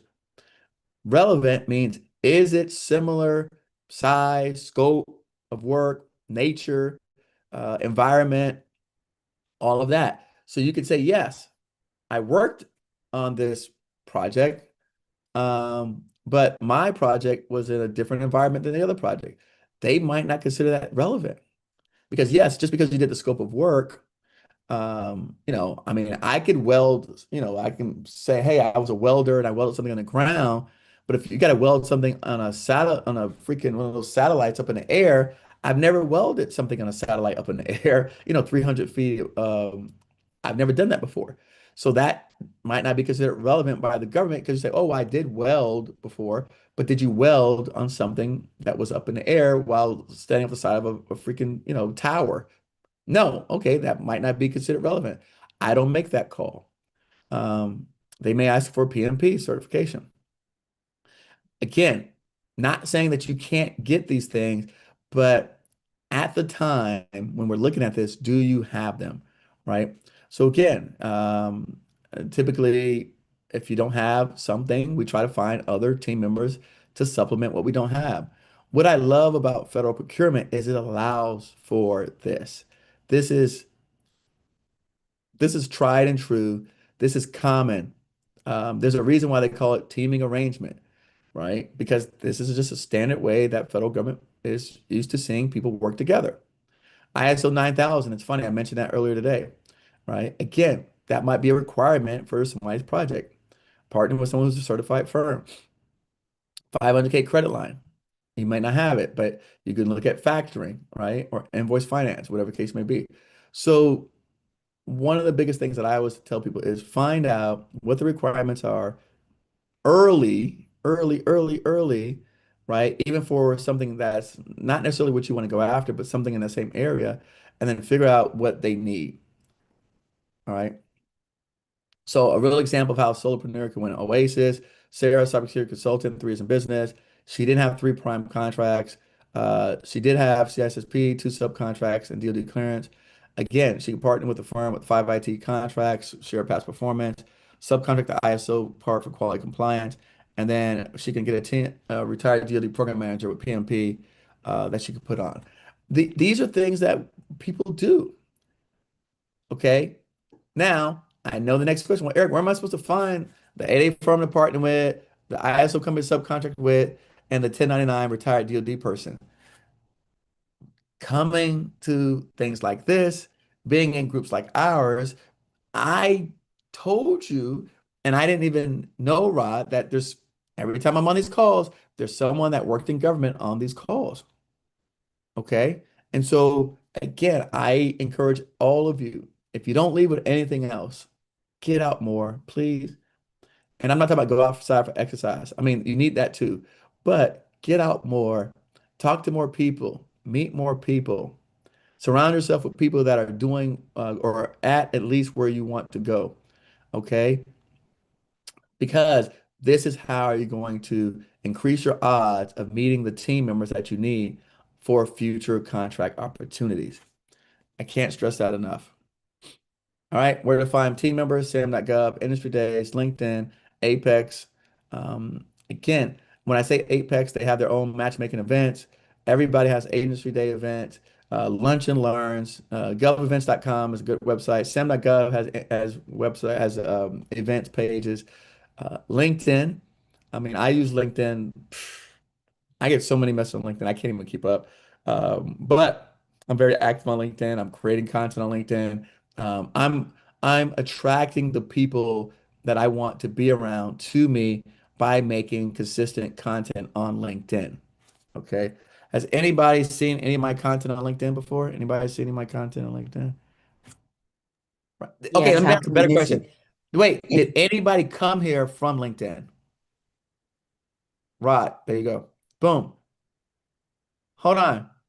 Wait. So the guy with 40 years of experience is on this call today from LinkedIn. Sylvia, Yvette, what more testimony do y'all need? Keela? None. That takes the cake. Keela, what more? So, Rod, you don't know this, okay, Rod? I beat them up about making content on LinkedIn. Rod, I beat them up. We don't know everything. I'm not Yes.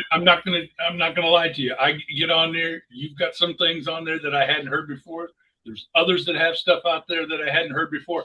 I never was a construction KO. My area was IT. My area was C to contract. That's my neck of the woods. Got you. But I can't do. You get me into construction, and it's all Greek to me. Right. And by the way, it's funny, Rod, I'm an engineer, which most people don't know, but I've never done IT federal procurement. So I'm telling you, I want to learn, I want to soak it up. Okay.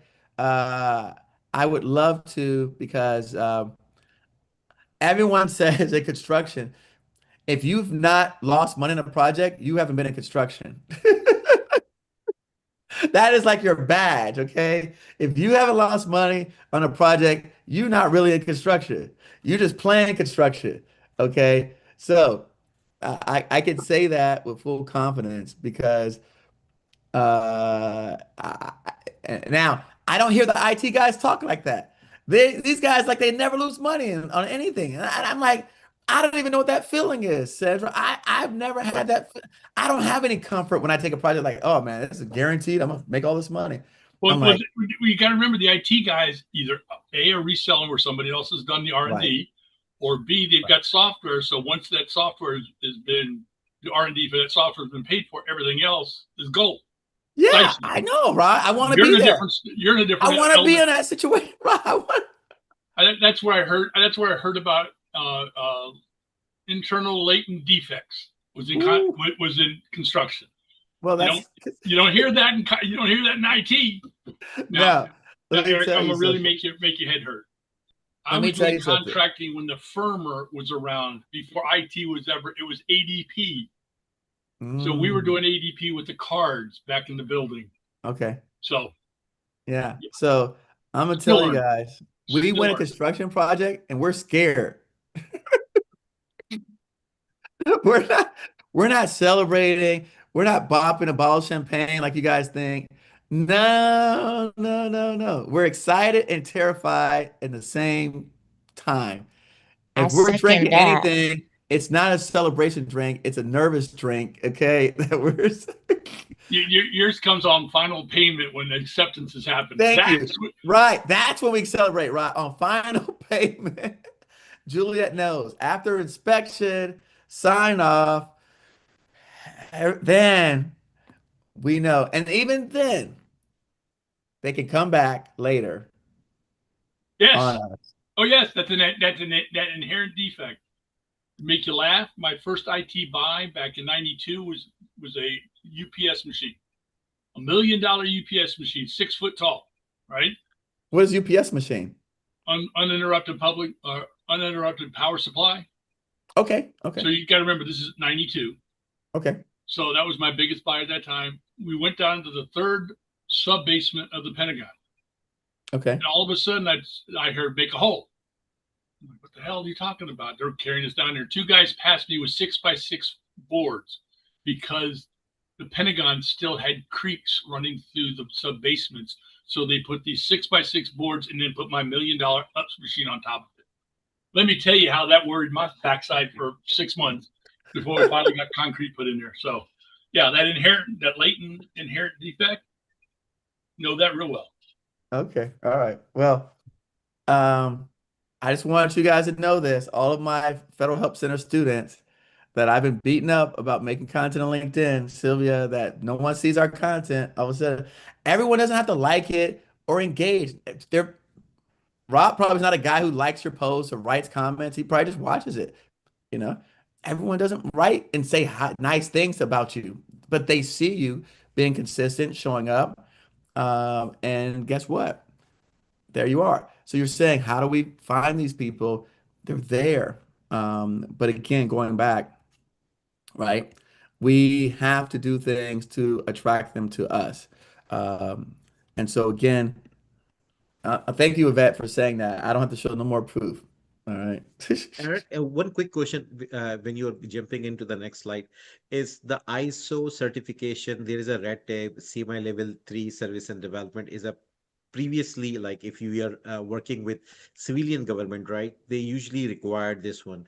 DoD, they don't really care much about CMI level as much as the civilian. But right now, there is any changes coming for ISOs and CMMI. We don't see those requirements coming like you have to be a CMI level 3 services development because of the new administration came and they made a lot of different changes. Is there any update you have for CMMI level? Just for the, I mean, we are going for renewal every 3 years, right? But it is very expensive when you go for audit for ISO. So it's cost almost, $300,000 for just CMMI level to audit is like almost 150,000. Then ISO certifications, another $50,000, $200,000 every 3 years. So is it really needed at the moment, or the government are ignoring it? They already ignored DEI and other stuff, so we don't need. So I want to make sure to adding up those money. They spend a lot of money on our audit as a 8A people, right? So I know audit costs a lot of money. I know it's not simple. And 2 audits. First, we have to prove we are a minority owned, right? Last year, and then we have to prove it like, okay, we don't have a active or non-active project and all the details provided. So we already done a lot of money and just to keeping it alive in 8A and other minority owned businesses. So what is the right now the update for ISO and CMI? Because this is the biggest cost. Hold on. So Sandra, you see why being a prime is not easy? I'm understanding, yeah. You're getting better understanding as you listen to this call more and more. I am, yeah. You heard what Imran just said, right? Yeah.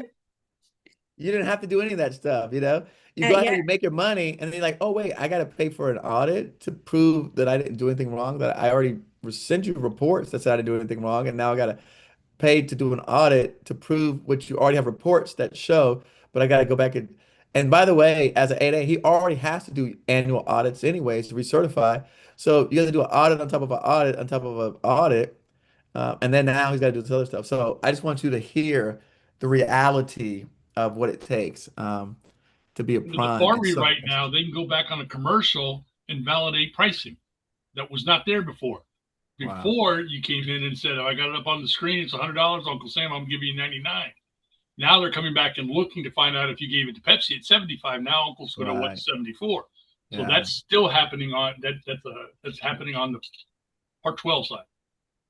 Oof. So there you go, Sandra. So I just want you to get some perspective since you brought that question up. Imran, to answer your question, I don't know because I haven't looked into that. But if you were to, I'm gonna give you my email so you can send me an email. Then I can talk to some people that I know that might have access to that information. Okay. Yeah, that's very important for especially the folks right here. Like, we can expend more money here we expend pennies here in your in your platform. I know. I know, right? It makes my stuff look like pennies, right? Compared with that. But you know what? But people like you understand that and value it where other people don't. And so they're thinking like, this is a lot of money. You're like, no, the cost to not do this the right way is a lot of money instead of doing it the right way. But they only find the hard way, which is kind of why a lot of times I like working with people that kind of messed up and bumped their head. Because then they like, okay, Eric, everything you're saying is valuable. I'm going to listen. I'm going to do exactly what you say.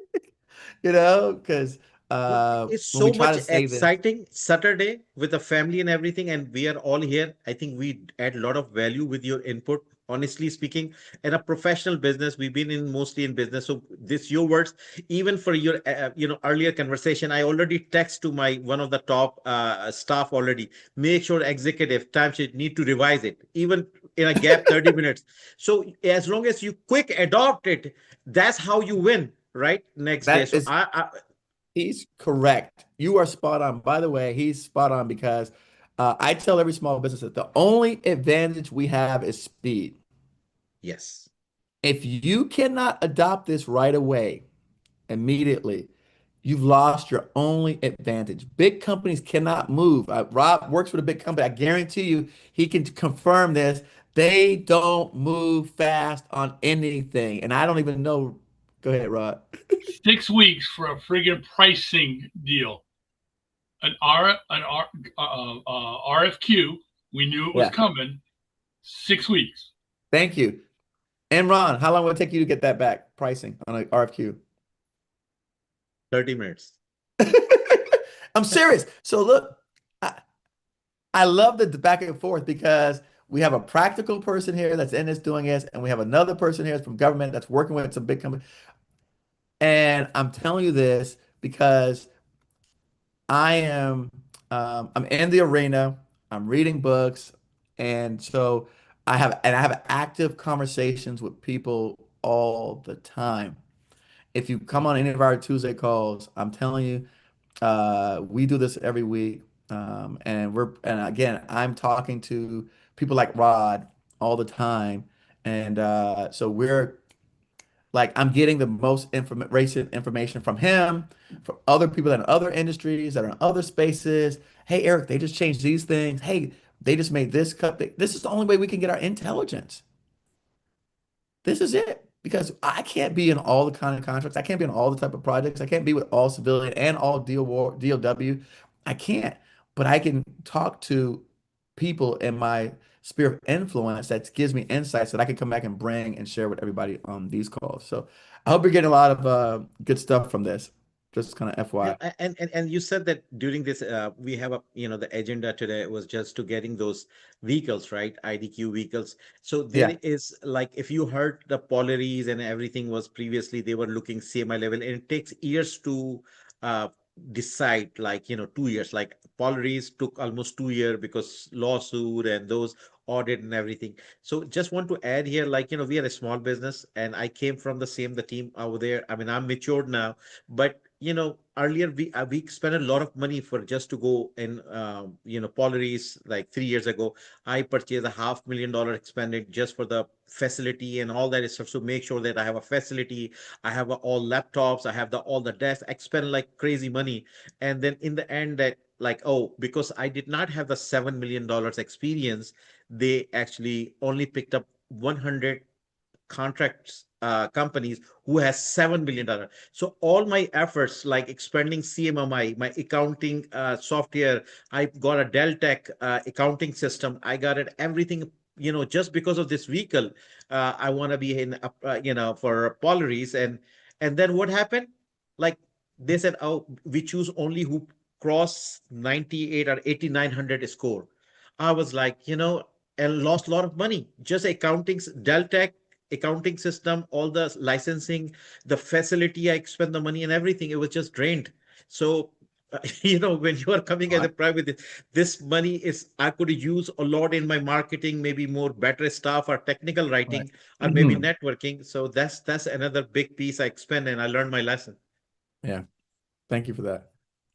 So, all right. Well, what I love about this is how we tie and connect the themes to real life. So this is what I love about having these types of sessions, is how we're able to connect all the themes to real world applications, and then having people who have actual experience on both sides of the field also bringing it all together and connecting all the dots for everybody. So I hope so far you're enjoying the sessions that we're getting to, and that you're learning a lot. So again, this is what, for me at least, keeps me going. So, all right. So again, going back to where to find team members, right? It's funny because if you look at now, again, I made this slide before this call, but if you look at the bottom, the number 3 check mark, retired DoD program manager with PMP, and look who we've got on a call today, right? Without even knowing that these things would happen, without even anticipating it, it becomes easier and easier when you're active. So again, we're not going to go through this workshop because I want to kind of push through, but look, if you're going to be successful at anything, you have to, the biggest thing that anyone says is you just have to be brutally honest with yourself about what you can and can't do. I get it. A lot of us want to be like, well, Eric, and again, I'm the biggest proponent of thinking big, but thinking big doesn't make me delusional. Okay. I'm still have a realistic self-assessment of what I can do, but I'm thinking big, knowing where I want to go at. So then in my practical self-assessment, I know my limitations, and then I just fill in the gaps on what other things that I don't have. And to me, if you can do that combination of realistic self-assessment, we like to call it having agency, right? Not government agency. Agency meaning being truthful, that term.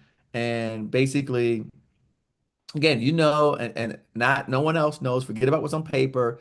When you lay down on your bed, on your pillow, what do you tell yourself, right? And you're like, I'm just gonna say I can do this. Well, that's not being brutally honest and doing a realistic self-assessment. Yes, you might could get away with it, but again, as we mentioned, when it comes time to administer the contract and it comes time for compliance, then there's going to be some of those areas where you are going to find yourself in potentially in a jam. So I like to just have a realistic self-assessment of my capabilities. And then, like most successful people tell you, surround yourself with other successful people. Easy. It's an easy formula. Like, I think your goal should be to be the laziest person. Like, I think that should be your goal in terms of like, hey, I want to delegate out as much human possible stuff so I can only work on high value tasks. Not so you can actually sit around and go to the beach. That's not what we're talking about. But you want to work on high value tasks, right? The thing that are really going to move the needle. And so for me, believe it or not, I'm going to take this down. Okay. Uh, I say that because, we mentioned a lot of different things here, and there's a lot of types of roles that people have to play. But I'm going to say that most of the roles that you think you are like the best suited or best qualified for, you could probably find someone 3 or 4 times better than you to do.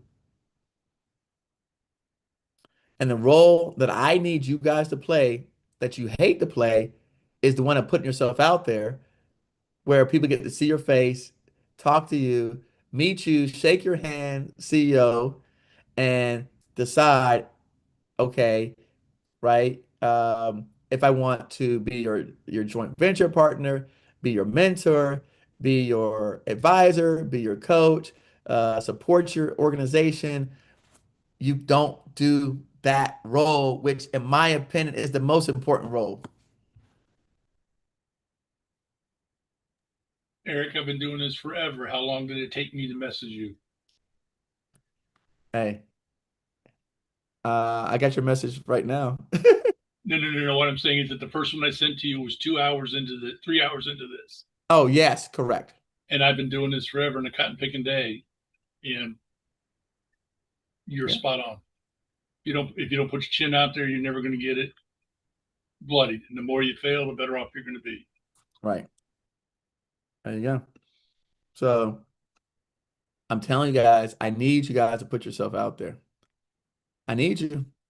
I need you. I need you. I need you. No one tells you that this is the important work. Everyone thinks that being the program designer, the proposal writer is the important work. Everyone thinks that doing the The physical work is important work.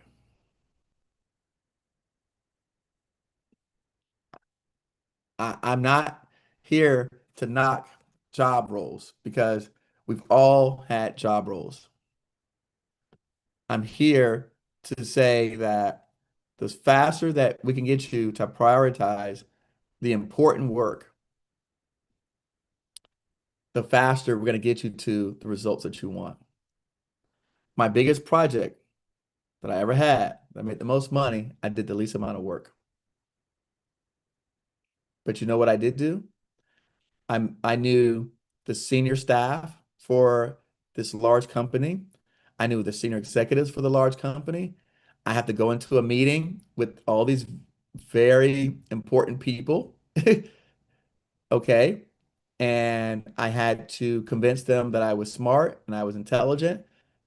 Okay. But I didn't do any physical work. But I had to show my face, get up in front of them, go into a trailer, job site trailer. Okay. By the way, just clarify. Job site trailer.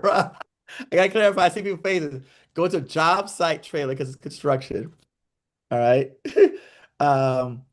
And you know, I think that a lot of times we have hangups because maybe because I'm just gonna say this, when you go into job site trailers of construction, it's people's like private areas. So they're gonna have political flags that you may not agree with.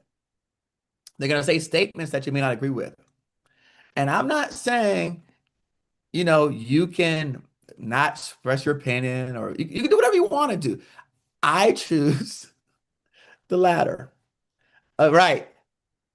We have learned that, okay, green it doesn't cross the boundary. Now, again, people might say ethics and more. That's fine.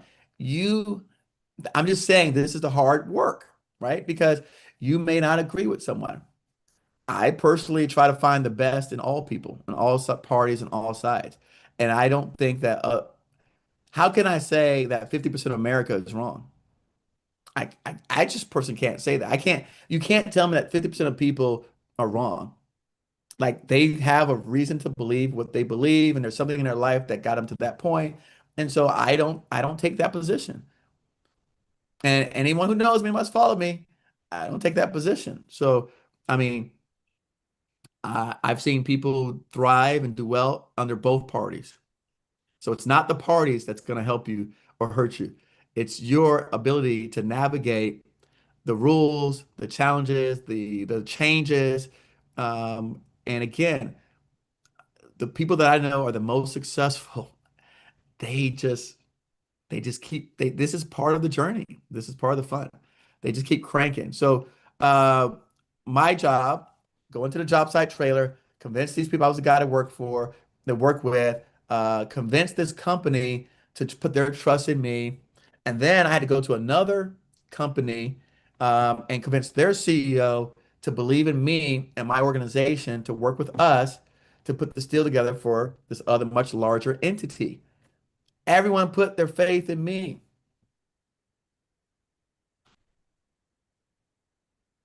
I'm doing the same thing right now as I'm telling you guys. We're putting together much bigger deals than we've had in the past. And now $4.5 million seems like, going back to what Imro says, seems like very peanuts, like cents. And we're putting together deals for $40-50 million. And both companies are trusting in me and our relationships to sign on the dotted line to agree to do this because they don't know each other except from the meeting that I put together. That is value.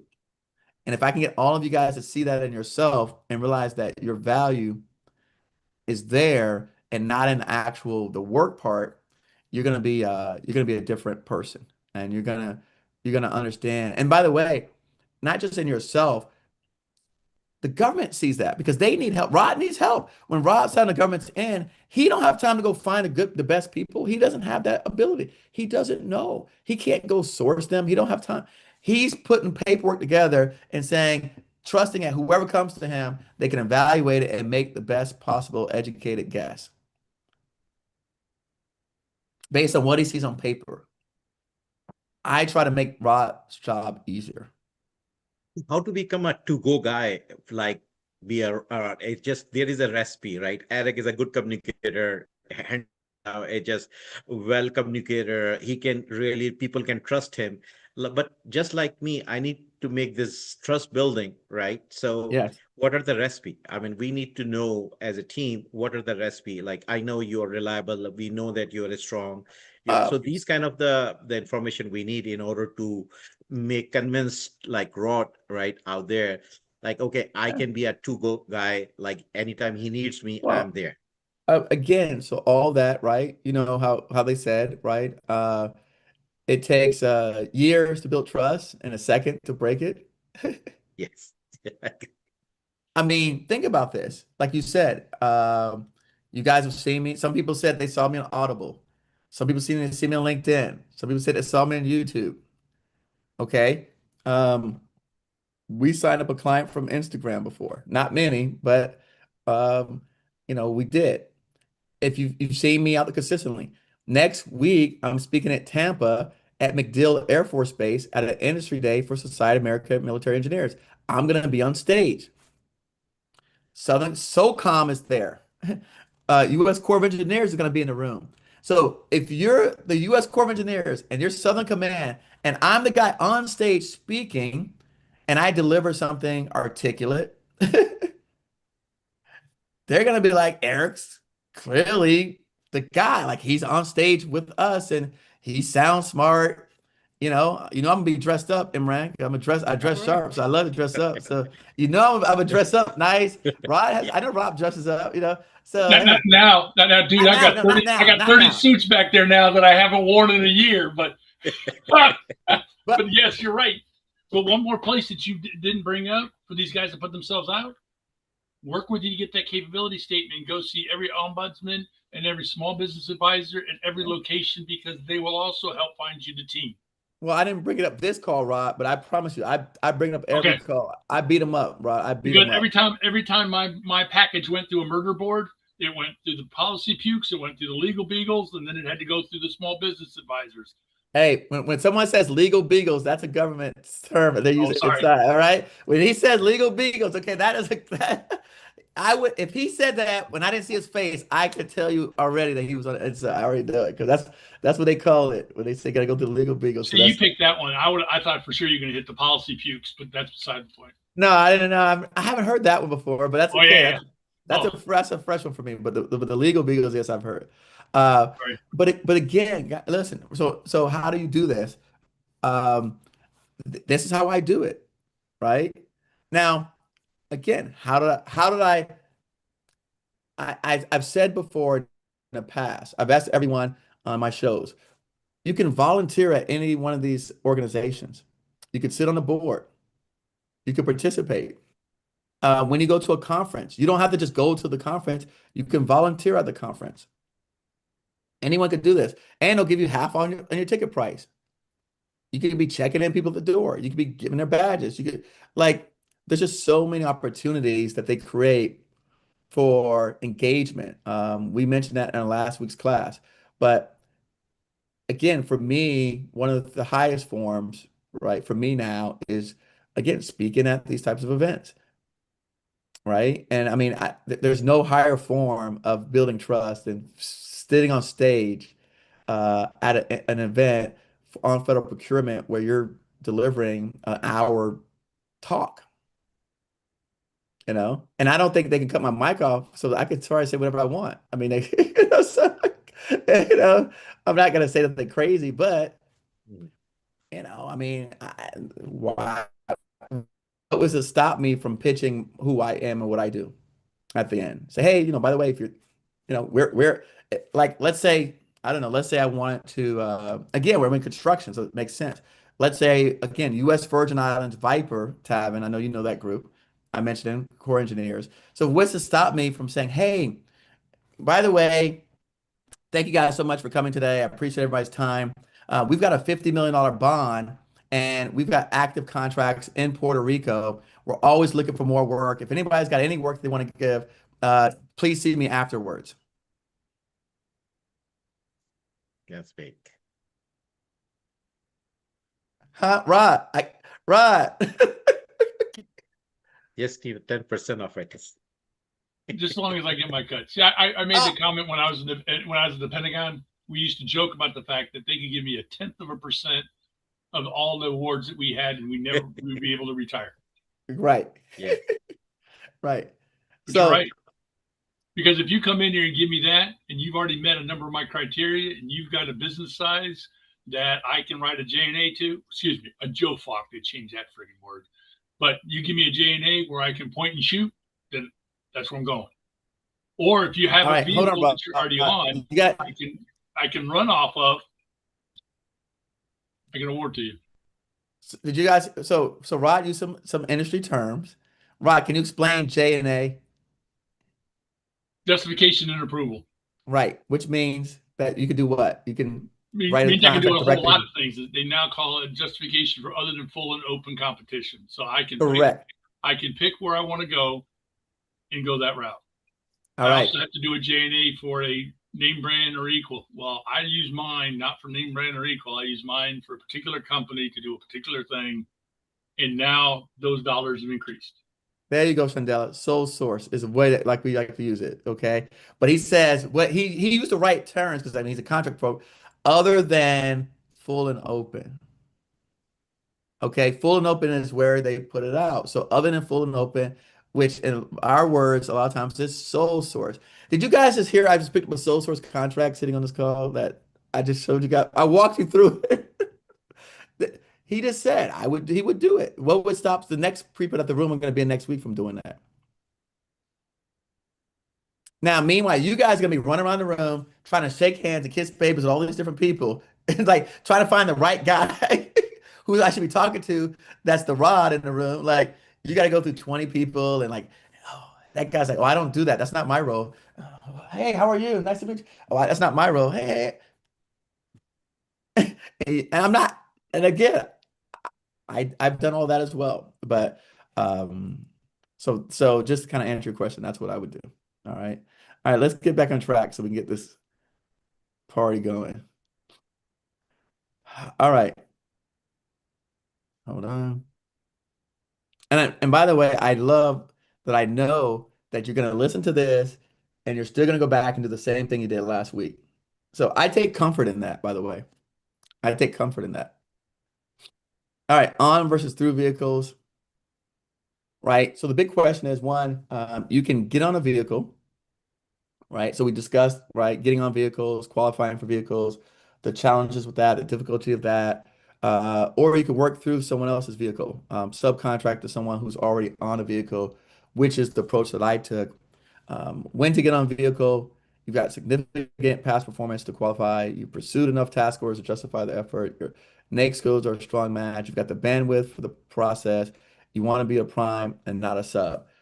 Again, I think at this point now, we all know what that means in terms of bandwidth, right? It's a lot of things. And again, some of the vehicles that we're talking about are the GSA big ones.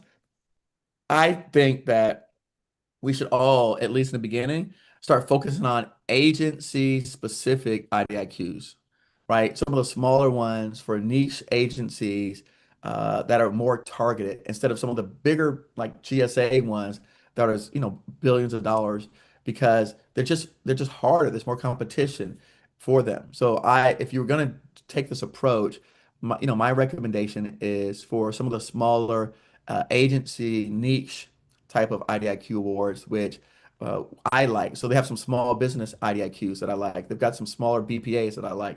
So if you were to do that and you were like, hey, I want to be a prime, Eric, and I don't want to be a sub, which is fine. I don't really care. I would focus in on some of the specific agency ones, but I would not throw out the fact that still building past performance by working through other people. The VO application may be closed or it's too competitive. You want to test the market for making an investment. I think that's probably the biggest thing, right? Testing the market before making an investment. I know people that have spent the same, all this money to get on these vehicles, and then they still don't get any work or they don't get any projects, or because you still have to bid the task orders. And so that's another process as well. So you know, it's almost, again, going back to self-assessment, it behooves you to know what you can and can't do. Because none of us can bid all the work. There's too much money, too many contracts. If you just coming on now, I mentioned before, and I just learned this from Tracy, who was the former head of GSA who just left, that the government actually puts out over $100 million in contracts, is the number I heard her say. And GSA puts out over 1 million contracts a year, million contracts, not dollars, contracts. So, I mean, think about 1 million contracts. That's what, 90,000 a month. I mean, that's just it's 900, yeah, 90,000 a month. So, I mean, that's just a huge, huge, huge number. None of us can even manage. I don't care how big your team are. Subcontracting margins work for your business. You've got strong prime relationships, right? That's what helped me. Having relationships with that prime in my specific area, I was the go-to guy. And with that alone, I was able to eat. And so again, I just decided that for me, I wanted something bigger for myself, but that's what it took. Subcontracting, the reality, again, primes, they're obviously, if you're subcontracting, especially FTEs, they're going to mark up your numbers. So, they're going to be taking a cut of what you're charging. I mean, there's different ways to look at this, but again, if you can't make money, the bottom line of this slide is don't do the work. Okay. So I'm not a fan of signing up for contract vehicles and IDIQs where you're subbing to a prime and you can't make money. I've had 2 or 3 people do that. They've came back to me and said, Eric, this is the biggest revenue of my business, but I'm losing the most money on. So again, one of the things that I was taught in my entrepreneurs program, revenues, vanity, profits are sanity, and cash is king. Keep that in mind. Keep it to heart. All right. I'm going to say it again. So revenues, vanity, right? Profit, sanity, cash is king. So just keep that in mind because I know some people say, well, Eric, I'm going to do this to get past performance. I still do not want to lose money to get past performance. So that to me is not a smart business decision. That's not what Warren Buffett says. I don't ever remember Steve Jobs saying that. The only people I hear say that they lose money to get past performance are people that have businesses that are driven by VC, venture capital dollars, or private equity money. Those people can take it because they're playing with somebody, they're playing a different game than us, and they're playing with other people's money. We as small businesses, micro businesses, solopreneurs, we can't play the same games. I met a company, one of these IDIQs that we're chasing, that they bid the seed project at a loss so they can get on the vehicle. And for those of you who don't know, a seed project is on IDIQs, it is like the test project, at least in construction, that you determine your pricing on. And they bid it and they took a loss, several $100,000 so that they could win. You do not have to win the seed project to get on this vehicle. That is not a requirement. You just have to be competitive amongst the other bidders. But that is not a requirement to win the seed project to get put on the IDIQ. So again, it's not something I recommend. How to approach primes, right? Again, do your research first. And we're going to talk about how we help you do some of that. Know their wins, know their gaps and capabilities, know what task orders they're going after. I got a friend of mine whose whole strategy is he goes in with primes after these contracts. And that's because he knows the people at that prime level who's in charge and whose responsibility specifically is to go after the type of work that he wants. What I say by that is that there are people, when you take, for example, large businesses, there are divisions in large business who handle certain types of scopes. And he works with the people who run the division that handles the type of scope that he goes after, the work that he pursues. So he literally knows the head of that person who's the head of that division, and then they go after the scope together. And he says, if I call them and they say they're not bidding it, he doesn't bid with them.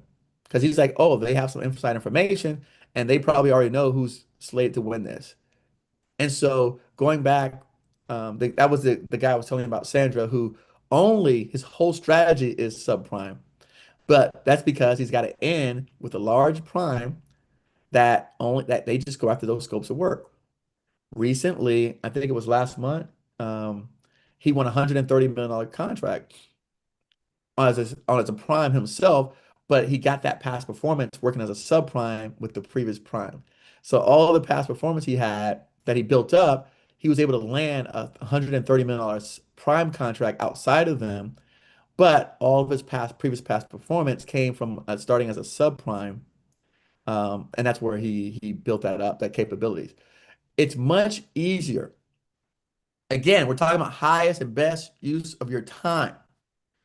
It's much easier, in my opinion, to become friends with someone at a prime level who's in charge of going after the type of contracts that you want, to then work with him to go after those projects, because they've got to do a subcontracting plan. Then for you to bid. The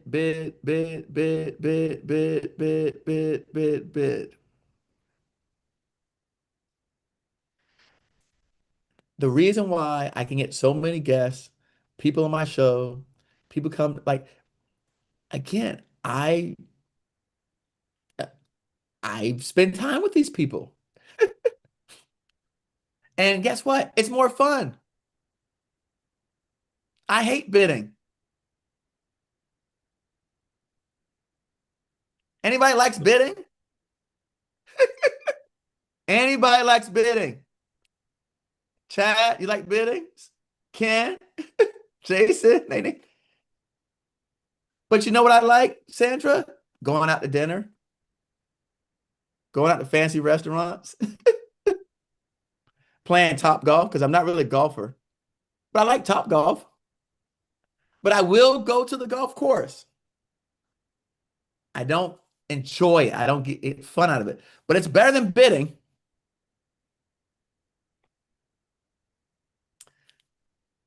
I like that. If we were just to change our minds and say, this crazy guy, Eric, might be onto something.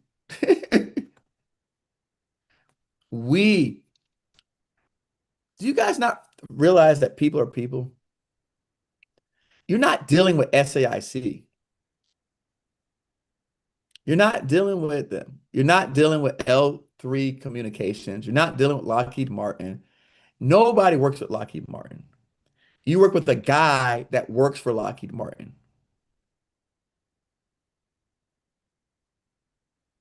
I work with Lockheed. No, you don't. You don't work with Lockheed Martin. Okay, Lockheed Martin don't even know all the people that work at Lockheed Martin. I mean, maybe the accounting guy has all the information in a database somewhere. I can't even keep up with my own email list, and I'm just a small YouTuber. And again, my email list is vast in nature.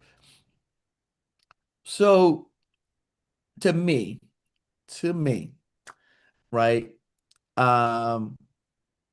If I were you and I was sitting in your seat and I was starting over again, and by the way, I do this right now, but I would, again, you see Rod's here. Rod doesn't have to be here. Rod's here.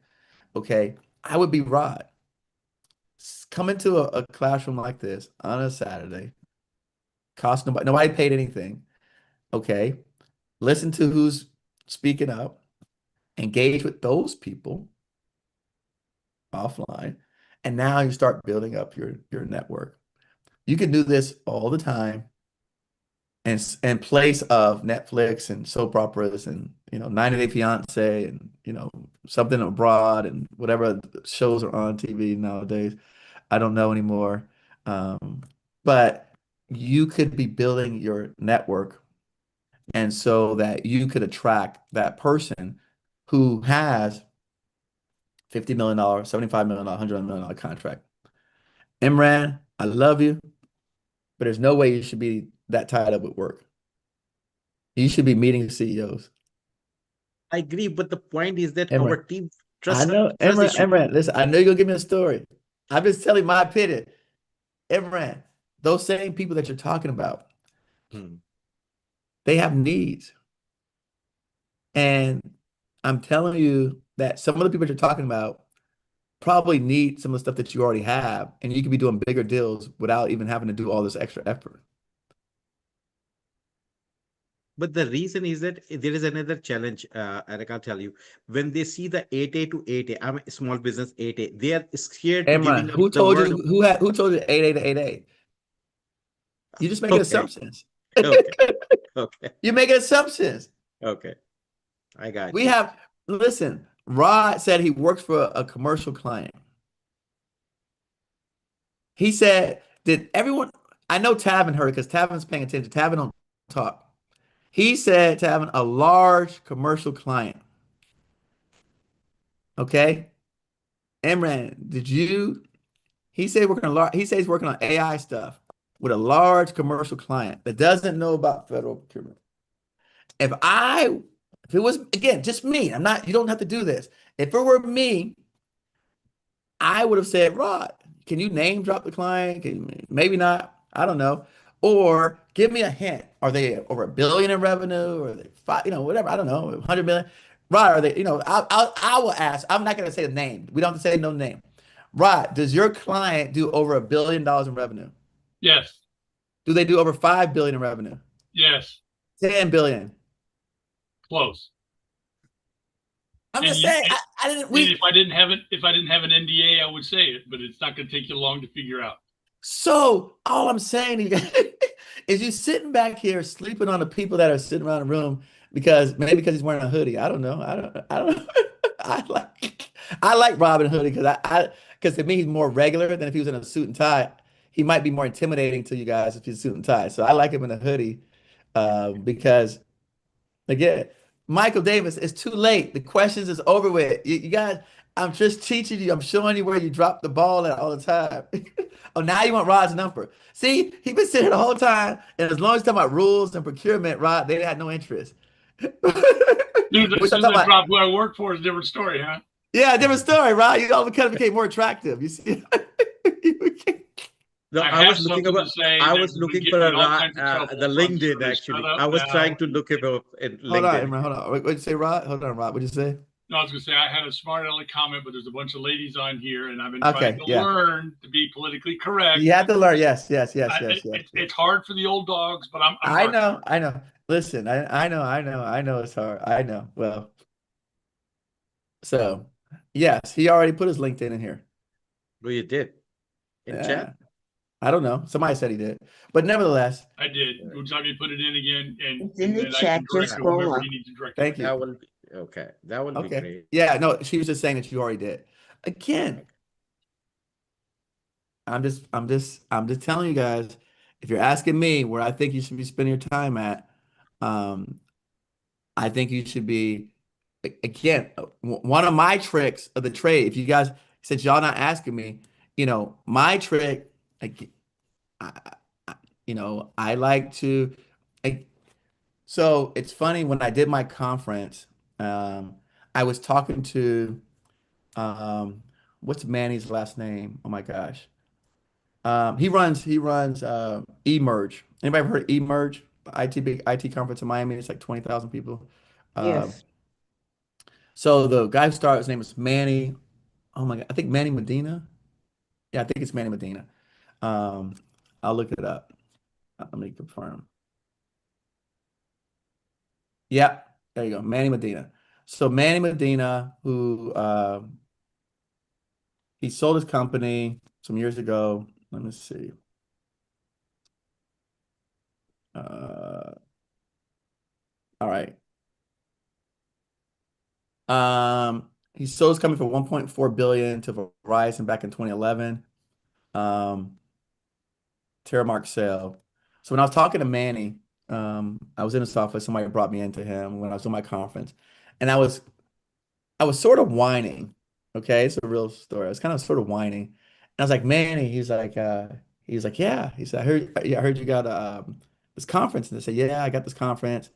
I'll show you real quick. So this is Manny. Again, he said we made about 83 million on the payout, the acquisition here. So I'm in his office in Coral Gables, and I'm like sort of whining about the conference. And I'm like, Manny, I did this conference last year and I lost money. And Manny said, you didn't lose any money. He was like, dude, you just made an investment in yourself. And like, I think my first conference was like 50 or 60 grand. And he's like, no, you just made an investment in yourself.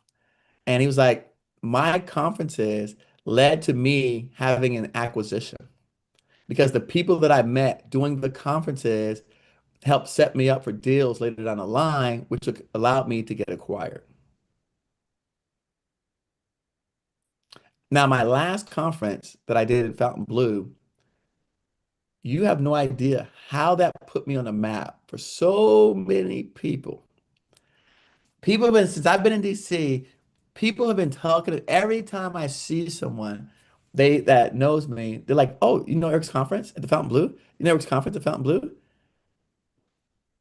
I literally had someone that was running his own event here in DC, and he said, that guy, who he was the biggest guy here, and I can tell you, elasticity. If you look up elasticity, they're about $1 billion. And he said to someone, he said, no, that guy knows how to throw an event. He throws good events.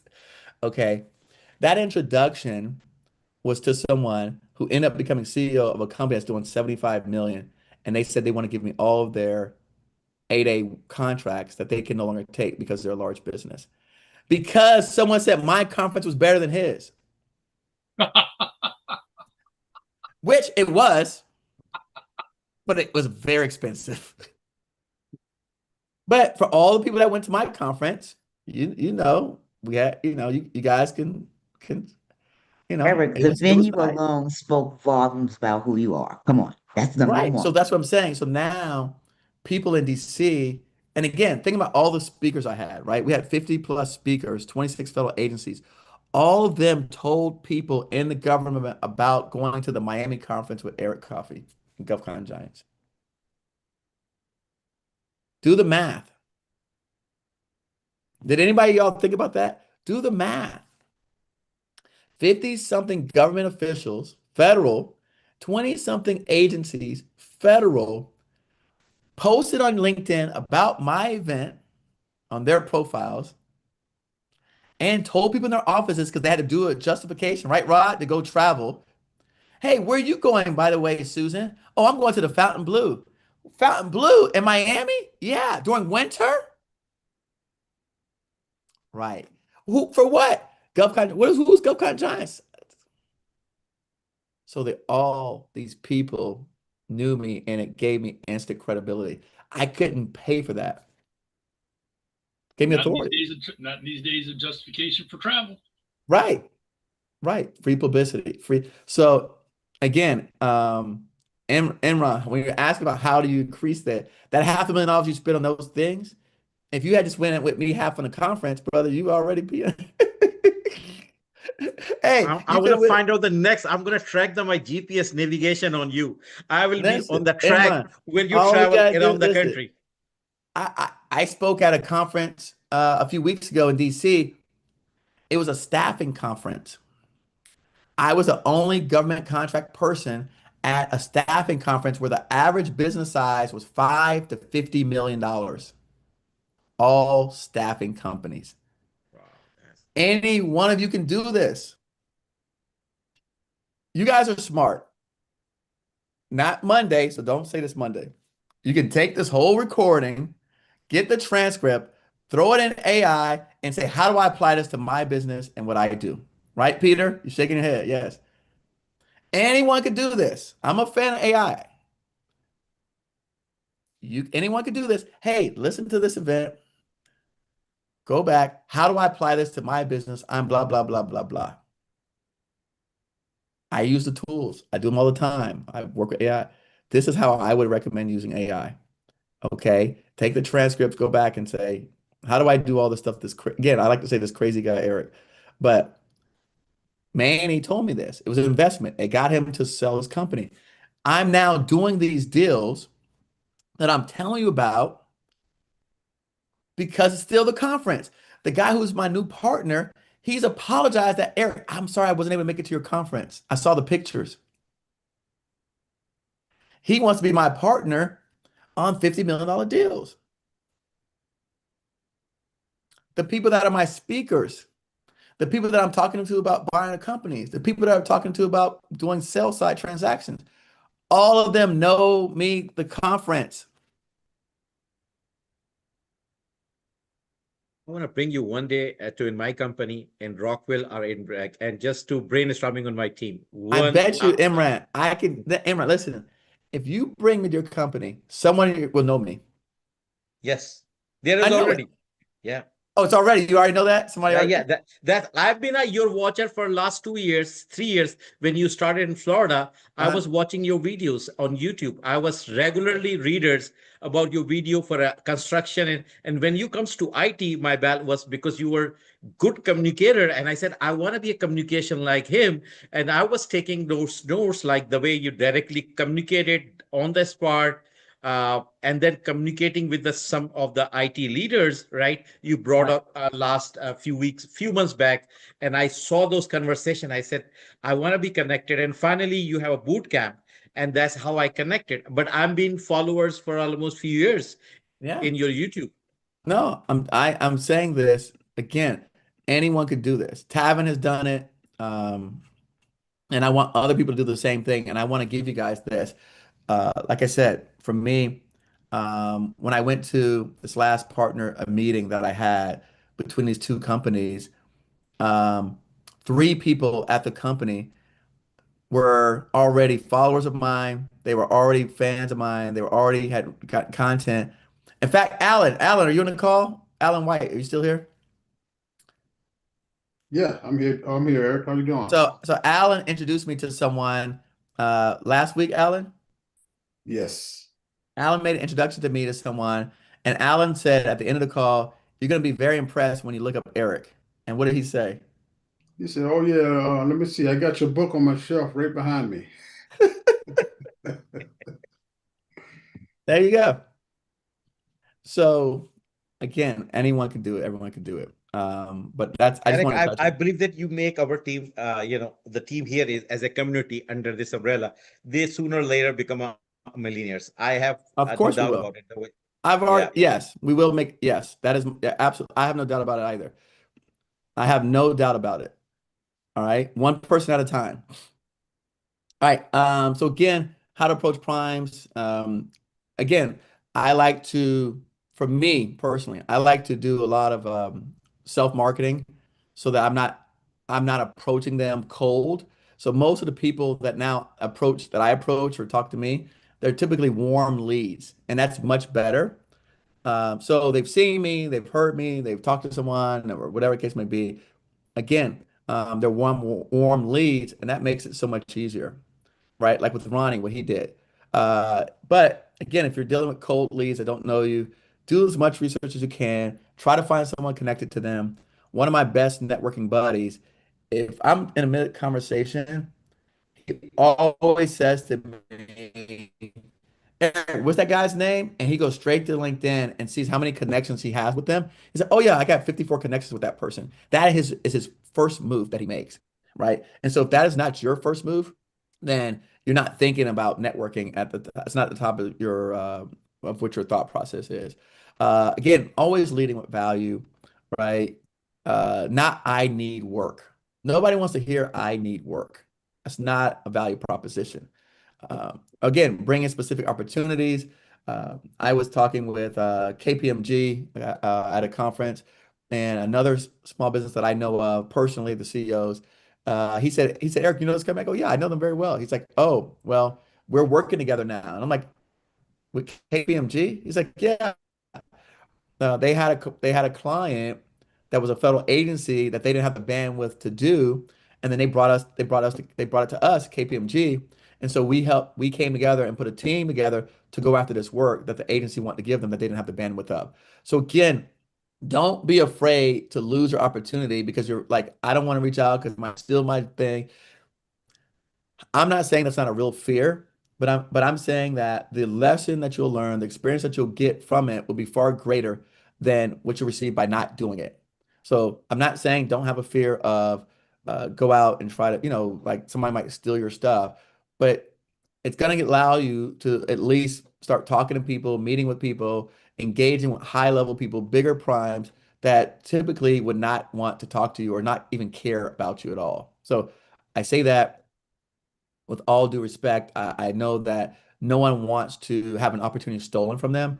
I mean, I've had it happen to me, but I still, again, all the successful billionaires that I know, they literally, again, something happens, they just keep moving, and it's like, okay, fine, we move on to the next thing.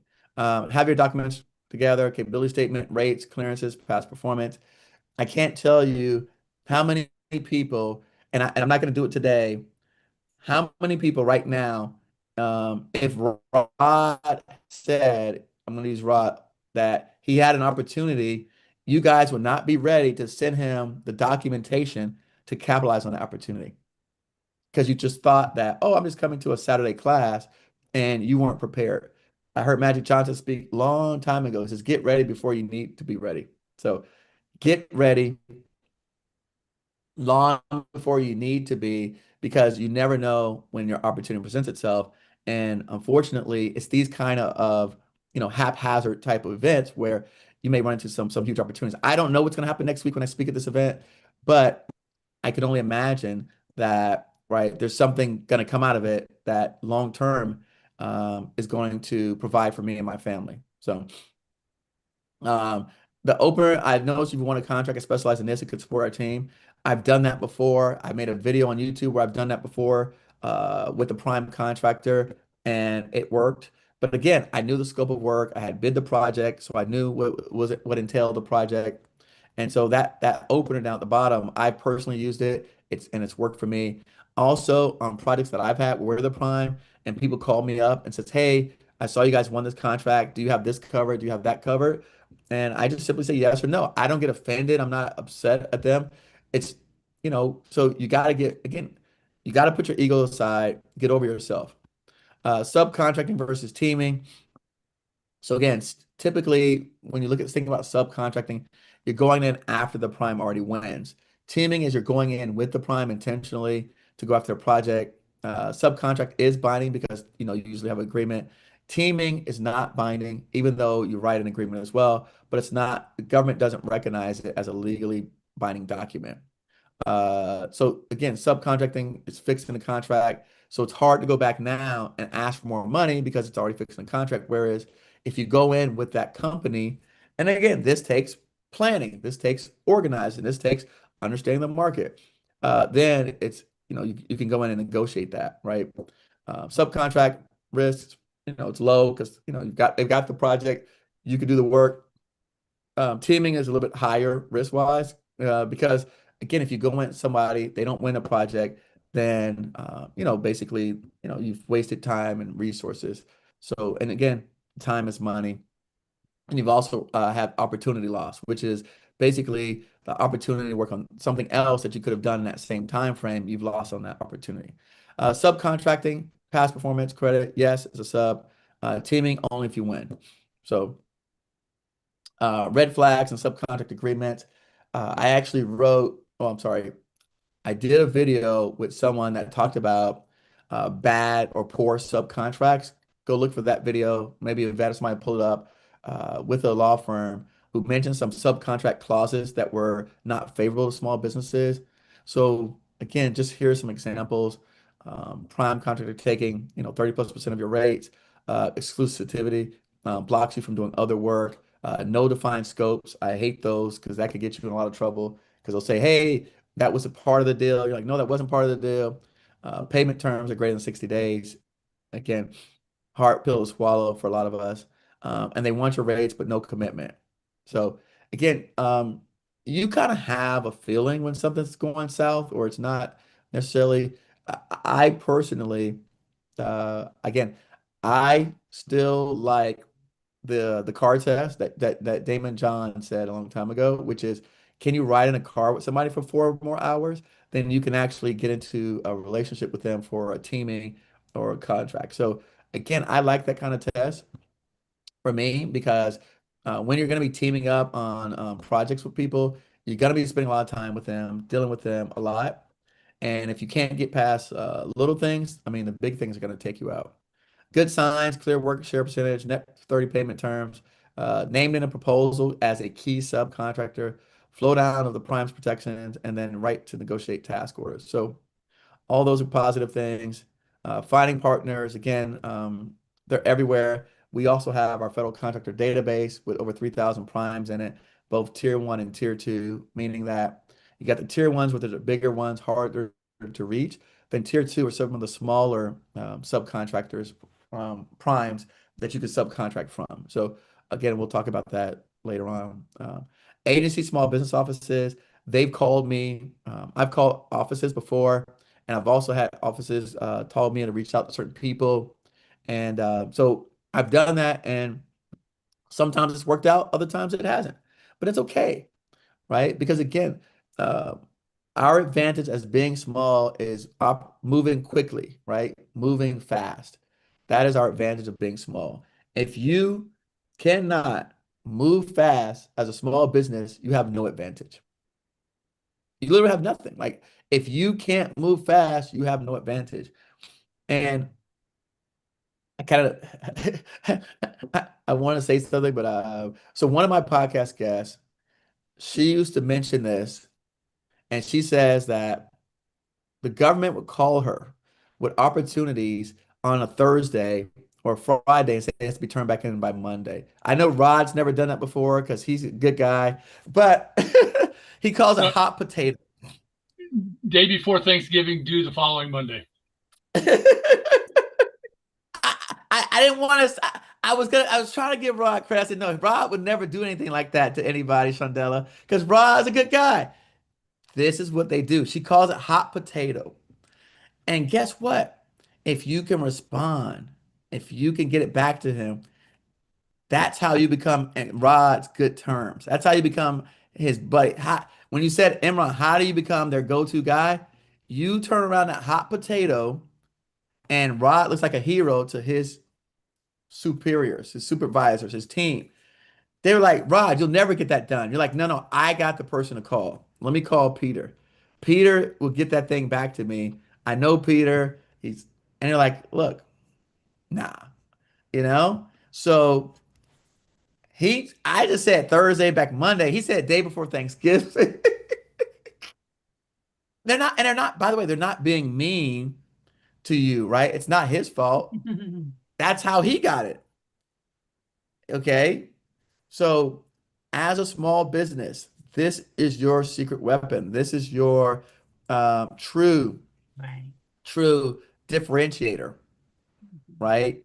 Honestly, like, your differentiator is speed. Now, the company that Rod's working for said it takes 6 weeks to get pricing. They could never do that. But where I went to get that sub, or where I went to get that small, was my small business advisor or my ombudsman for competition advocate. There you go. So if I didn't know you personally and they did, I came with a requirement, they would sit there and say, hey, I've got ABC here. And again, going back to your rule of two, I'm going to spin it a different way. Is that if I put out 3 requests for that hot potato and only 1 comes in, I have a competitive action. The other 2 decided not to bid. Ooh. That Rod just taught us something.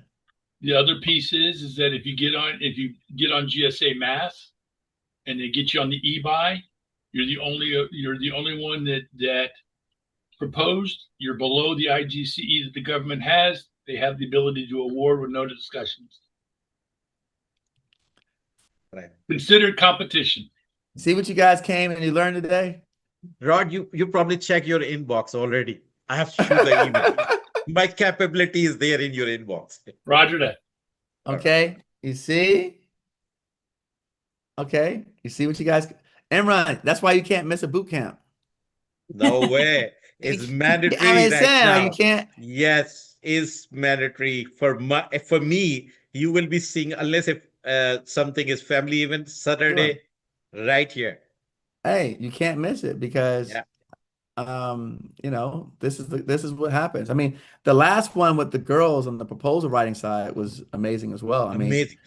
I learned actually so much, and I'm actually sharing it Still, the problem is that in our we are still, the technical writers. If we are giving a writing of a technical to the company, they charge $5,000 to $8,000 for a proposal. So if I don't have a networking with the contract, we really don't shoot into the dark, otherwise the money will drain. So what they do, our team, they want to keep busy. So they said, oh, GSS, there is a new pop-up is coming. It looks good. They communicated through the email. They're still writing their response. But with that information, it really helps right now.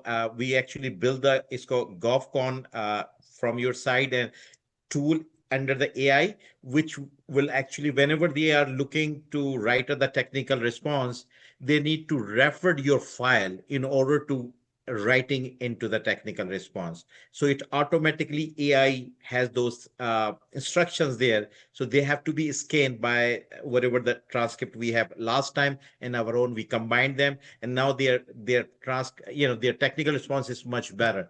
We do a lot of mistake grammatically, and some of the, we keep writing up the large text because the AI is using it large text. So I think it made a lot of fixed our response prior to that, what we were submitting in for last 4 or 5 years. And honestly, this last year, whole RFI response, my company did within every month, we do about 60 to 70 response. I have a designated lady. The only job she have, she look as SAM.gov, GSMS. So she does write 20 to 30 RFIs response every month.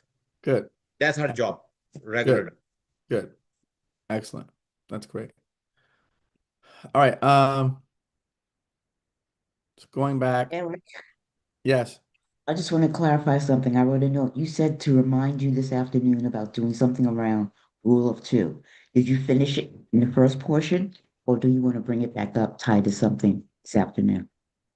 No, I think we went into rule 2. We expand on it later. Like we just doubled down back on it. And thank you. Hey, All right. Eric, one of the things that may have just come up that you might on your slide there, USA spending, I believe they have now rolled it into SAM. FPDS they did. FPDS. Okay. Yes, they did. Yep. FPDS they did. Yeah. Yeah. No, Rod. Yeah. Everyone last week was complaining about that because now they want to do these ad hoc reports. So I'm working on a solution for that now because it's. Did you also see now that under the last administration, and this one has taken it, that GSA is now going to be the location for all forecasting for the next 3 to 5 years? I did not see that. I haven't seen that one DOD is yet. supposed to come in under FY27, but all civilians and non-DOD are supposed to be in by the end of FY26. Oh, wow. I didn't see that. So instead of you going to each individual, when you were talking about finding opportunities, especially when they're 2 and 3 years out, some people don't I think that might be a good thing if they can pull it off. If it's in one spot, then we can go in and look. I mean, it used to be under acquisition.gov, correct, but it still was only limited agencies or offices that chose to put it there. So my understanding is I still have buddies high up in GSA. That was another place that I worked. If you don't like contracting, send somebody to GSA to do GSA contracting. Yeah, but Rod, they usually keeping everything on their website, like Social Security, right? And I track them 6 months, 1 year to trying to connect with the program manager and everything. I think it's going to be a tough call if they are bringing everything to SAM.gov, unless they have provided APIs to Eric and he can do all the AI communication and we got a one pager right there. I mean, that's something we need to figure out, Yeah. Well, if they put on a GSA, I like GSA because GSA does have good APIs. So I do like that. But we'll see what happens. So I was working on getting one particular SIN put on. Let's put it this way: this company doesn't have a mass, so they're working on a mass now, and sat in on that. And that's when they were brought up saying that, hey, this administration is looking to bring everything to GSA. Now, I'm in the IT world, but the long and the short is that they're trying to get everything under SAM, and they're giving that all to GSA. So that's just a one-stop shop. Love it. Okay. All right. Sounds good. All right. It looks like we were, this is good. This is good stuff. Hold on. Let me keep sharing. All right. Team agreement essentials. Again, scope of work share, rates, exclusivity. I know that this may seem like a very basic slide, but I can't tell you how many small businesses that I talk to that do not have defined scopes of work. They have not agreed on any type of work share, right? And so um, a lot of times we're just so excited to work with someone. We're like, oh my gosh, we're so excited. They want to work with us. And they haven't done any of these things. And it behooves me because, again, if you spend any time in this sector, in the space, talking to anyone that's worth their salt, not some of the middleman scammer people, but anybody who's actually done anything of substance, they're going to tell you that these are critical because someone could just basically promise you something, and then at the end of the day, you get nothing. And because they're gonna be like, no, go back to look at our agreement. Like there was no scope in there, there was no work share, we didn't agree upon anything. And you're like, well, I you know. So again, even though the team agreement itself is not binding, at least we know that we're on the same page and we're going the same direction. You can't, again, you can't hold anybody to anything, but it's much better than having essentially a blank document that doesn't even cover like, hey, how are we going to operate if this were to happen? Because we're all spending resources, whether it's time or money, on this stuff. So at least you want to make sure that if I'm going to do this or spend my time in doing this, that I'm secure, right? Over the next 90 days, right? Let's try to find some vehicles, right?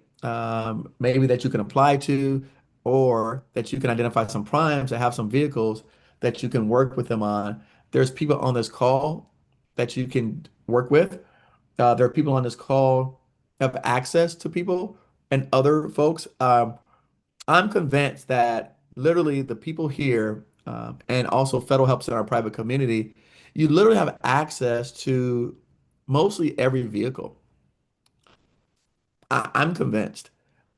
So if you were just to network with the people that were inside of Federal Help Center, inside of our community, and on this call, you literally would have access to every vehicle. Because again, I don't gatekeep, as you guys could see. I introduce my people to you. I bring them on here. I let them talk. It wasn't long ago that we literally were working with SAIC, and they had requirements that we reached out to our community to see if anybody could help them with the requirements. We did a survey. Most of y'all didn't fill out the survey. I already know I'm here, Sandela. I didn't see the survey. I know. I know. I get it. I know. Keela, they didn't see the survey, Keela. I like the D's. That's what I get. I don't know how much more I could do. How much more do I have to get up here and yap in front of everybody? Keela, come on. Because you're on my main screen. That's why I keep calling your day. How much more yapping do I have to do? Okay? If you don't ask, you can finish that sentence. If you don't ask, Richard. If you don't ask, Ken. If you don't ask, Tom. If you don't ask, Chad. If you don't ask, Tavin. If you don't ask, Sandra. If you don't ask, Sylvia. If you don't ask, you know the rest of the sentence. Right? So we had Imran, SIC looking for requirements in cyber, looking for small business partners. We put out a survey on the email list. We had a couple people respond. Now, I didn't write SAC across it because I know when people read those names, they go, oh, I can do it. We wrote, does anybody have this thing, this capability, this requirement, this background, blah, blah, blah, blah. Fill out the survey. We have a large partner that's looking for someone with that. I didn't write SAIC across it. But again, we're making partnerships with people all the time, and we ask for you. We ask on your behalf, hey, do you have anything that any of my small businesses in our community could help with? They're like, oh yeah, in fact, we have this right here where we're looking for partners. Randy Ward was the person in charge of that program. Randy has reached out to you guys numerous of times for different types of requirements. FAA calls us for requirements. Okay. We already did lunch break. I moved some stuff around. All right. So let's talk about task orders. Oh, do we need a break? Let me ask you that. Do we need a break? Hold on. Yes, Let me 10 see. minutes. 10 minutes. Yeah. Okay. We can take 10 minutes because we're wrapping up. 10. All right. We'll take a 10-minute break. We'll come back.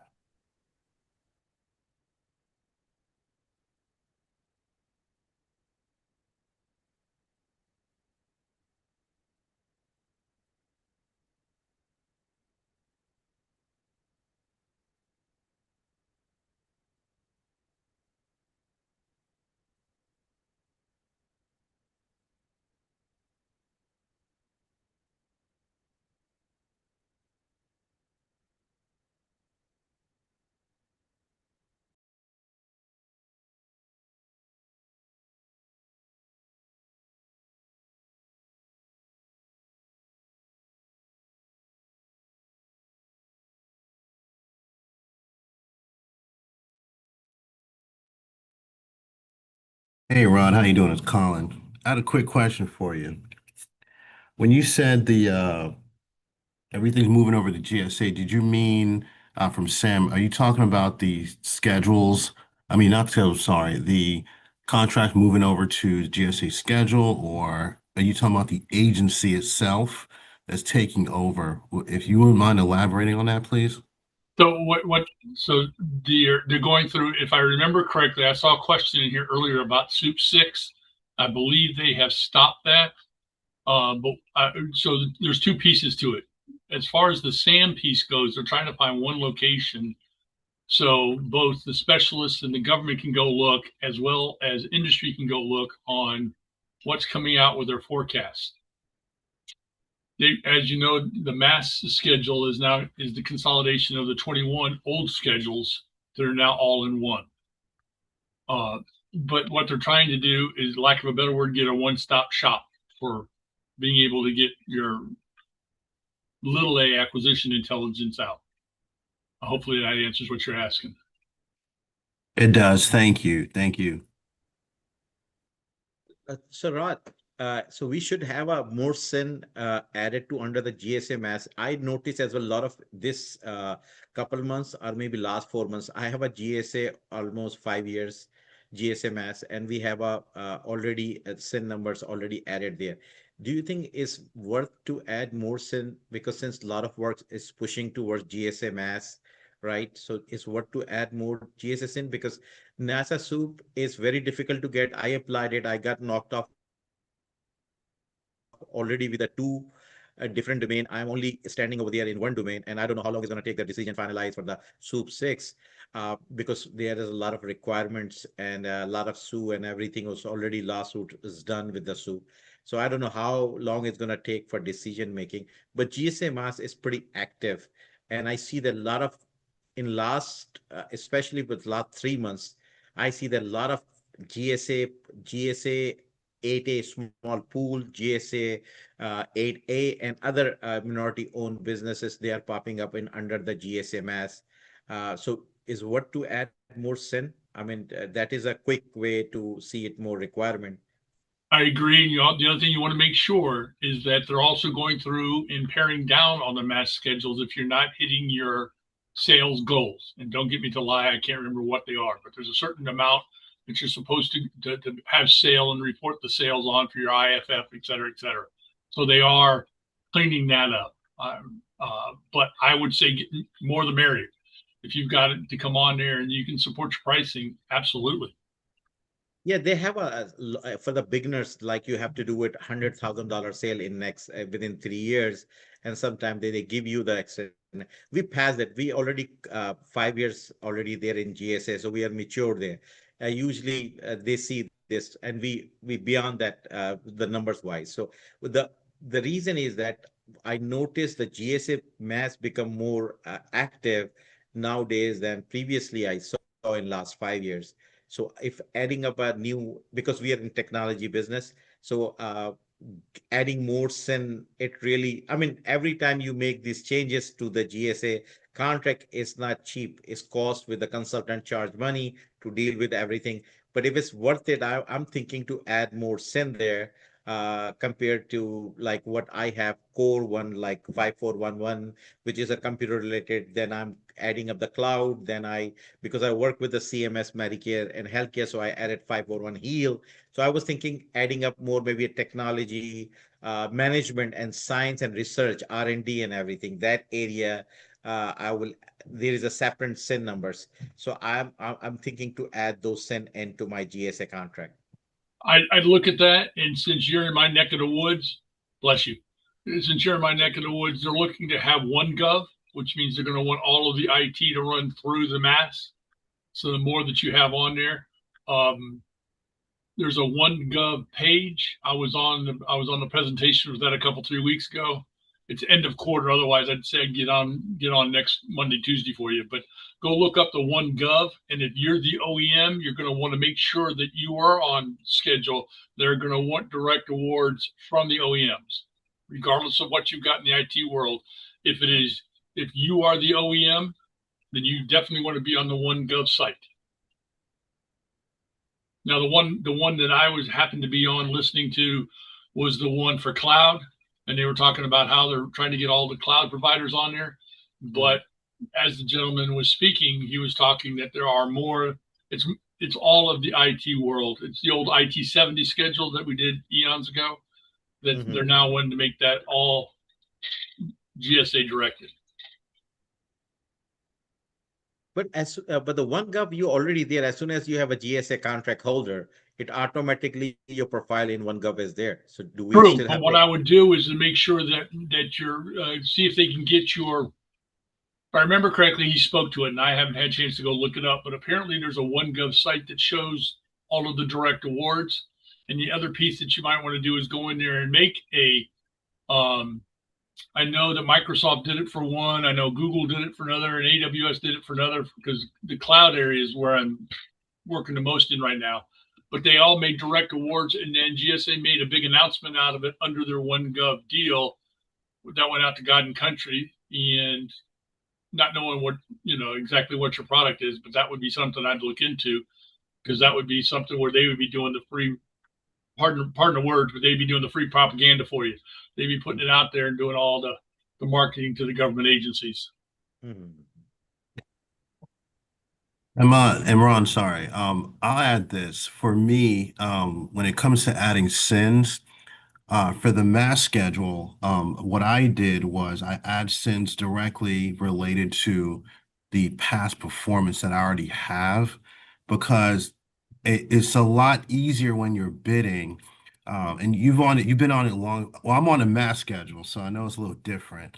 But what I usually tell folks is put what you have past performance in, because it's hard to add numbers. I'm sorry, no. When you're doing a modification, right? And obviously you've done them before, right? So they'll ask for, if you remember in EMA, they'll ask for like past performance. That whole cycle is a whole headache, right?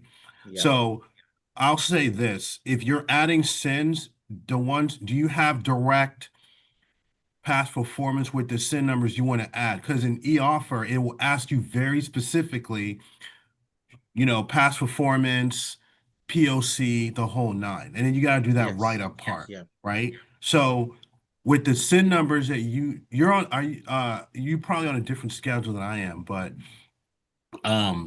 do you have that past performance to add in relation to the SIN number? Yes, I do. I do have that SIN number. That's the reason, because No, the past performance, not the SIN number.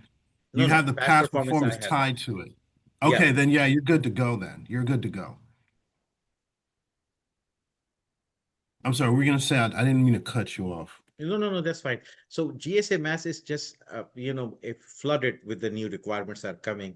And I see that and I see that, if I want to add more SIN, so I can cover, because I'm only covering few, right? Maybe a help desk, and there is some other SIN, which is, I see it like in 2025, they awarded more money than the SIN I have. So I was thinking, if I add more SIN, I can see more procurements in my GSMS, and I can start bidding it.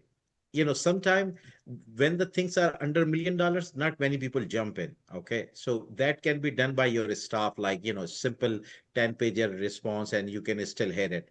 But if it goes beyond $1 million to $3 million, then you really have to put executive and all the technical 9 yards. Yes. But under $1 million, I was thinking, I don't want to miss those opportunities. I have a lot of people who are willing to take that work, either subcontractors. If I can able to add those SIN, so I can still make, that work. I mean, that sounds like a plan to me. Now, don't get me wrong. When I don't know I have to update myself on the most recent GSA, because I got on it in 2023, so it is very different now. In January, they did change the requirements quite drastically. So I'll have to familiarize myself with the new way of doing it. What I usually, when people ask me now, I'll tell them, if you want to get on mass, like, you do have to have prime past performance. It's not, GSA is not for mass, is not for subs. It's just not going to work. They want to know, can you prime a contract, right? Yep. Also, for me, the way I look at it now is that, and they're pretty strict about it. I've had some folks I know who got denied. When he jumped in, It happened to me as well, twice. And he was threatening me. The contract officer said, I'm going to cancel. It's like, so I tried to do it myself and with my team. And there's some of the documentation was the large files. And we didn't know that, the process, there is a SIP area where you need to upload the documentation. And we made a mistake, right? So yeah, the SIP area, you get that wrong, that could be an issue, right? Yes. Yeah. But also, guys, check. They've also got the refresh 31 that should be hitting if it hasn't released yet. It's got the CMMC2 requirement now on mass. So there are a number of changes. So 30 and 31 made drastic changes to the mass in the IT world. Oh, just a heads up for you. That's 50,000 plus cost. And it's all Eric's fault that they did that. Oh God, look. Listen, Rod, I did at one point in my life have on my goals list that I wanted to be the director of the SBA. Okay. Crazy man. I said at one point in my life, I had it because I thought I could do more good. But the more that I spend time and I keep living, right, the longer I live, those things start to fade away, right? Those ambitions of serving in political positions and doing good start to dwindle from my thoughts. But I did have that as my goals at one point. Yeah, I had a goal for 2 boys, and I ended up with 1 boy and 3 girls. So so you got to come to a spot where you say, stop. We're not going to go any farther. We're not going to hit that goal. Right. And then it really got bad is when the wife turned around and said, it's not my fault, it's yours. And then I decided to stop and be quiet. Yeah, Rod. Well, I think it is your fault, Rod, because I think the guys make the sex of the exactly. No. She was correct. I couldn't argue with her. I was SOL at that point. Okay. All right. You did well. You did well. Where are you in DC area, Rod? DMV? Dude, I used to live in the DC area. I am outside of Aberdeen. So I don't know where that's at. I'm new. I'm from Florida. Where's Aberdeen? Between Baltimore and Philly. Okay, gotcha. Okay, fair enough. Okay. And by the way, Derek Green says hello. Hey, you see? Now, I'm showing age now. I got him into procurement. So you and I will have to have a discussion later on. All right. Well, hey. And he's the one that hooked me up to you. He turned around and goes, oh man, you got to talk to this guy. Well, his comment was, he knows more than you. I said, okay, I'll have to find out. We have different expertise. That's all. Absolutely do. There's no way for one or the other. We just have different experiences that take us a different way. That's all. Eric, you need to add some of the lifetimers membership on these kind of boot camps, like all year, lifetime memberships, right? That will really help. Yeah. Yeah, we have a lifetime plan, Imran. Yeah. Oh, okay. I did not check that one. Well, I don't know if it's public. I mean, we do have a lifetime plan. I'll talk about it. Yeah, we have a monthly plan, annual, and then we have a lifetime plan. Yeah. So I think the annuals, the lifetime, I think it's like 3K or something, Imran. But yeah, that's perfectly. One of the things I want to give to you that I am finding is that since this administration has come in, all of the graybeards have left your contracting shops. Yeah. And everybody is a newbie coming in. The government was never good in making sure, because when I got in 82, I was told that in 2000 I was going to be in a minority. Eric, when I walked in, all I could see were white males. Right. I got to 2000 and I was one of the few white males left. Right. So, but in those 18 years, 4 people came in behind me. So when the guys that were ahead of me retired, they did not have any backup. So you're not kidding about going in. And the other thing that I tell my current client is help them with the easy button. And we as small business owners, we're the easy button. So if we can come in and say what it is, makes their life a whole boatload easier because they don't know. No, Rod, so what Rod's saying, and I've experienced as well, is when you're going to contracting shops now, we're seeing a lot of interns. Like, I see a lot of interns, right, Imran? I agree with you. And there are a lot of force. My director, I was doing for US Air Force project for in the base in Dayton, Ohio. She's been there for 42 years, right after the high school. Yeah. And she was there and she was an IT director and she got forced retirement. And she said, I will be getting paid. And my contract was in the middle because I was working. I was expecting more work. And she said, Imran, I got to run because, I got my package. I want to have my life.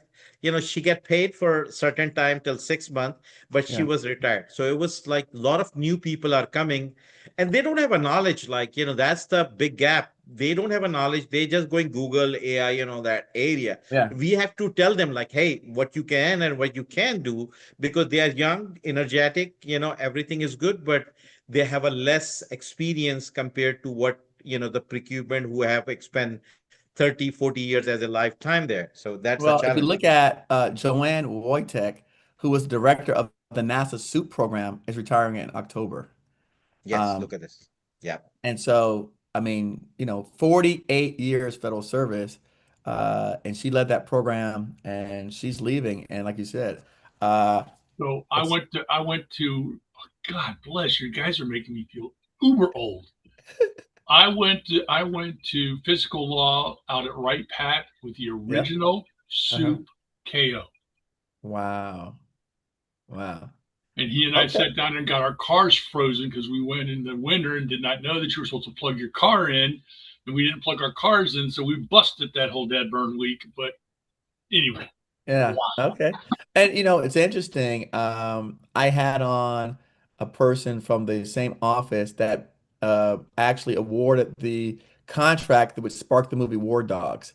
So so the lady that was on my podcast was actually in the same contract shop at the time where they gave out that contract that was the basis for the movie War Dogs to those kids that didn't deserve it.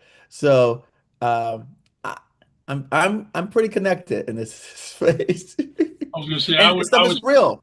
I was part of the ones that did the Microsoft over Lotus award to DoD. Oh, well, see, Rod, you can't. I can't top you. It's not going to happen. I'm not going to be able to top you. By the way, you need anything? They've got my information.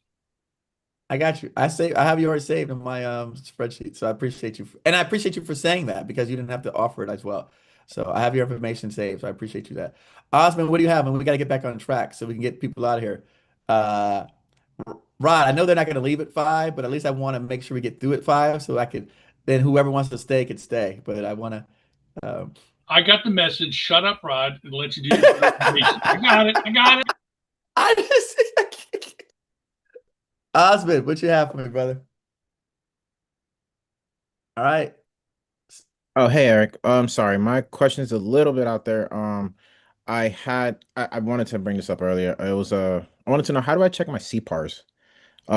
Because I had a pretty unique scenario that came up, and I was told by my Apex that somehow I'm supposed to provide some type of report. Basically, I got a debrief from a failed contract, and he told me that the third party that they were using to evaluate me was incorrectly saying that I had a termination for cause. Okay. I do not have one at all, and that was a factor in their determination. But now I don't know how to give that said complaint to CPARs to tell them, hey, I contacted the original contract officer. I contacted my Apex, every single body involved, but I don't know what to do now as far as getting that changed. Right. You got thoughts on that? Send me his information. And which organization were you supporting? And for that one, that was for USDA, the original the original organization that they claimed that termination for cause was. I even have the document saying that. Right, but which organization was it that gave you said it, that you found it? So USDA is the bad CPARs? No, USDA is the okay. So a third party vendor called, I think, Fed Data Check. I know, but where's the bad CPARs with? Who do they claim that it's with? With USDA. That's what I'm saying. Yeah. Okay. All right. Did you see my information in the chat? I did, but it was so much stuff I done grabbed in the chat. All right. Well, it's still in the chat. The chat hasn't disappeared. Okay. Hit me offline. Mhm. That my client is dealing with USDA. I will make some phone calls for you to find out who's who in the zoo for you to go to. That should not be there. Matter of fact, the other piece is that you should have copies of all your CPARs, because you should have a shnikes, what do they call it? Government will put together their CPARs. You as a contractor, or we as a contractor, have an opportunity to review it and rebut. So you should have copies of that and who's who. And then the last, they should have one. Did you completed the contract on time, correct? Yeah. Okay, then you should have an exit CPARs also that should be done within the government's slow these days, I ain't gonna lie, but that should be done within 6 months of your completion. You should have an exit CPARs, and they should have given you a copy of that. But send me your info. I will reach out to the KO I know over at USDA and ask a question for you. Okay. All right. Sorry, I can't put my camera on. My Mac has been broken for a while. I just ordered a new one, so my Eric. Osman, don't start with that. All right, I'll reach out to you, Rod. All right, thanks, Osman. All right, Thank brother. All right, guys. All right. Hold on, where was I at? All right, let me get back on track. All right. Let's get this party going. All right. All right. So task orders are different from RFQs. Typically, they're shorter in time frame. They're limited to only the vehicle holders. And if your IDIQ had rates in there, they typically use the vehicle rates that were pre-negotiated. And then they're often much smaller in terms of the overall package than RFP or RFQ. What's interesting about the rates is I've had two of my students that signed up for a contract vehicle. They negotiated the rates and they both were losing money. And then when it went back to the government and say, hey, can I change these rates? They told them, one of them told them no, they could not, because that's what rates have been approved. And so they were stuck losing money for the entirety of the contract. And then the other one said, yeah, they gave an opportunity to go back and change the rates. And we went back in, made some adjustments, and the government accepted those adjustments. And she was able to at least make some money. But just note, just again, giving you, two different stories and two different outcomes. And this goes back to the guy that I was telling you about, that this was his highest revenue grossing line of work or line of business, but they were losing money on the actual contract. So again, I'm not here to tell anybody about pricing. This is not a pricing call, but know your numbers. I mean, that's the best thing I can tell you. Know your numbers, stick to your numbers. I know that as small businesses, we're excited to get contracts. We're excited to have the possibility to work with the government, but nobody wants to actually lose money working, right? We want to lose money doing fun things, not working. So you don't want to pay to lose money. Like that's just not the way that human nature works by default.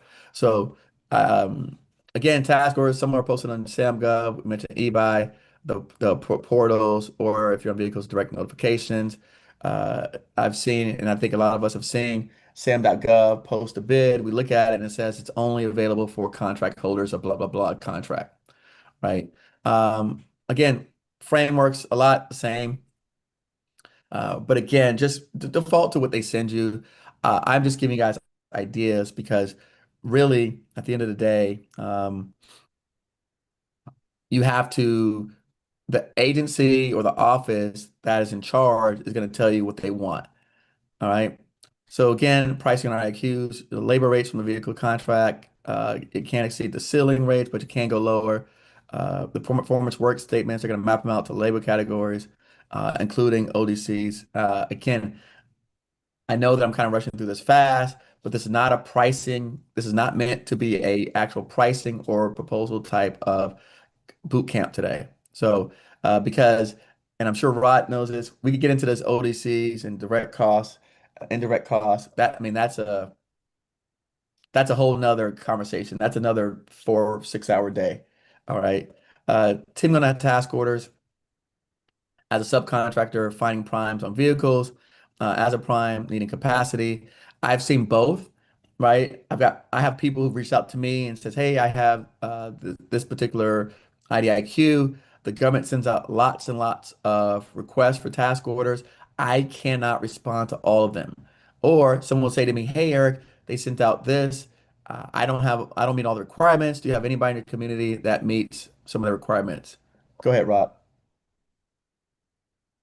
So the big thing on here, what you got here is vastly important now. If you have a vast schedule, they're now saying that you can have a prime and your schedule can be used, so you get the benefit under a CTA. So when you have those teaming agreements now, you know what yours is. Remember, you spoke earlier about what your work share is. Work share, correct. On this particular situation where you've got it on there, let the other guy be the prime. You be the teaming partner where you're not a sub, which means you get all the past performance and the cash flow because they being the prime cannot cut off your pricing. Right. Just an FYI. All right. So you guys remember that we are talking about earlier about getting credit for doing this stuff. So that's a little bit about that's the gist of what he's saying, right? We get credit, we don't get cut out of the deal. We've got definitive work share that we've established, right? So again, building past performance, you're learning the process. I can't, I'm telling you, listen, a lot of so we have something, let me see if I can pull it up real quick.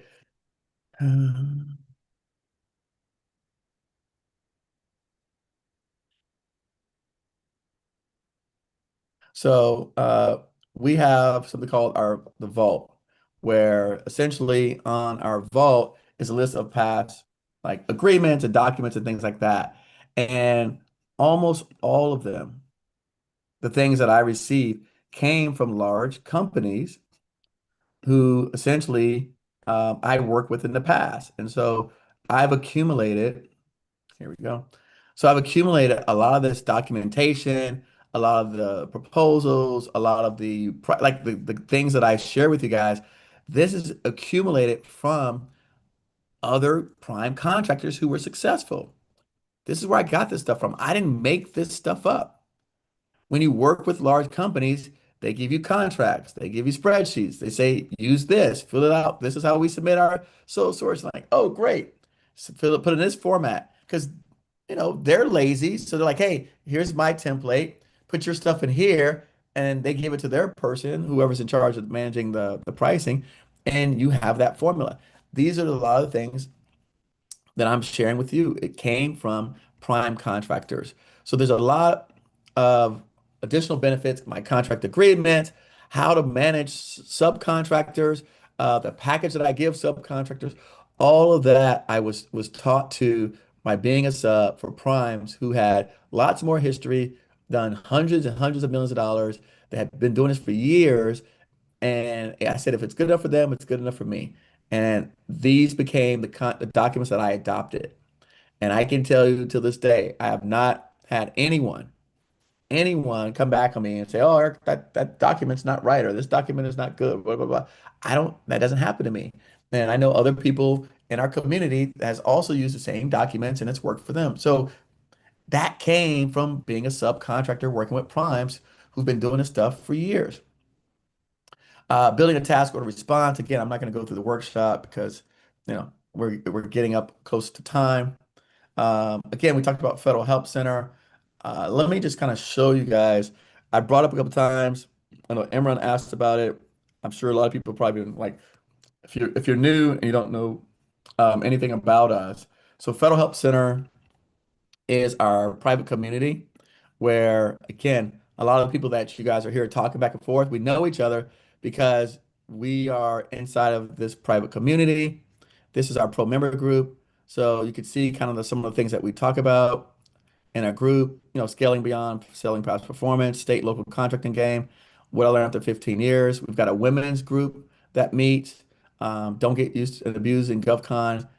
So that's some of the chats. And let's go to some of the past events. So for example, we've got other coaches and other speakers that are on there that are teaching, that are training, that are giving you information, that are connected, that have been successful. So essentially bring on coaches and we're teaching every single day some subject, right? We're having webinars, at least 1 hour webinars daily on some subject, right? So David Ramajan yesterday spoke about joint ventures, partnering and teaming. David Ramajan was also a successful 8A graduate. Andre, again, building a lasting presence in federal space.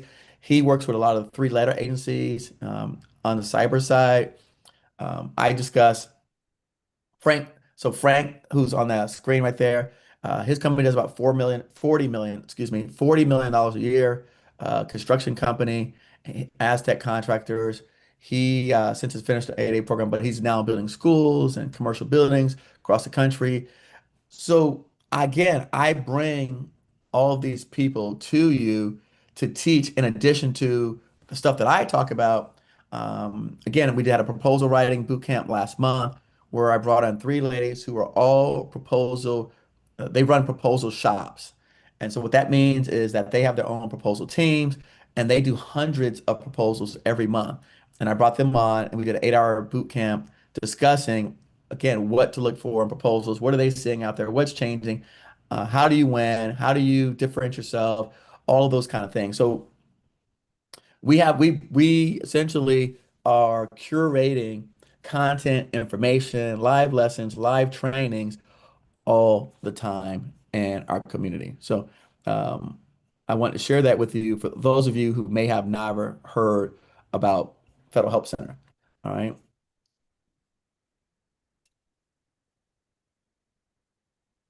So one of the things that, and this is recent, right? I started working on helping to make this process easier for all of us. And so I started working on building out some tools to help us in support of this. Yes, I'm an engineer, but I realized like a lot of us are not tech savvy. And it's funny, Rod, when I talked about, I'm a FPDS fan. I love FPDS. But when I talked about putting into CSVA files and making pivot tables, a lot of people didn't really like that. And so they didn't see the fun in making pivot tables in Excel. And, so one of the things that I've been working on with some of our tools is we've created some database, and I'll give you guys a demo of them. But one of the things that some of our existing members were talking about was how do we get more intelligence on some of these things? How do we get this information coming to us? So for all of you guys, Sylvia, Yvette, yeah, you know who you are. So, I showed you last week where we've started doing some intelligence on expiring contracts. So two things. This is an example of what I've done in terms of filters opportunities, where now we're going to be getting daily alerts from SAM.gov straight to our inbox. So you won't have to go in and learn how to set up searches anymore. But over and above that, so this is an example of something that comes to my inbox. We're going to be looking at expiring contracts and giving intelligence on some of the contracts as well. So we have an expiring contract database that has a list of over 6,000 contracts. And so now what we've done, or what I've done, is we want to start getting more intelligence on that. So to help you with the market research of the incumbent, how to unseat the incumbent, maybe what direction the government's going on based on the National Defense Authorization Act, based on public affiliate like records, like for example, any records that we can find publicly, pain points, priorities from agencies, anything like, for example, what was that company recently that got kicked off the contract because they had a breach of cyber? I forgot which. It was one of those large businesses. They lost their contract because they had a big cyber breach. So things like that, we'll be curating to your inbox, pursuit brief, where we do a deep dive in on a specific contract. So this is design and construction of the shelters, camera systems for the wall contract, Homeland Security, why it's worth pursuing. In fact, I'll show you the actual, let me share with you my actual email so you could see it, right? And let me show you, oh, I can't. My computer crashed earlier today. I had a, let me cancel this. I can't show you the email. I don't want it to crash again. Hold on. All right, if it crashes, just know I was trying to do good by everybody. If it crashes, I hope not. It's already open. Hold on. So I want to show you guys this. And this is, so here's an email that we got. So we're discussing design and construction, new vertical barrier construction lighting equipment project, why it's worth pursuing, $1.7 billion border infrastructure contract. The incumbent is Fisher Sand and Gravel. They're potentially vulnerable due to past performance issues or pricing pressures. The multi-year timeline provides essential revenue through 2028. Technical scope. Working hypothesis, win by streaming superior technical integration of border systems, proven construction delivery, leveraging lessons learned from incumbent challenges and presenting lower risk solution with stronger past performance on similar CBP, DHS vertical barrier construction projects. Priority intelligence, what specific performance issues they face with, what CBP's requirements are, right? Again, first outreach targets, priority 1, 2, 3. Here's your plan. Here's the risk assessment. So we started giving you a more deep dive intelligence on the past contracts, not just information, right? And so again, that's what people ask for, because prior to that, what we were doing was, and it's giving you essentially, and I'll show you guys, right? So right now, what we have is what's called Recompete Tracker. So this has all of the past contract values that are expiring in 2026. That's where I get my $77 trillion value from. 6,000 contracts, 435 NAICS codes, right? The data is refreshed through August 2027. And then you can search by agency, NAICS code, contract value, and it'll list in there the incumbent, when the contracts expire, who has it. And so now what we've done is we've expanded that to give you actual intelligence now on those vehicles. So again, that's something that we did recently. We call them daily briefings. And so I want to show you an example of what they actually look like now coming to your inbox. And by the way, I'm continuing to work on this and improve. So we're just going to get better and better and better. So right now, what happens for you guys, so for all of you who last month, right, start working with some of the tools, we're trying to make it easier process for you guys to get your information so that you can just basically get to the point where you're responding and doing the work, right? So that if you remember earlier today, someone said, hey, I do PMP, but I missed it, right? If you had this alert system set up, right, that wouldn't have happened to you. So that's an example of a soup brief. Then we have our weekly deep dives where we go over like the top 10 opportunities for your area in your particular NAICS code for your small business size. Like this is an example, Pentagon heating refrigeration plant operations maintenance.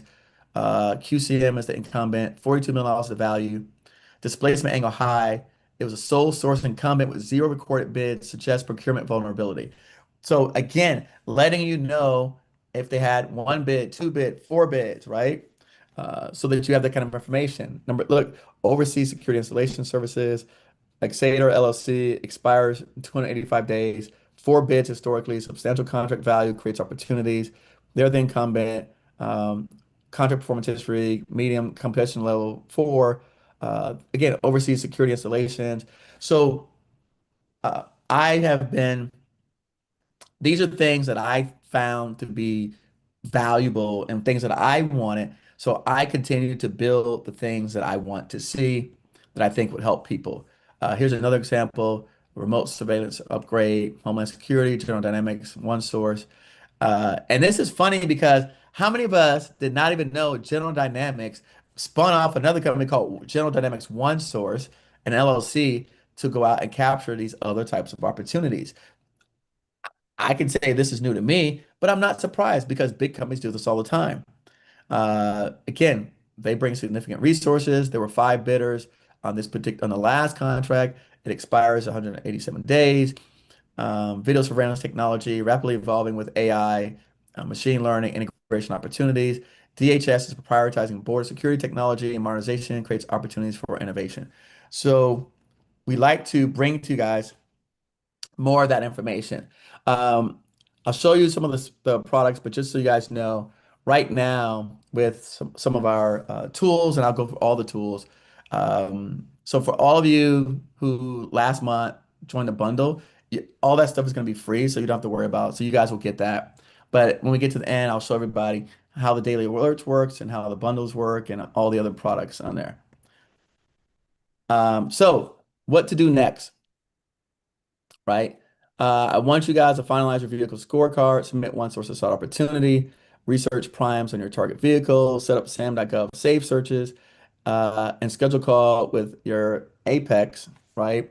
But now you want to talk to them specifically about some of these things that you learned today, right? I think a lot of times, and again, I'm not a fan of Apex, to be honest, but I can't get around them because they're on every freaking SAM.gov solicitation. They're on every freaking webinar, every presentation. Everybody says their name. So I have to say their name just like everybody else. Not that I'm necessarily a big fan, but there are some good ones out here. And again, if you treat everybody like you treat AI and ChatGPT, the better, the more and the better you communicate and have more requests and asks, the better the output is on information that you get. If you go in there broad and general saying, hey, I'm a small business, I'm just getting started, I'm in IT, what should I do first?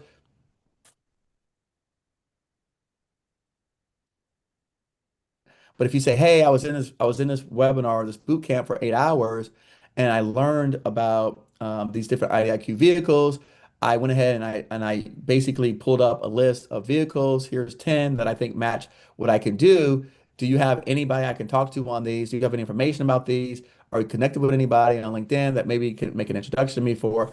It's a different conversation. So for me, again, I think a lot of us, we are asking generic questions, and just like AI, you get generic answers.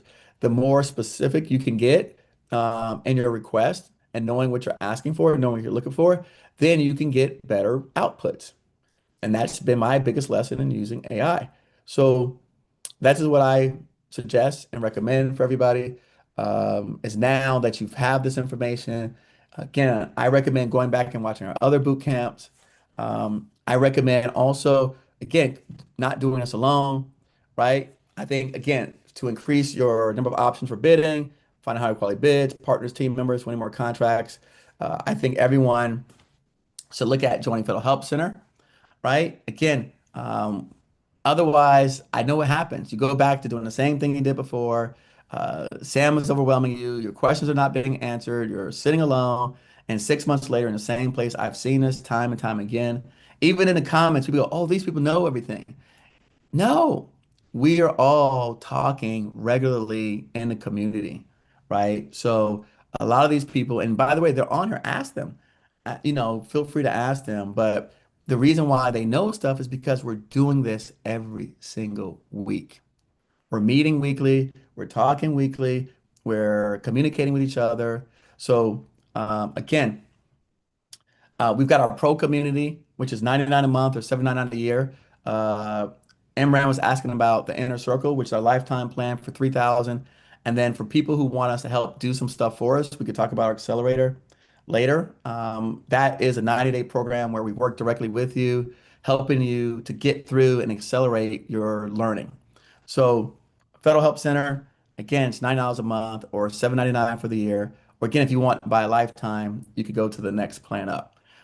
With that does come some of the tools that we talked about before. So Market Assassin, Opportunity Hunter, the daily alerts. And then again, we're doing weekly sessions. So with that, I'm going to take down my slides. We're going to open up for Q&A and I will ready to go. And then we'll let Rob come back on and talk. So Imran, I could get you a link over. Brandon had to leave, unfortunately, but we can get you a link over for that. Okay? Because I know you got asked about it before I even got to the slide. I'll get you a link over. Okay? Right, For that. perfect. Yeah. All right, brother. Okay. And then let me just show real quick before we get here. So let me drop this link in the chat for you guys. I didn't do the demo like I promised, but let me show you something that Emma, I think you would be pretty impressed with. So this is our shop page where we have all the different tools. So Federal Market Assassin, Content Reaper, our Prime Contractor Database, our Recompete Tracker. All right, those are our main tools. I'll go through and show you guys how they work, but just if you want, I dropped the link in there. You can walk through some demonstrations of how they work of each one of them. So, but I'll just kind of explain it. So Federal Market Assassin is our research tool. And on there, basically what you do is you put in 5 inputs, right? Small business, your zip code, your, you know what? I'll just do it. Bump it. I'll just pull it up. So you put in 5 core inputs, right? So let's say small business, your NAICS code 236220, or you can put in a PSC code, zip code 33170, and then you can choose civilian, but I'm just going to put fine agencies. And then what it does is it'll basically go out and do the research that we used to get with FPDS. What's different is, as you can see, it does it instantly for you. So now you can immediately determine who buys what you sell. Let's go a step further, right? So now it went ahead and searched all that information. It's organized right now by top spending. Okay, so of course, Corps of Engineers, Contracting Command, Material Command. But if I wanted to look at simplified acquisition, I could click there and then it reorganizes the list based on who gives out simplified acquisition contracts. So you'll find a lot more civilian agencies, Geological Survey, NASA, Animal Plant Services, NOAA, Forest Service. If I wanted to organize it based on budget growth, I could do that as well. It'll reorganize the list based on that. If I want to do it based on contracts, I could do it that well. But let me just kind of take through the report and I'll show you what that looks like when I hit generate report. And you'll see, so now we've got on here 5 different categories. So this is our search criteria: small business, NAICS code, zip code. This shows you the charts of who's spending what. All right. If we go over to budget, right, it'll show you the dollars amount. It'll show you basically on this most recent budget, who got like increase in budget, who got reduction in budget. So which offices and agencies. It'll show you entry points. So again, simplified acquisition. These are contracts under $350,000. So if you as a small business, like if, someone we were talking earlier, where should you start, right? If you're new and you don't have a lot of resources, I would start targeting some of these offices here because they're easier to target because they give out micro purchase contracts. They give out simplified acquisition contracts. I also added recently this pricing intelligence that pulls from GSA's calc tool. So now what it does is it helps you determine labor rate categories and pricing for the different roles that apply to your NAICS code. So now you know how to price these roles when you're putting together bids and proposals.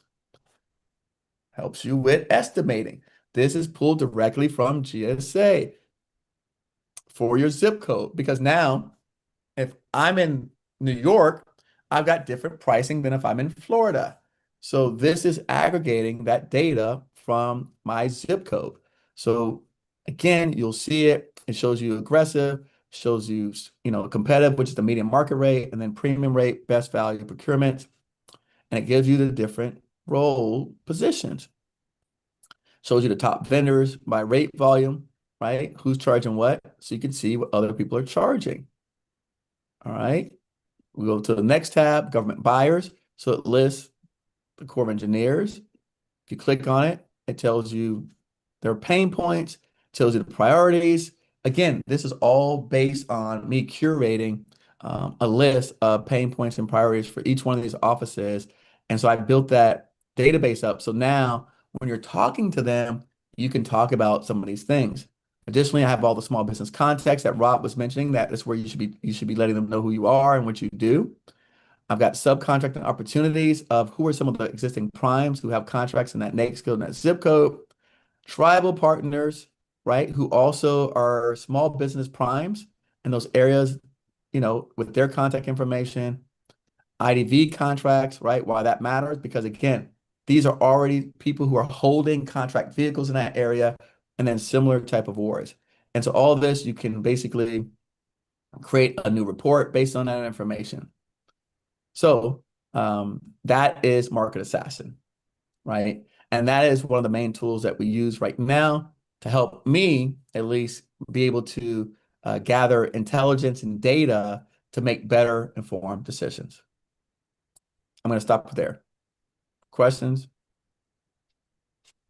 on that? We as an organization, we use the GovCon and we use the higher Gov.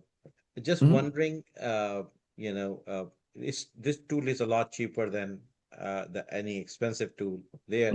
Is it possible to add the pipeline there, like, for 3 months to 6 months? This is just for to get. So we haven't integrated any CRM, Imran. So we do have a tool that integrates CRM, but what we found was for our audience, it's too complicated.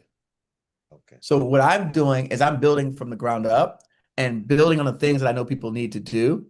And then you can export this data and then put into your CRM, right? But right now, what we're doing is I'm building stuff for the people that are like on this call, right? But it does have the same information because all the information comes from the same data sources. So we are pulling from the same sources, USA Spending, formerly FPDS. We're pulling from all the same data sources. But I will tell you this, I have a competitive analysis of all the different tools and products and their feature sets. And I'm slowly building the same feature sets out, right? So I consider myself Netflix against like the blockbusters. Yeah, I agree. Which is why, Imran, okay, you have those tools to any of them do any type of daily briefings or intelligence that they get sent to your inbox. You get me? So we're using AI to continue to improve and make things better. And I promised Deltec that if I ever built anything, that people would flock to me over them. I made that promise to them. I don't think they believe me because again, when you're Netflix, no one believes you. But as we continue to get adoption, and as we continue to show you results, if your people use my tools and get results, will you say, no, let's keep the more expensive stuff? Right? Okay. So, I mean, that's just one example, by the way. So yes, so you know, I made the business decision to not and again, hold on, I'll show you something. Go away. So just so you know, stop. I'm trying to show you something. Hold on. Let me show you this. It went away. Either way. So just so you know, right? Together, I mean, it's still not expensive, but If you bought a bundle of all our tools, it's $1,400, $1,500, right? If you bought all of them together, which is still much cheaper than, yes, everybody else. But I was just showing you one of them for now. We do different things. So I'll give you another example. So Content Reaper basically helps you to generate LinkedIn content and LinkedIn post so that you can attract people in your areas, in your niche. You can, and it essentially helps you curate content on LinkedIn. So, we have different interests, right? I think a lot of their stuff is how do you integrate with ERP, right? How do you integrate with QuickBooks, things like that for pricing. I'm looking at how do you become better at doing business development, capture management, attracting buyers. That's the stuff that I'm building tools for. You see the difference? Like, I'm not building to integrate their business systems into this, at least not yet. But I mean, I just want to be good at one thing. Okay. So when you said to me, hey, Eric, how do I do more of what you're doing? I just showed you example. So I'm doing the capture. I grabbed all the agency pain points. My database right now is, I think, about 5,000 agency pain points and priorities. We've curated from hundreds of sources of all public data. And then they're sorted and organized so that when you have an office that you want to talk to, you can see how that aligns, which is the key to sounding intelligent. Knowing the mission, right, Rod? Shouldn't you know the mission of the agency? That's the top priority. Yep. But the other people don't tell you that. They just give you data. And you have Well, to it's not decide. actionable. I agree with you. So that's the nuance, right? I'm focusing on giving you stuff that when you're talking to someone, you sound smart because you are smart because you're like, yes, I'm well aware that because again, I curate. I don't know if anybody has read the NDAA or even know what the NDAA means, National Defense Authorization Act. It's 3,000 pages. It's pretty boring. But guess what? This is what big companies use when they're playing golf or at Top Golf to talk to the the people about, hey, I understand. Think about this. This is what got approved for the spending for the budget. If they don't have a budget for it, it doesn't matter what you sell because they don't have money. So you're wasting your time. But if their priority is what they put in there and they got the budget now, then now all of a sudden you're like, well, that's what was budgeted. So this is the things that they're going to focus on. All right. Go Eric, ahead. before you go, what tool we need as a community base? Like right now, we I'll have show you. at least about 100 members. They need to start, not just me. I mean, I would buy whatever is there on I know this you would side. buy everything. All right. So, but just taking over like our community, and then there will be more people coming in the future to start with, like something Sure. we need to know, like, I'm okay, show you. this is a budget. I know a small business. We need, as a small business, we have a multiple hats, right? Accountant, marketing, cleaners, you name it, everything. So let's just give us a one small tool, affordable, which can really earn something in next 3 months to 6 months. So for me personally, if I had to choose, okay, I would choose, hold on. I would choose Market Assassin and Content Reaper. These two. And so you could get them for $500. Yes, so per year.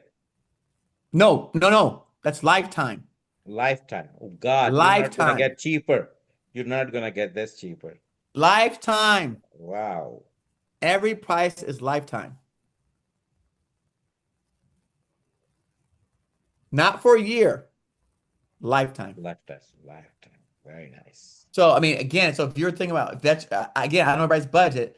I personally recommend getting one of the bundles that bundles all of them together so that you make them work together. But again, I can't count anybody's pockets, Imran. You said, where would you start? I would get these two. Because why? Okay, you're smart. Okay, anybody ever try to do this kind of research? How long did it take you to do this? How long would it take you to do it, Imran? If you have this skills there, like, and you understand how to play with it, it takes 5 just 10 minutes, and we focus more phone calls and emails and this one. We don't need to put this area. Let the staff member, as long as you have 2 placement in a staffing side, you have enough money to coming, and then you on the be road. As Eric said, that we need to be more in the meetings and connecting the people and a lunch at dinner Yes. and golf course, not to just writing up the technical and researching on that. Your staff need to do it. Yeah. So I Yeah. think that's what the basic is there, I think. And I think at next level, we will be, followed the For guideline. me, that's what I would say that. So the reason why I picked those two is because the first one, and I like to keep bringing up the golf course. Don't let them forget the golf course, okay? Is so this one tool, and I'll show you guys. I'll go back. Let me show you. So this tool here, Eric, I'm gonna buy one for our donations, any of the member. Next boot camp will be winner. I'm gonna pay for it for lifetime, that membership for these $500 tools, both, and you can draw, and whoever win, you give it to them. That is my donation. I'm doing it for it. So I'm gonna buy it. And you take care of it. Whoever win in the draw, and Okay. it gotta be a small business, right? So just Yes. give it to them for a year. For a year. What about lifetime? You bought it for lifetime. Lifetime. Okay. All right. I know you're used to a year. I'm like, now I'm gonna be the bad guy because they're gonna say, wait, Eric says lifetime, and he's Right. taking it away from me. So I'm gonna do it. Like, Monday. I appreciate you. Thank you, sir. We'll get it resolved. All right. So hold on. Let me just show you this other one real quick. Let me do this, and then we'll get into that stuff for everybody else. Right. So on this particular tool, right? So this tool helps you to actually make, not even helps you, it just makes LinkedIn post for you, Imran. Okay. Have you seen this one? I did not. I was like, I have a staff, actually. I paid her yearly salary to do the Hold on. on LinkedIn. Oh, you might. I'm not saying not to pay her. I'm saying give her the tool. Yeah. Okay. So let me just show you how this works. So one of my friends is a top LinkedIn influencer. She works with a lot of LinkedIn influencers. So we've trained this tool on creating LinkedIn content and posts for your target agencies using their pain points and priorities and your business's skills. So you literally, I'll show you, when you set up your profile, you put in your core services, your capabilities, what makes you different, your certifications, your contract vehicles, any past performance. You choose your branding and colors, right? You save your profile. Then it'll give you a list of target agencies. Okay, I'm just going to select. Hey, is that on your list? Center for Medicare and Medicaid? Yes, that's All my right, top. see? So what about Defense Information Systems, DISA? Yes, we do. All right, let's just pick those two. And the next one too, IRS. That's where I do work a lot. That's the one. Yeah, I wanted that one. Well, you know why? I'll tell you why it picked those. Because this guy's NAICS codes are 541, 512, 541, 512. That's why. So he's a cyber guy. Okay. So that's why it shows you those NAICS codes. But you see, this is confirming that it's the right information that aligns with you. Now watch this. So I'm going to hit generate 5 posts. And I'm going to show you what it's going to do. So it's crafting the content angles. It's writing your post. It's adding viral hooks. It's optimizing for engagement. And then it's creating a final draft.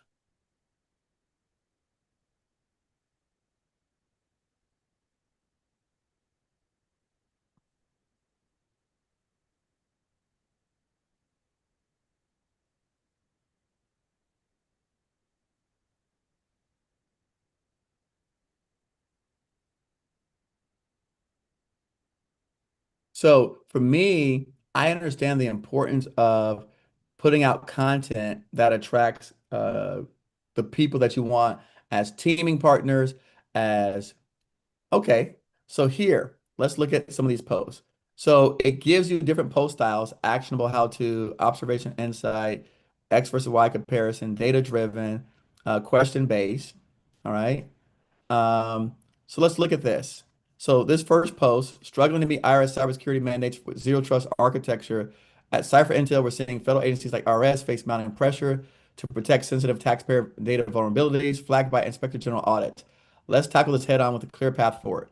Here's how to accelerate zero trust architecture for IRS compliance. One, assess your current security posture. Start by conducting thorough GRC RMF assessments.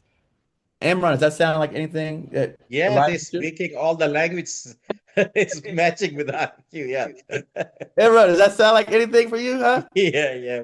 Okay, wait. How about this? Implement identity and access controls, building strong identity critical credential and access management ICAM framework as the backbone of zero trust.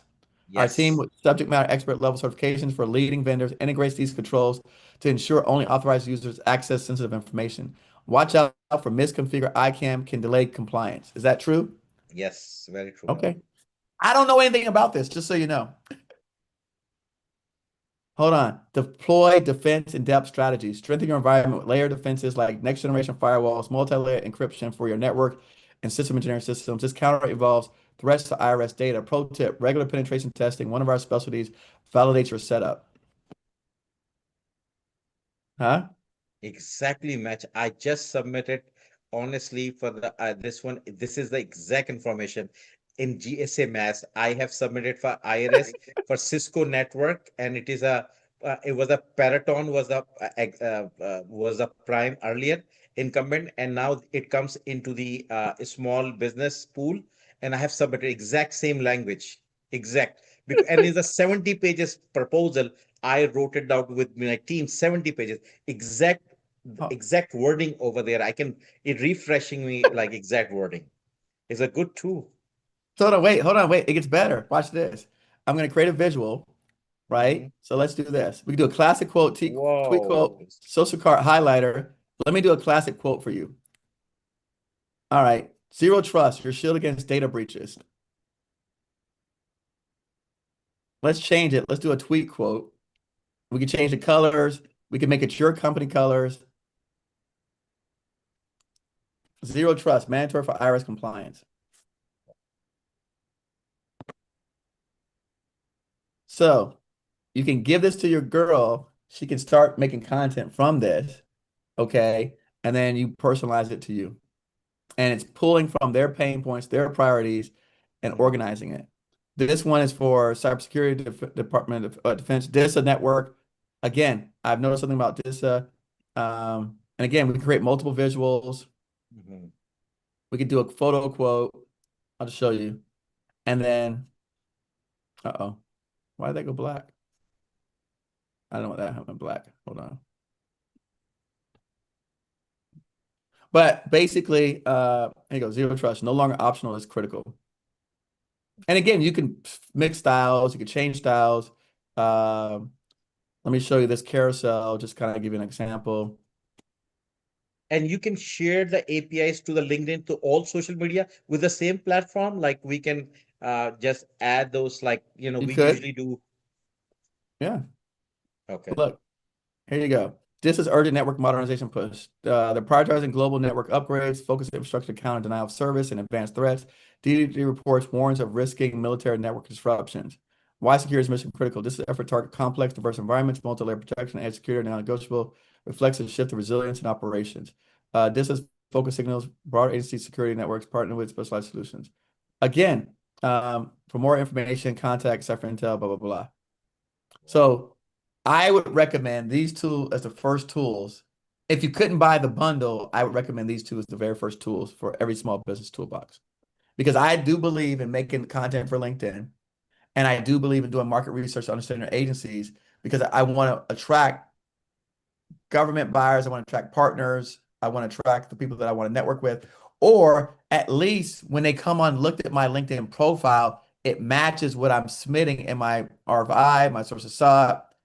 The things that I'm submitting, when they looked at my profile, they see I'm talking about zero trust architecture. They're like, okay, he's in alignment. I'm not talking about airplanes and, cleaning houses and stuff like that. So those are the two that I would recommend for everybody to get. All right, Dewan's been waiting patiently for a while, and then Sylvia, and then Peter. My question was in reference to the doing capability statement. I saw in that assessment. What's the name of it again? I'm sorry. Market Assassin. Market Assassin. There was some points of reference as far as the needs of those agencies. Mm-hmm.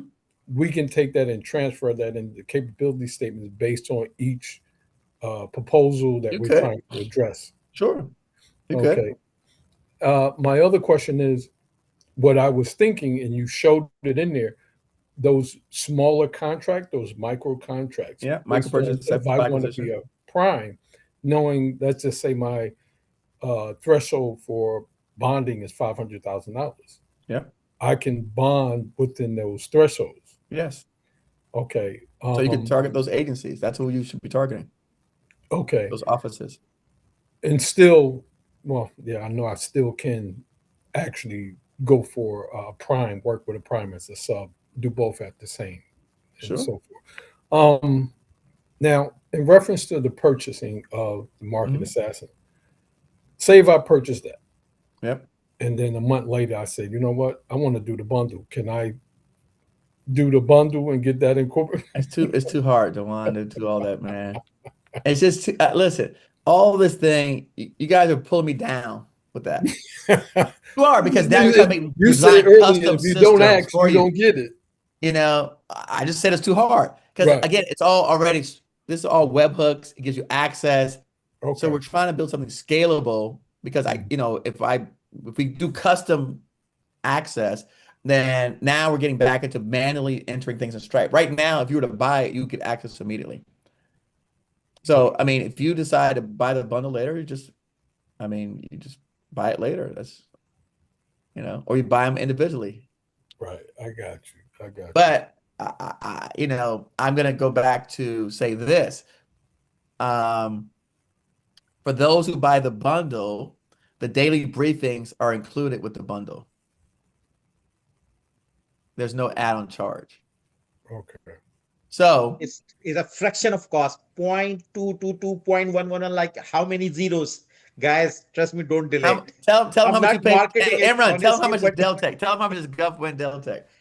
$36,000, GovCon. $36,000 per year contract because federal and state and the pricing. We pay $36,000, and the other tools we almost pay $50,000 per year subscription. Thank you. Understood. Hey, Last question, I'm just saying. My last question. I did no problem. Post what's the name? You spoke of you was looking to partner with AA companies. No, we're not looking to partner with 8A companies. We're looking for 8A companies. Okay. I don't want to partner with anybody. With 8A companies. Well, my question is, as a subcontractor, how do I potentially network with that, what you're trying to do, or whomever the 8A company is? Because I don't know the 8A companies. How can you network with what I'm trying to do? You're looking for 8A companies. Mm-hmm. I'm not an 8A company, but I want to be able to provide, to be a subcontractor for a portion of whatever, come in as a niche. But you don't even know what I'm trying to do with them. Yeah, that is true. But hey, I'm asking. You say, hey, I want to be a part of whatever it is you try to do. I want to be a part. Hey, I'm asking, man. Listen. No, I'm just saying. I mean, like, again, I understand. It may not be for me. It may not be, but I'm asking. I mean, the way that you can be a part of it is you go find me some 8A companies. Okay. I mean, that's how you be a part of it. Go talk to people and say, hey, this guy's looking for 8A companies, and find me some 8A companies. That's how you can be a part. That's how how you get part. I'm asking for referrals for 8A companies. All right. Got you. That's what you want. Go ahead, Sylvia. You're next. Eric, Sylvia or Eric, can I jump in? Question. On Dewan's question? On Dewan's stuff? Yes. Okay, go ahead. Does your Stripe let you do the bundle on a payment plan? I think, does it let them do it on a payment plan? I don't think the bundle's on a payment plan.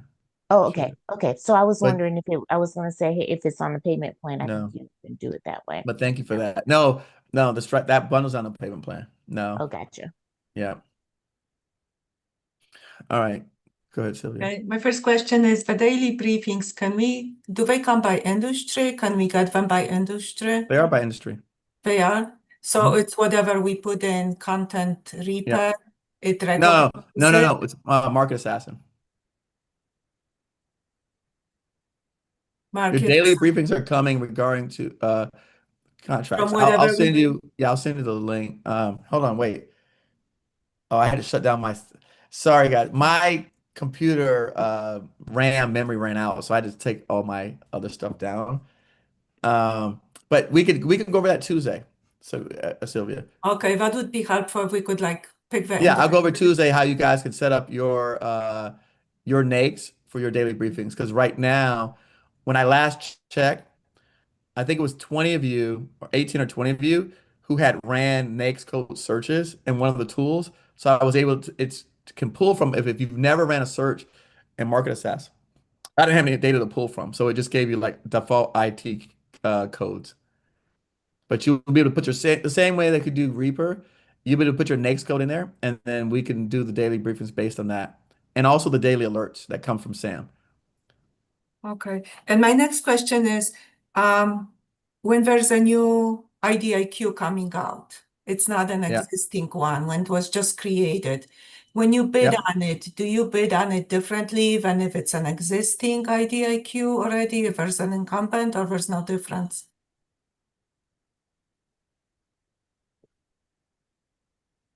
I'm trying to think about it.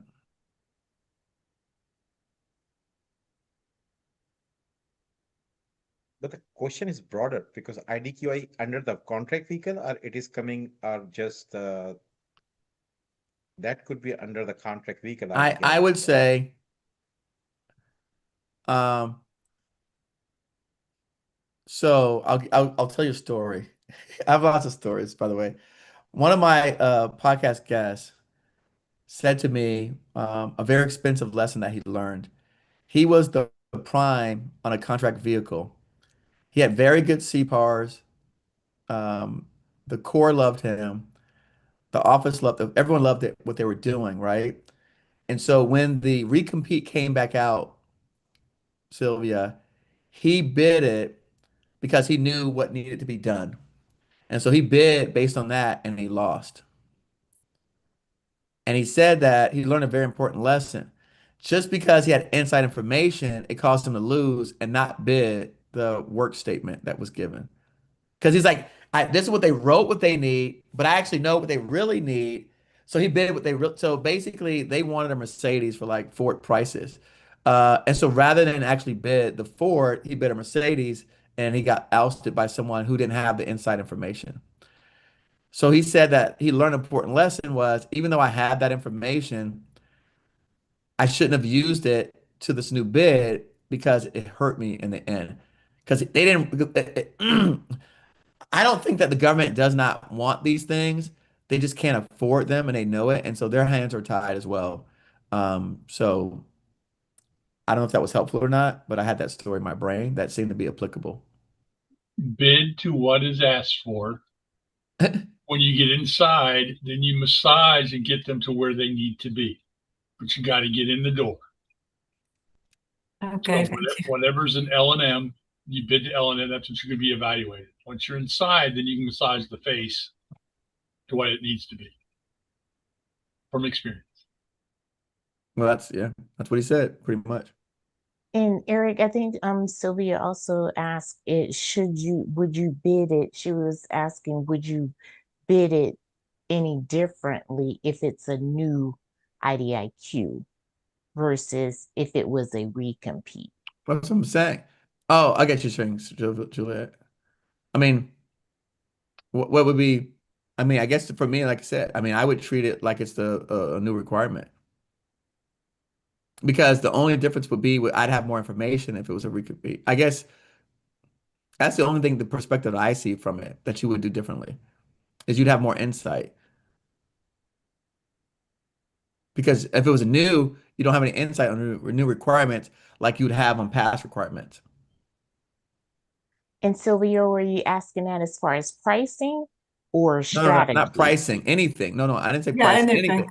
any requirement, Juliet. Because it's not just pricing, you know what they like, what they didn't like. So you'd have all this additional information on any existing requirement, which you would not have on a new requirement.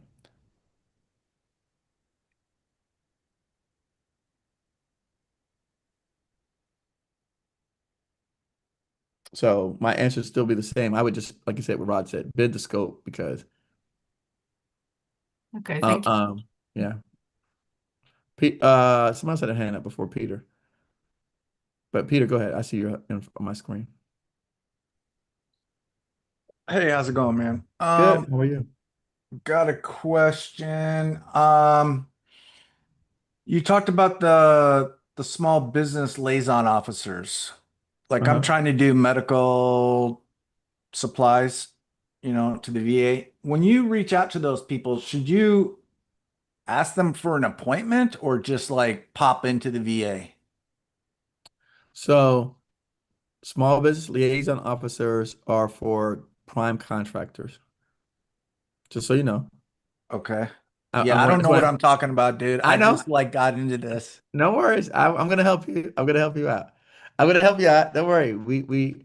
So you have the Office of Small Business, right? Small business officer. But when you say liaison, that L in small business office, the liaison makes it for federal primes. Okay, let me re-ask but the question. I understand your question. I'm gonna get you. I'm helping you because I don't want you to go say I'm trying to call it a small business liaison officer, right? And then somebody's like, "What the hell is this guy talking about?" I don't know.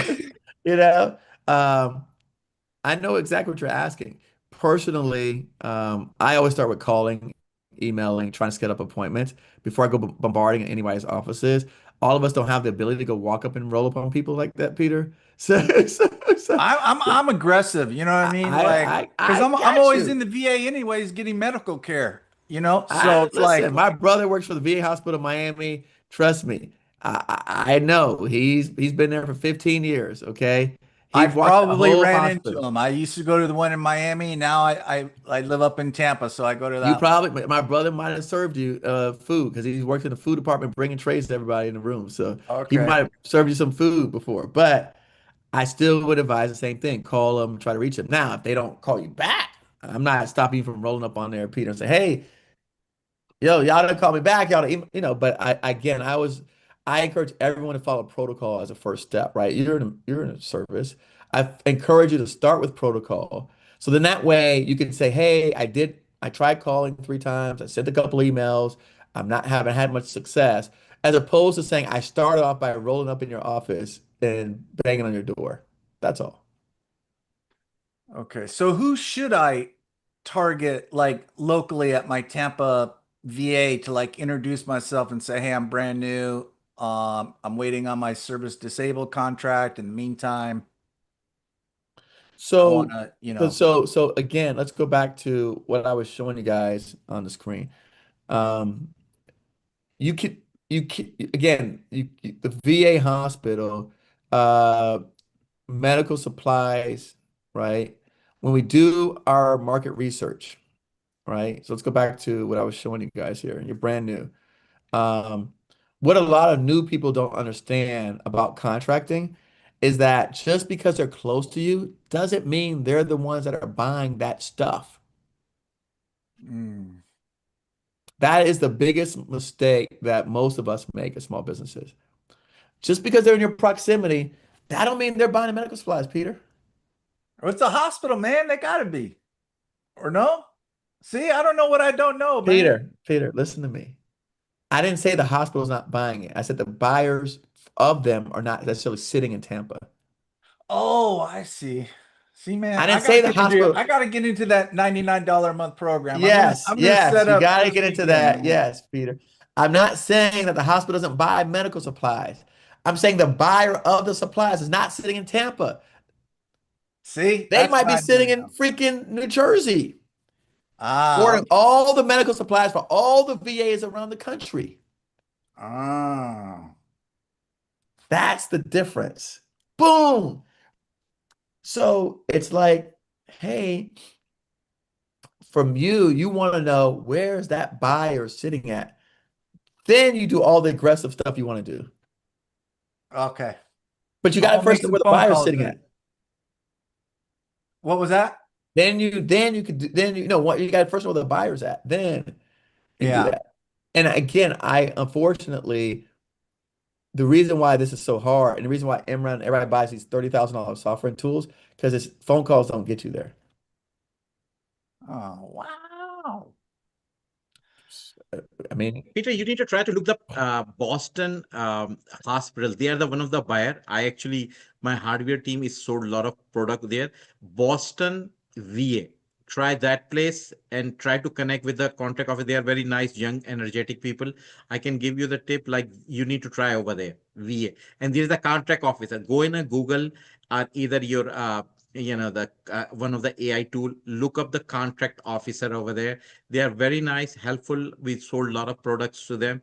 Connect with them directly and send them a capability statement and try to connect over the phone. But you make sure that do your research before you're making a call. Awesome. Peter, a I lot of wrote that times that down.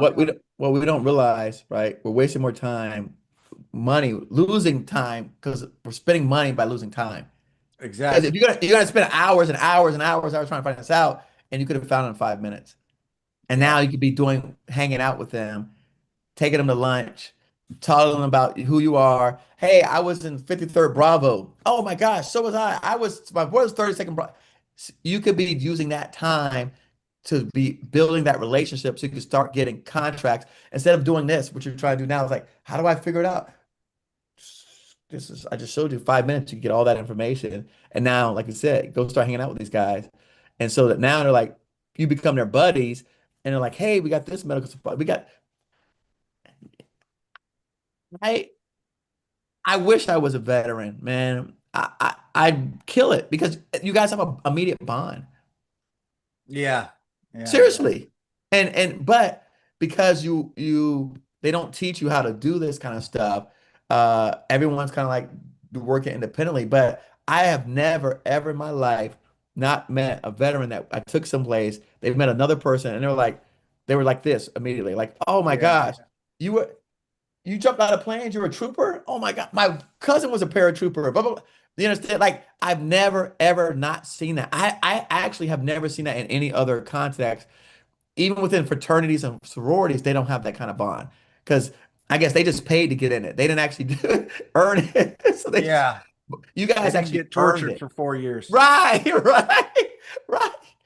You know this. Yeah. So I've never seen another group of people. Not even, maybe the closest thing I could say is a church. But outside of that, I've never seen another group of people have such an immediate connection after knowing someone for a short period of time as veterans. Yeah, I agree. But you don't leverage it. You guys don't leverage it. My friend that has the biggest company that I know of is a veteran company that does over 500 million a year.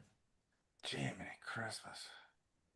And now, I mean, but again, listen, if you guys hang out with me, come to my events, these people come around, they hang around and they'll buy up the bars and everybody and everything else, and you can talk to them. So I will. I'm gonna get into your that membership one. Yeah. $99. Where are you located at? I'm in Tampa. Oh, bro, Tampa? I'm in Tampa next week speaking. Yeah, at the SOCOM, right? Yeah. I'll be there on the 1st. Well, I'm actually gonna be in Tampa tomorrow. But I'm going to be at the event on the 1st.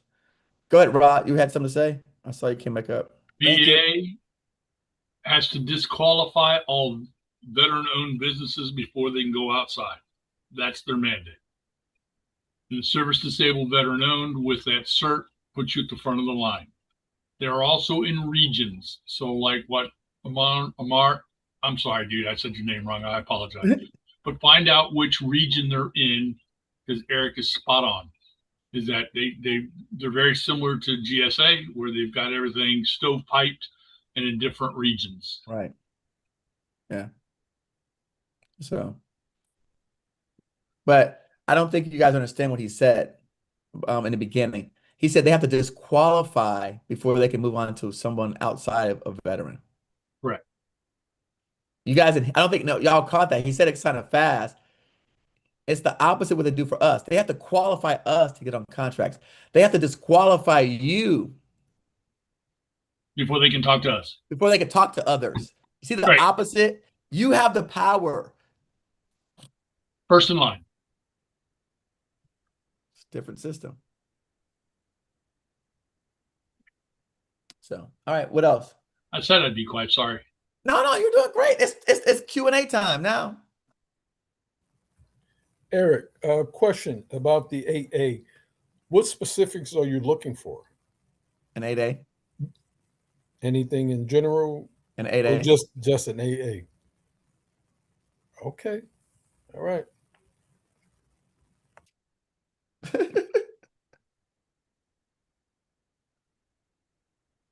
Because I need to drop it just to have a family time after 5 o'clock. So is No, there do your anything else? thing. I'm here.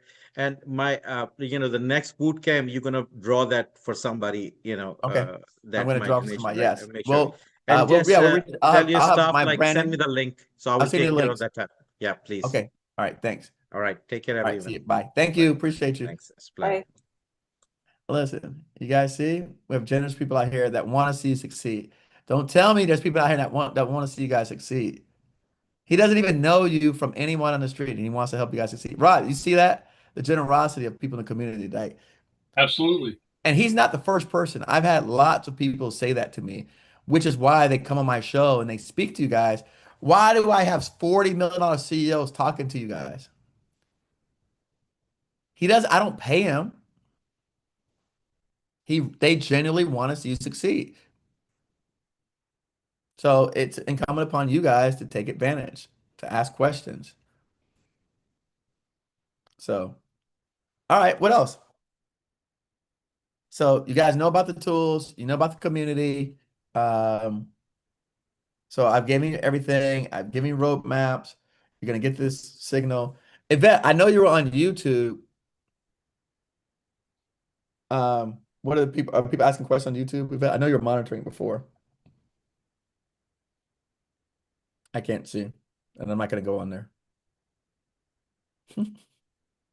Hey, been a Eric, long while day. we wait for Yvette to respond, Sure. I do have a question. Like if there's a base plus 4 contract, but they don't name it as a vehicle, is it then just a IDV, or is it what does that have a vehicle name? I guess is what I'm getting at. I'm gonna let Rob, this professional, take that. If it's not identified as an IDIQ, it'll be a requirements contract. An IDIQ will have the D in there, but you won't see that because it'll be R to begin with. But if it's base in 4 and they're not calling it an IDIQ and they're asking for pricing for a full year, that's going to be a requirements. They won't cut a separate order. You'll be funded off of the original award. So I'm sorry. So what would that be classified as? Requirements contract.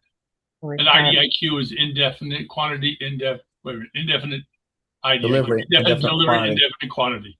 Right. So they don't know how many they're going to buy. And quite honestly, that is a hunting license. Whereas if they have a requirement, they have a base and 4 options, and they're asking you to price it up front, they know what the requirement is, and that's what they're buying off the go. Okay, so that's called a requirements contract. Mm-hmm. Okay.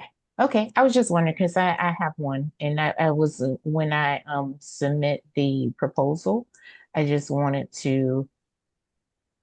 They'll tell you how to price it. That goes back to that L&M piece. So they'll tell you how to price it. Now we'll be able to square away where you're going, but technically it's a requirements contract.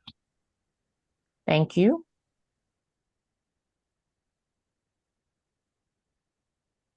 Wow, we've done such a stunning job that we've silenced the masses.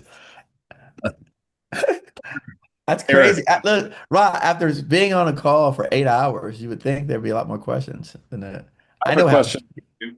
I have a question for you. Can you hear me okay? We can. Excellent. So with respect to IT contracts. My company is a VAR. We're a reseller of hardware. We're registered SAM. Our distribution partner has a GSA contract, and they're willing to partner with my company if there was an end user that I've nurtured a relationship with. So if there's an opportunity. We talked about that, yeah. Yeah. So my question is, how exactly would that work as far as what you've seen in the field? So remember this. Everything that I'm talking about is exactly that, nurturing relationships. That's all we talked about. The reason why I suggested, to use the market research tool is so that you can figure out who you need to be targeting to nurture those relationships so that you can have that to bring back to them. Okay. Okay. Understood. The reason why I said create LinkedIn content is not because I just want you to be popular. I want you to attract people to you so they become warm leads. So then when you call them, Chad, they're like, oh yeah, I've seen you before. I've seen something about you. So I know it doesn't seem, I guess, cool, or it seems like, but I mean, I showed you a real life, like Rod said, he came here through LinkedIn. How much more convincing do you guys need? This guy spent 40 years in government. He gave me his email, his number. He said, reach out to him. I don't know another way I could tell anyone on this call to attract a Rod. I don't have another strategy. I don't. I would not even know how to go and meet him because when he's at government, we can't talk if we were working on the same stuff. I would not know another way to attract someone like of his stature to want to engage with someone like me outside of making content that shows that I know what I'm talking about. I am competent, I'm capable, right? And so again, I publicly speak, I host events, but a lot of that stuff is not practical for most people. So that's why I just stick to making content because, but the guy who I said was my friend who's a veteran, does the 500 million, he's a VAR. Got it. So the question I've got for you, for your buddy who's got it on schedule, just to make it easy for the KO, are your products and your pricing already on his schedule? Got it. Because you'll need to, to be honest with you, I would do it in parallel. If you've got somebody that you're nurturing and you're shaping, at the same time, make sure he's working because it's molasses in January to get some of the stuff put on at different times. Make sure your products and your pricing, or are you willing, or is he willing to sell at his rate? Are you willing, the negotiation piece. Long and short is those sends and cleanse and products need to be on his schedule for once you're contracting shop. Right. And a follow-on question to this. So one of the caveats of leveraging my disty's GSA schedule is that my company would be limited to opportunities that are full and open because they are large. So I would be grandfathered into their classification. I wouldn't be able to go after small business opportunities. Look at your simplified acquisitions. Okay. And also look to see if they put it out on eBuy. Depending upon the dollar threshold, and don't get me to lie, but there's a certain dollar threshold that they can put out an eBuy. Nobody looks at it, nobody processes. Just like I was saying earlier about some of this stuff. If it puts out there, one dude comes in, I've got a competitive action, I win, I go home. Yeah. Or you win and go home. But you know what I'm saying? I mean, it's a matter of how do they want to put it out. And that would be something that when I'm nurturing and finding out, and God help me if there's any government people on here that are going to kill me, but find out how to break it up and keep it underneath your simplified acquisition. You may have I've done it before. There may be professional services on one piece and your hardware on another piece, where if you put them together, put you in a different ballgame. Just I've done it before. I know. So am I, but I just didn't get caught. See, I'm far enough out now. They can't come back and grandfather my backside and get me. So. I've done it before, but that's more advanced strategy stuff. So I don't talk about it here. But yeah. All right. Well, I think his biggest piece is Thanks, going to be Chad. you got to make sure it's on schedule. So when you get to the finish line, they can get you across. There you go. Thanks, Chad. Go ahead, Wes. My question is for Rod. Rod, first I want to thank you for joining today and contributing. We definitely appreciate that. Well, I don't know. I'm going to get a bill from Eric here. I know that's coming, so I got to make sure I got enough money to pay it. I guess, obviously, you know, contracting officers are like the popular kids in high school, right? Everybody wants to be around you and get to know you. My question was for small businesses that had worked with subcontractors, and obviously we're trying to go into a position of becoming primes. What methods or techniques would you, as a former KO, be receptive to for people that are trying to break in, establish those relationships, and foster opportunities? What things did you see that worked well, or if you were on the outside trying to break in, what would you recommend taking certain approach and tools and techniques? Because we obviously know email, LinkedIn, that's kind of standard protocol, but kind of crossing that bridge to actually foster meaningful relationships. What would you recommend? So, Wes, I am in your shoes. I'm no longer a Fed. I've been out, so now my client is a commercial client. And I'm going to tell you the same thing I told them: is that you want to nurture you want to go to the guys who are the pain. I'm going to call them the pain points. Who's putting the requirement together? You want to talk to them and see if you can get them to sit there and say, yes, I want 20 of your widgets. While you're doing that, then you want to go through the small business advocate or ombudsman, depending upon which organization it is. Your KO is not going to make any difference because he's going to look at what is being presented to me in the proposal. So then, now the other piece is if you got a requirement that's coming up, I put it in the chat, but this comes back to, and Eric probably has touched this someplace else, but go look at the pre-proposal conferences or with the RFIs, and they have an industry day. I'd be all over industry day. Matter of fact, I go to the ones up here, Baltimore and Philly. I go in there. I may not have it, but I may have a client that wants to do that. So I'll go in and look, but this goes back to something Eric said earlier. You got to get out there. You got to, you know, what is it? Kiss the babies and take the lollipops. But you got to go out there and meet those guys. I, as a KO, would end up hitting my small business advisor and my advocates for when it would come through, and then what was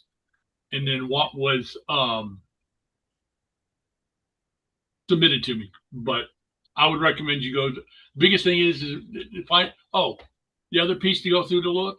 If you've got somebody you got identified, and I'll bet you dollars and donuts, Eric did this. Don't have one single CAPE statement. Find the pain points for wherever they are and modify. Your CAPE statement should be a living document. You may put it out to 5 agencies, and they will all have basic information with 5 different solutions, is my suggestion. But of course, Eric, you never said that, did you? Well, listen, Rod, everything you said, Tavin will tell you, you sound like me. Or I sound like you, whichever you want to say. I don't know, because you know your age. I don't know who wants to give whose credit, but I love when, because you know, again, I mean, I'm like the father here, right? So people have heard me say this a lot of times. So again, it's good getting it from a cousin or uncle or, you know. Wait a minute. Coach says it and it's gospel. If I tell my daughter something, I don't Right. when you come home, Dad, Right, guess what they said? right.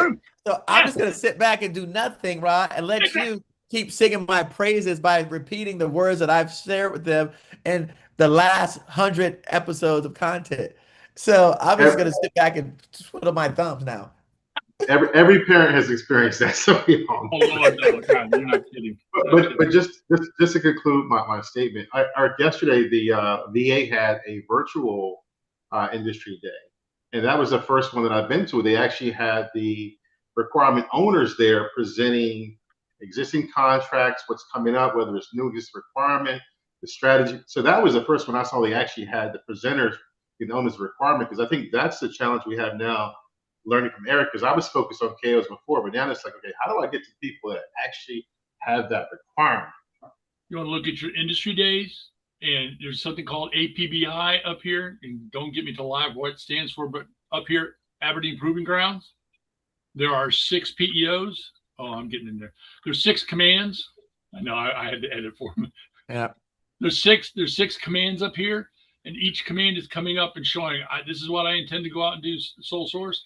This is what I intend to go out competitive. This is what I've got. These are my timelines. Here's my technical point of contact. Here's my contracting point of contact. That information is out there. The one for Aberdeen, which just passed here last Thursday, was actually on SAM. So, Eric, I don't know if you've got that set up in there for SAM to pull those. Yep. Part of the programs Yep. on there, but they do have them, and they are nationwide. But that's different than I was talking about for the forecasts that are GSA. If you can find No, it, I haven't pulled those yet. I haven't pulled those, right? those might be something that someplace along the line you want to put it in there is Okay. to see, because that'll be something that if they can see the forecast. It was client- because remember, so I tried in the past, and Right. it was so hard because it was all over the place and Oh, scattered. they are. And so I tried it, and let me tell you, it was a beast to try to Yeah, to I imagine. aggregate that data, because each platform has a different way that they have it. Some have downloadable PDFs, some have an Excel, some have their own internal searchable format. There is no uniformity with that. So I probably spent about 12 hours, and I was like, you know what? Nah. I'm kind of hoping that they're going to take care of that by putting it all underneath GSA's umbrella. Well, that's what I was, when you said that, I was excited. I mean, I was like, oh, that'd be great. I'd love that. Do me a favor, send me the contact, so when I talk to my buddy at GSA, I can back channel you in there so you can see what the hell's happening before it Oh, happens. I love that. That'd be great. I love that. Yeah, I love that. I love that. I'll send it to you right now. But I just think that all right. The company that I am supporting now is trying to break in, and I try to explain to them the 4-star generals are not the place you want to get your requirements. Your requirements are going to come in from your sergeants, your lieutenants, your majors. That's where you want to come down. And I bleed green too much time in the Army. Eric, not only did I work for the Pentagon, I'm an Army brat on top of it. So, I've seen nothing but one place or another. Right. But what I'm seeing is that if you get down there, this particular requirement could have been answered by 4 different companies. Okay. But this is a striker unit. Striker unit goes out. It's got, I was supporting chemical, biological, nuclear defense. This is while I was on the Fed side. Coming out, this particular piece of equipment would go out with 7 sensors on it. The information would go back to platoon, yada, yada, yada, up the line. They didn't think that was worth going into, but it was the 4th largest requirement that the Army had. But by doing that, had they won that would have forced the Army then to had to modify to be able to get the intelligence all the way up to command. Okay. Obviously, that's not something that we at this small business are looking at, but we are looking for where the pain points are. Who's got what pain point to come through there? Anthropic is the one you were thinking of earlier, that the EO came out and said, go forth and do great things. And Microsoft was the other one that got busted going through Outlook. But many people are keeping a very close eye on that. But I would recommend that you're going back to your relationships. Contracting office is one place, but I would highly recommend, if somebody wants to go buy your widget, you go show them the widget. And the other piece is, if you have a solution or you have a product that you can demo, give free demos. Invite them there. Let them take a look at it. And if they can put their hands on it, they can touch it, feel it, see it, then all of a sudden it becomes real to them. Conceptually, that's my 2 cents. Anything else, Eric, anything else you want me to go over, Dad? Well, no. Well, again, before we had widgets, again, I used to show FPDS. No one ever understood it. And they couldn't get it. And by the way, I still have those videos free publicly on YouTube. So anybody wants to go through, I've got tons of videos on USA spending, pulling the data, searching the fields, FPDS. Feel free to have at it. I just found that the time from doing that to getting to where we start talking to people, it was just too long. And people was like, Eric, why are you spending so much time and you haven't done anything? I'm like, this information to gather is not easy. Unless you want to buy this $30,000 tool, which no one wants to buy a $30,000 tool, the information gathering took us 4 to 6 weeks. That by that time, my clients weren't happy and were disappointed in me, like as if I was the bad guy here. But the information is all over the place. So, now I can get the information so we can start taking action, which is our superpower as small businesses. That's all. So again, you don't have to buy any widgets. You could go on USA Spending and go through all this stuff and figure it out. I was talking about the widget that I'm selling, not the widget that I'm using. The widget I'm selling to come I got in. you. Yeah. And Benita, you're not kidding. I've dealt with 6 of those, and I was in one of those particular areas. I was the one. I was in Belvoir in Division C when I still had the badge. So, but again, for me, I think everyone should be like, your goal should be trying to talk to people as soon as possible. Absolutely correct. It's Chad, if I come back in a month from now and you're just trying to figure out who to talk to, you're gonna lose faith. I mean, you're gonna lose hope. You're gonna give up. It's not gonna be exciting for you anymore. I'm telling you now. I tell you, Eric, it took me a good 6 months to a year to finally understand the contract vehicle game. Back in 2003, I was at a DOE event, and somebody from GSA Portland pulled me aside and he said, actually, you need to understand what contract vehicles are, and that's what you need to get on before you start talking to folks. So, wow. Yeah, it's not intuitive. There is a learning curve, and I have war stories, and but I won't bore you right now. Maybe another time. Right. I like it. I like people like that because again, you have a perspective, right? Other people think I'm just gonna go figure this out and it's gonna happen. And I go, even Rod is telling you guys he was on the other side, but now he's on the outside with us. He's got to go back in and do the same activities we're doing. He doesn't get any special privileges. All my guys are retired too, so I don't even have I can't even go through my Rolodex. Right. Right. So, all right. What else do we have? Questions, comments?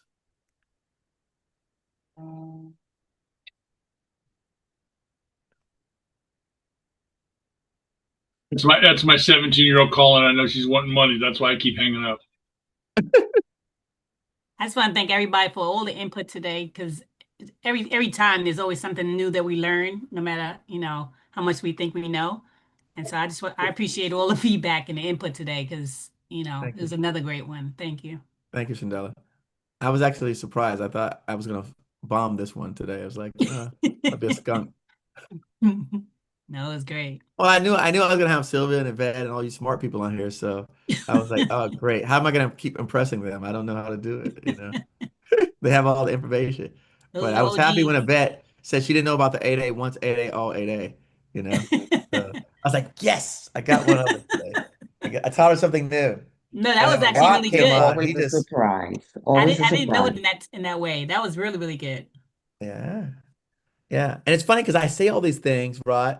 And I assume people know them because they've heard it. Like they could regurgitate the words. Right. They didn't know what it meant. Mm-hmm. So it's funny. So Eric, I'm one of the guys, I'm not going to reach back for it. I actually still have my paper FAR, but there sits the acronyms for DOD. This was literally something that was issued to us, and it's the glossary for all the acronyms within DOD. Wow. And it's just DOD. I have another one for the civilian agencies. So I'm one of those uber old school guys. And the X is like, do you still carry those? Yes. It looks a lot smaller in that book than it does mine.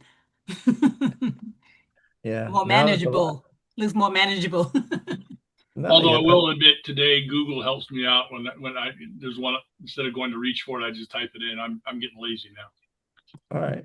But hey, sometimes again, Google doesn't know everything, so you That's so true. I tell people that. I actually had Gemini the other day turn around and say, I think I just threw up. And I'll be honest with you, I had to look at it twice because it had made a mistake. I was like, excuse me. Yeah. So, yeah. No one else was trained on it. So all right. Well, look, it looks like everybody's heart's clear. I think we don't have any more questions. So um I'm good. If you guys are good, I'm good.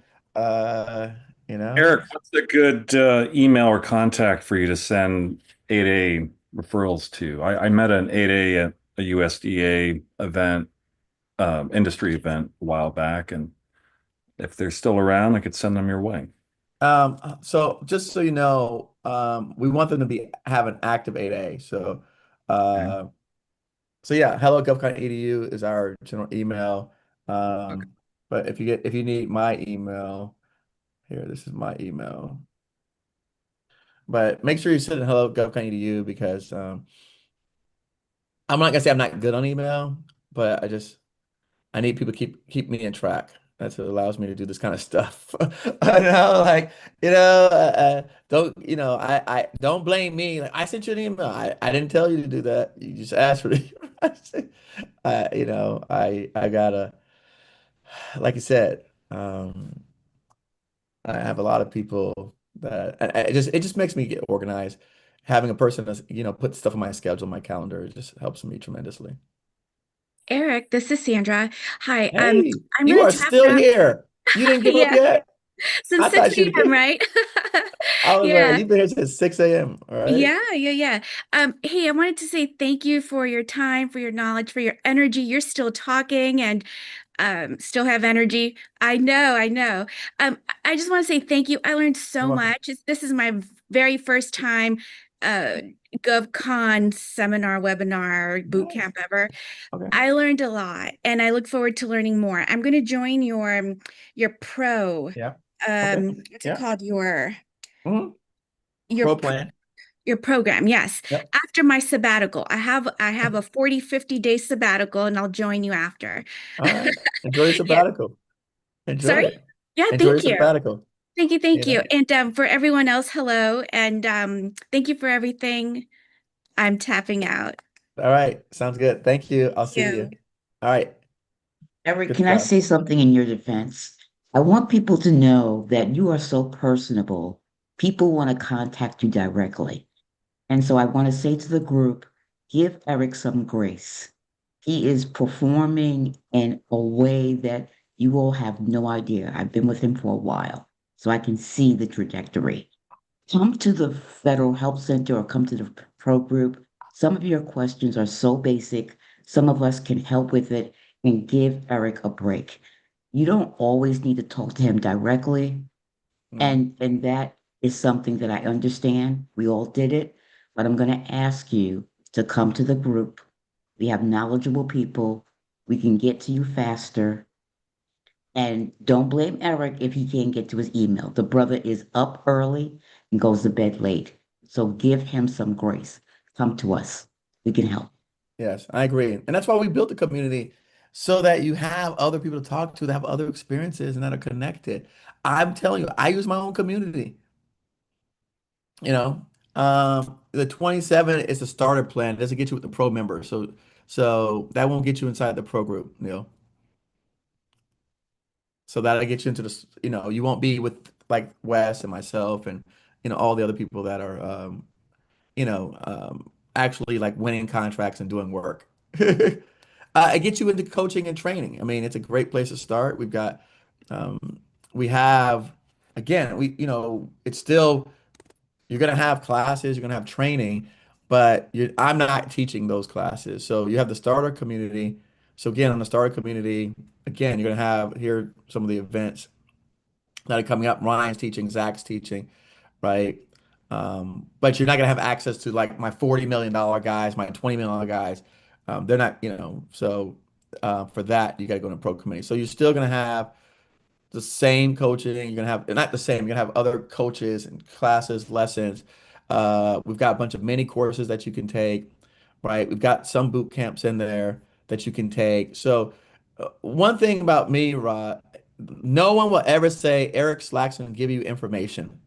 So you can never say that about me, right? Our scaling with certifications boot camp, we've got 4 mini courses on there. And then we have, I mean, I don't know who else in this world would give you 5 to 6 coaches teaching weekly classes. Most people, Rod, what do people charge for webinars? $99 for 1 hour? 140 bucks for 2 hours? I've seen it. So Yeah, I've seen upwards of 300, 200 to 300. For Yeah, what? An hour? For one, maybe 2 hours. Right. As a webinar. Webinar. That's it. Nothing else. Yep. So, you know, yeah, you can always upgrade later on. But again, you know, like Yvette said, I mean, I believe in the mission. So, you know, I believe in the mission. And I, you know, like I said, so we're here to support the mission. Rod can tell you what tools cost. He knows what Deltek and GovCon and all that. He knows what that stuff costs. You know, hey, you know, some of their features are $7,000. Dude, I'm trying to work my budget so I can sit there and get on to get that one. You said you put that $1,500 one up there, and I'm like, how the hell am I gonna pull it? Yeah, you know, of course, three daughters have got my pockets awfully thin, but I'll find a way. There you go. So, but go ahead, Wes, and then Tavin, and then Peter. I hadn't known you had your hand up before, but go ahead, Wes. I just wanted to thank you, man, for the boot camp. Every boot camp you think, oh, the last one was so great, and they keep getting better. So, and thank everyone that joined, because everybody contributes to it, and just you learn so much. But I'm just going to tell you one last thing, Eric. I'm going to send you a follow-up to the last conversation we had in San Antonio. Just like, I'll just see you. That's why I'll send you a follow-up on that. Okay. All right. I gotta get back to San Antonio anyway soon, so we're getting close. We've expanded what we're gonna do together. So I may have another hump residence in San Antonio. Hey, Tavin. Hi, Eric and Rod and everyone else. And Eric, I want to say thank you, of course, to start off. And Rod, thank you for coming in and dropping the gems that you dropped. I wanted to piggyback on getting out there and moving with speed, and particularly going to events and getting yourself out there. Agencies need help, and they always go to industry. So the purpose of industry days is for them to get feedback and help on the initiatives that they're trying to solve and get things done. And I've been to many of those, and the thing that they try to do is let industry know that they have more work than contractors can handle.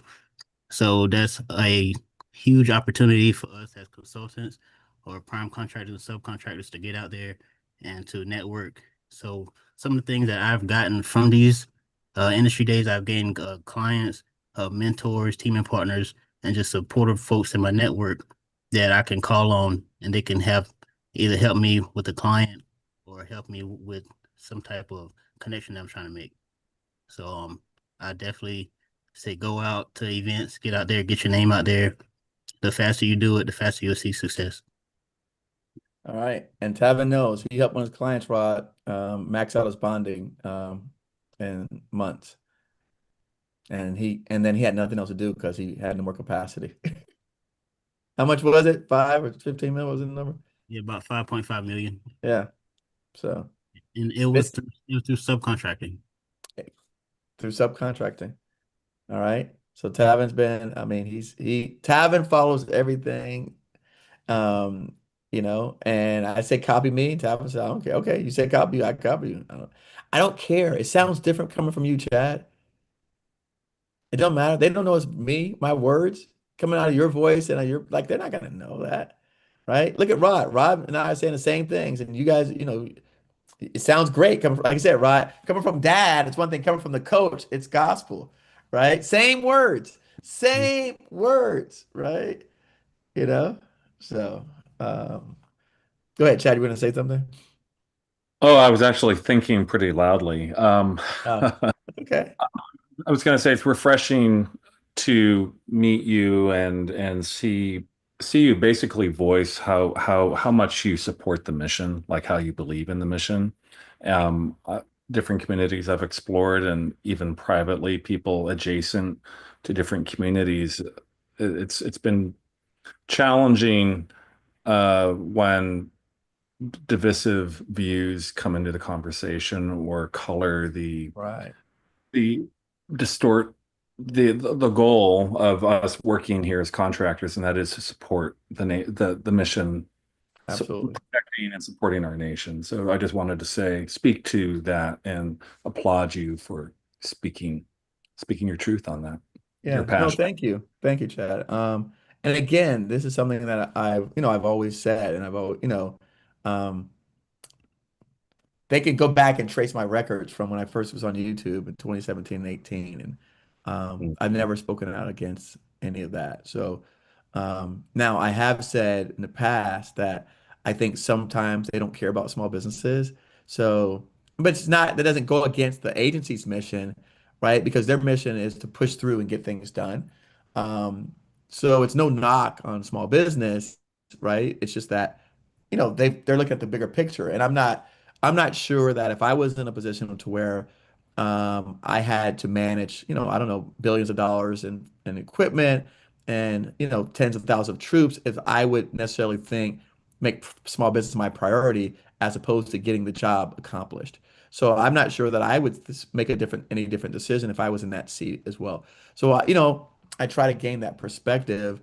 And again, that's why there are people that are advocating, because there are some lower types of work that we can do and that we do really well for our country that, we could fall into that. But like making rockets and missiles is probably not one of them. you know. So, but yes, thank you for that, Tavin. And by the way, again, Tavin has been remarkable in breaking through from the outside, and he's at every event.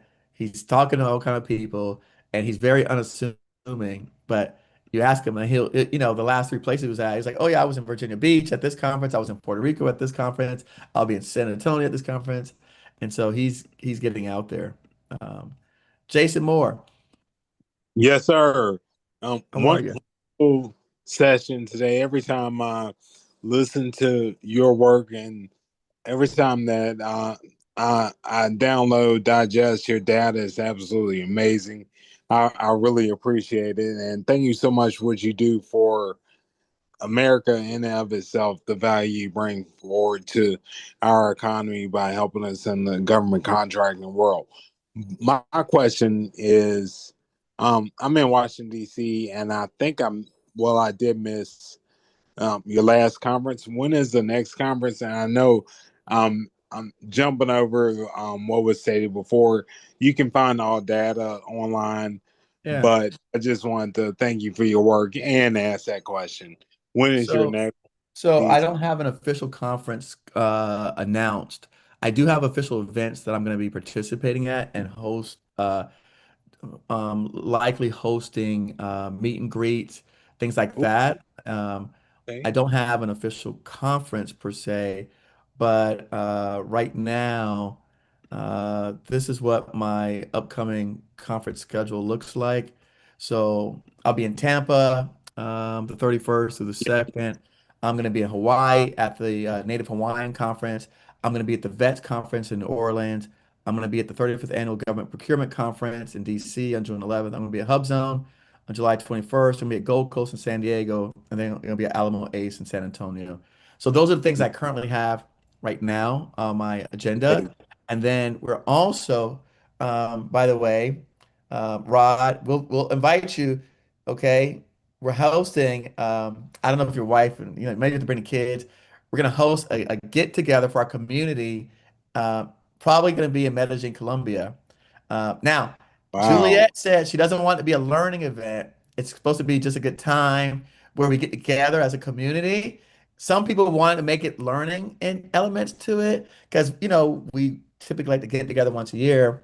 I made the business case that it was cheaper to go to Medellin, Colombia, than to go to any major American city because of the cost of hotels, food, travel. I showed the use case.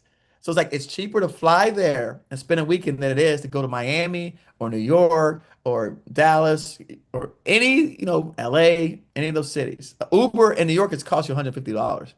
So I have Yeah. my counselor said, "What are you going to do?" I said, "My youngest graduates out of here, and I'm going to move out to where my son is in South Dakota with my grandson." And she goes, "You're going to stay there in the winter?" And I go, "Okay." She goes, "Well, think about Panama. You can go down there and get a house. You're already doing everything on the internet. You're talking to people on Zoom."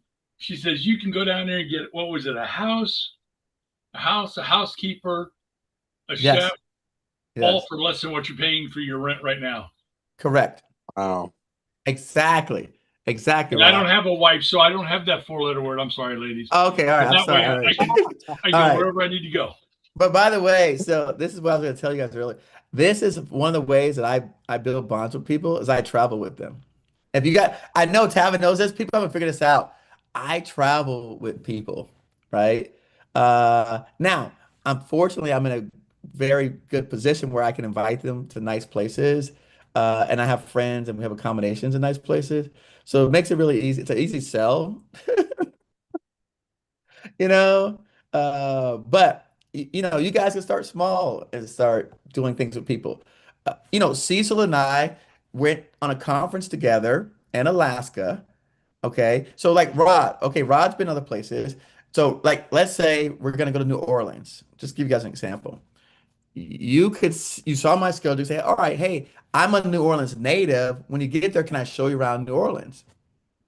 That's low hanging fruit stuff anyone could do, right? So Cecil was like, hey, Eric, you're going to the Alaskan 8A conference.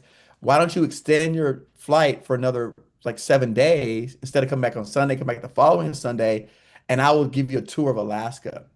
And that's what we did. We spent 7 days together in hotels and rental car, going up the top of Alaska and back down the other side. And those are great bonding trips. Did you do any salmon fishing? We did not do fishing, but we went out and took the boat and saw the glaciers falling and things like that. I mean, I ate salmon, but we didn't do any You fishing. did, But I yeah. did learn, Rod, that they feed us the same salmon that they feed the dogs in Alaska. I didn't know that. So the salmon that we eat down here is the salmon that they feed their animals up there. Well, worse, the salmon we eat down here comes out of tributaries, what they eat up there, because I was stationed at Fort Greely. So when you're up there, and salmon out of the river tastes much different than the salmon you get down here. Yeah. That's what So I was asking. I didn't even know that, right? Okay. Most of us are like, oh yeah, we're getting salmon, but it's like, no, they don't. Now you realize you just ticked something in my head when you said Alaska. Now, do you realize right now they have not changed the law, but a Native American or Alaskan-owned business can get up to $100 million as a direct award? Yes. So when you're talking about partnering with these guys to come through, and it is not the 51-49 split. Right.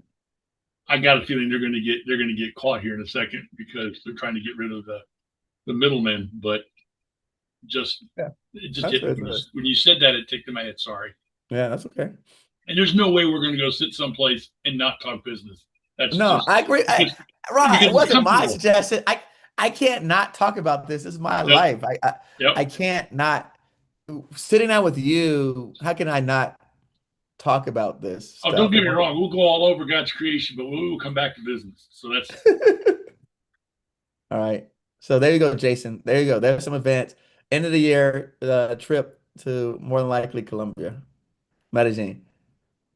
I mean, I'm okay with Panama. I was gonna say I better get my passport updated. Better renew it, yeah. But I mean, we voted earlier this year, Jason. Yes, sir. Doing a community building exercise. Great. All right. That's a value. Yeah. Eric, You know what? don't trigger Juliet. You know what she said. No, Juliet said she don't want to learn nothing. Juliet, I know. That's what Wait I a minute. said. Wait, hold on. People Here we go, Rob. See, there you go. You started it. People are putting words in my mouth. I said, of course, we will wind up talking business, but I said, let's not. If we're going to have to sit around and have classes, then you may as well just do a conference. is what I was saying. So you're saying do not schedule any formal training sessions. That's what I'm saying. Okay. All right. Everybody heard it. It's on record. She said she Yeah. doesn't want any I mean, formal of course training we're gonna sessions. talk. Of course we're gonna talk business, because if you're there and you meet people, greet, what do you do? This, that, and then you're gonna figure out how to partner. What do you do? How you do? I mean, that's just life. You're obviously gonna talk about your business. All right. So But Yvette, he's going to have one call, one meeting for 30 minutes. And the reason you got to have that 30 minutes is so you can write the whole damn thing off on your tax. that's what Yvette said. But Juliet don't even want to do that call, right? She said no to the call. Then that means that does not, by putting that one call on there, that increases your bottom line and your profit line. Okay, there you go, Rod. That's how you got to sell it to Juliet. Juliet, increase your bottom line and your profit line. 1 30-minute call. We got 1 30-minute call. Juliet, that's not a lot. That's not What I'm saying is you just start talking over dinner. Why does it have to be a formal meeting? Just start talking. Listen, you're going to talk anyway. I'll get up early in the morning you're going to be and I'll make the talking call, Rod. anyway. Don't worry, Rod. I'll Because get up early. Because IRS is going to want to see something that is scheduled. Unfortunately, the X is from IRS, and they will look for that and get the piece. That's all I'm saying. Right. I'll get up early before we have the first event and I'll make my call. I was going to say I'm up at 0500, so we can sit down at the pool at 6 o'clock and have it done, and while everybody else is still sleeping. I got Right, they're sleeping, exactly. He said, so we'll do that. All right. But Juliet, thank you. We know that you don't want to do it. We got you. We got you, girl. Don't worry, Juliet. We're gonna do all the other stuff too. Well, I think what she's wanting to do is that we don't get in there and start talking from the time we land to the time we leave again. She doesn't want this. She doesn't want this, right? She doesn't want a 9 to 6 session like we did today. I got it. I have no intentions of doing that. Okay, Juliet. I have no intentions of doing that. All right. But going back to what Yvette said, okay, you have to get everybody else off of me because they're gonna try to do that to me. Because they're gonna be around me and they're gonna come to me and be like, I have this, I have this, I have this, I have this for that.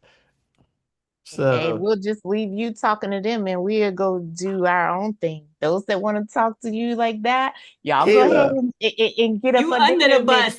Y'all go right ahead. Where was my help at? She left out the wolves, Eric. I thought she was gonna be like, yes, Eric, I got your back. I'll make sure they don't. I did not say I wanted to sign up for that. I said, help me keep them off. Those that want, since you that's what you're trying to schedule. No, I didn't do that. I just thought whatever. That's what I'm saying. I'm helping you. I'm helping arrange that for you. Those that want that, I'm helping facilitate that. So, Eric, send me the link for your 11 June action. Okay. All right, let me do it. Okay. Fair enough. All right, let me make a note of that. I'll get on the train and come down and spend the night. By the way, that's a sweet deal. I can get on the train here and sleep all the way into Union Station, and then take the metro wherever the hell I got to go. Okay, perfect. All right. Anything else anybody has? I think we've covered it all. It's been a good day. I'm gonna go relax my brain now. Believe it or not, I do get tired. It takes my energy all the way down. So I just want to give my little 7 cents in. I always appreciate it. I definitely got to go back and watch it because I didn't get all that. So I got to take my time, take some notes on it. I got to meditate, let everything really sit in. So, but I always appreciate it. Appreciate everybody in the community. And yeah, that's all I got. I'm out of here. All right, be good, brother. All right, guys. Thank you so much, Rod. Thank you, man. It's been a pleasure. Send you a note whenever you get a chance when you get back. I've got end of quarter, so when you get back from your trips. Yeah, exactly. Okay, sounds good. All right, thanks everyone. Have a good day. Thank you guys. All right?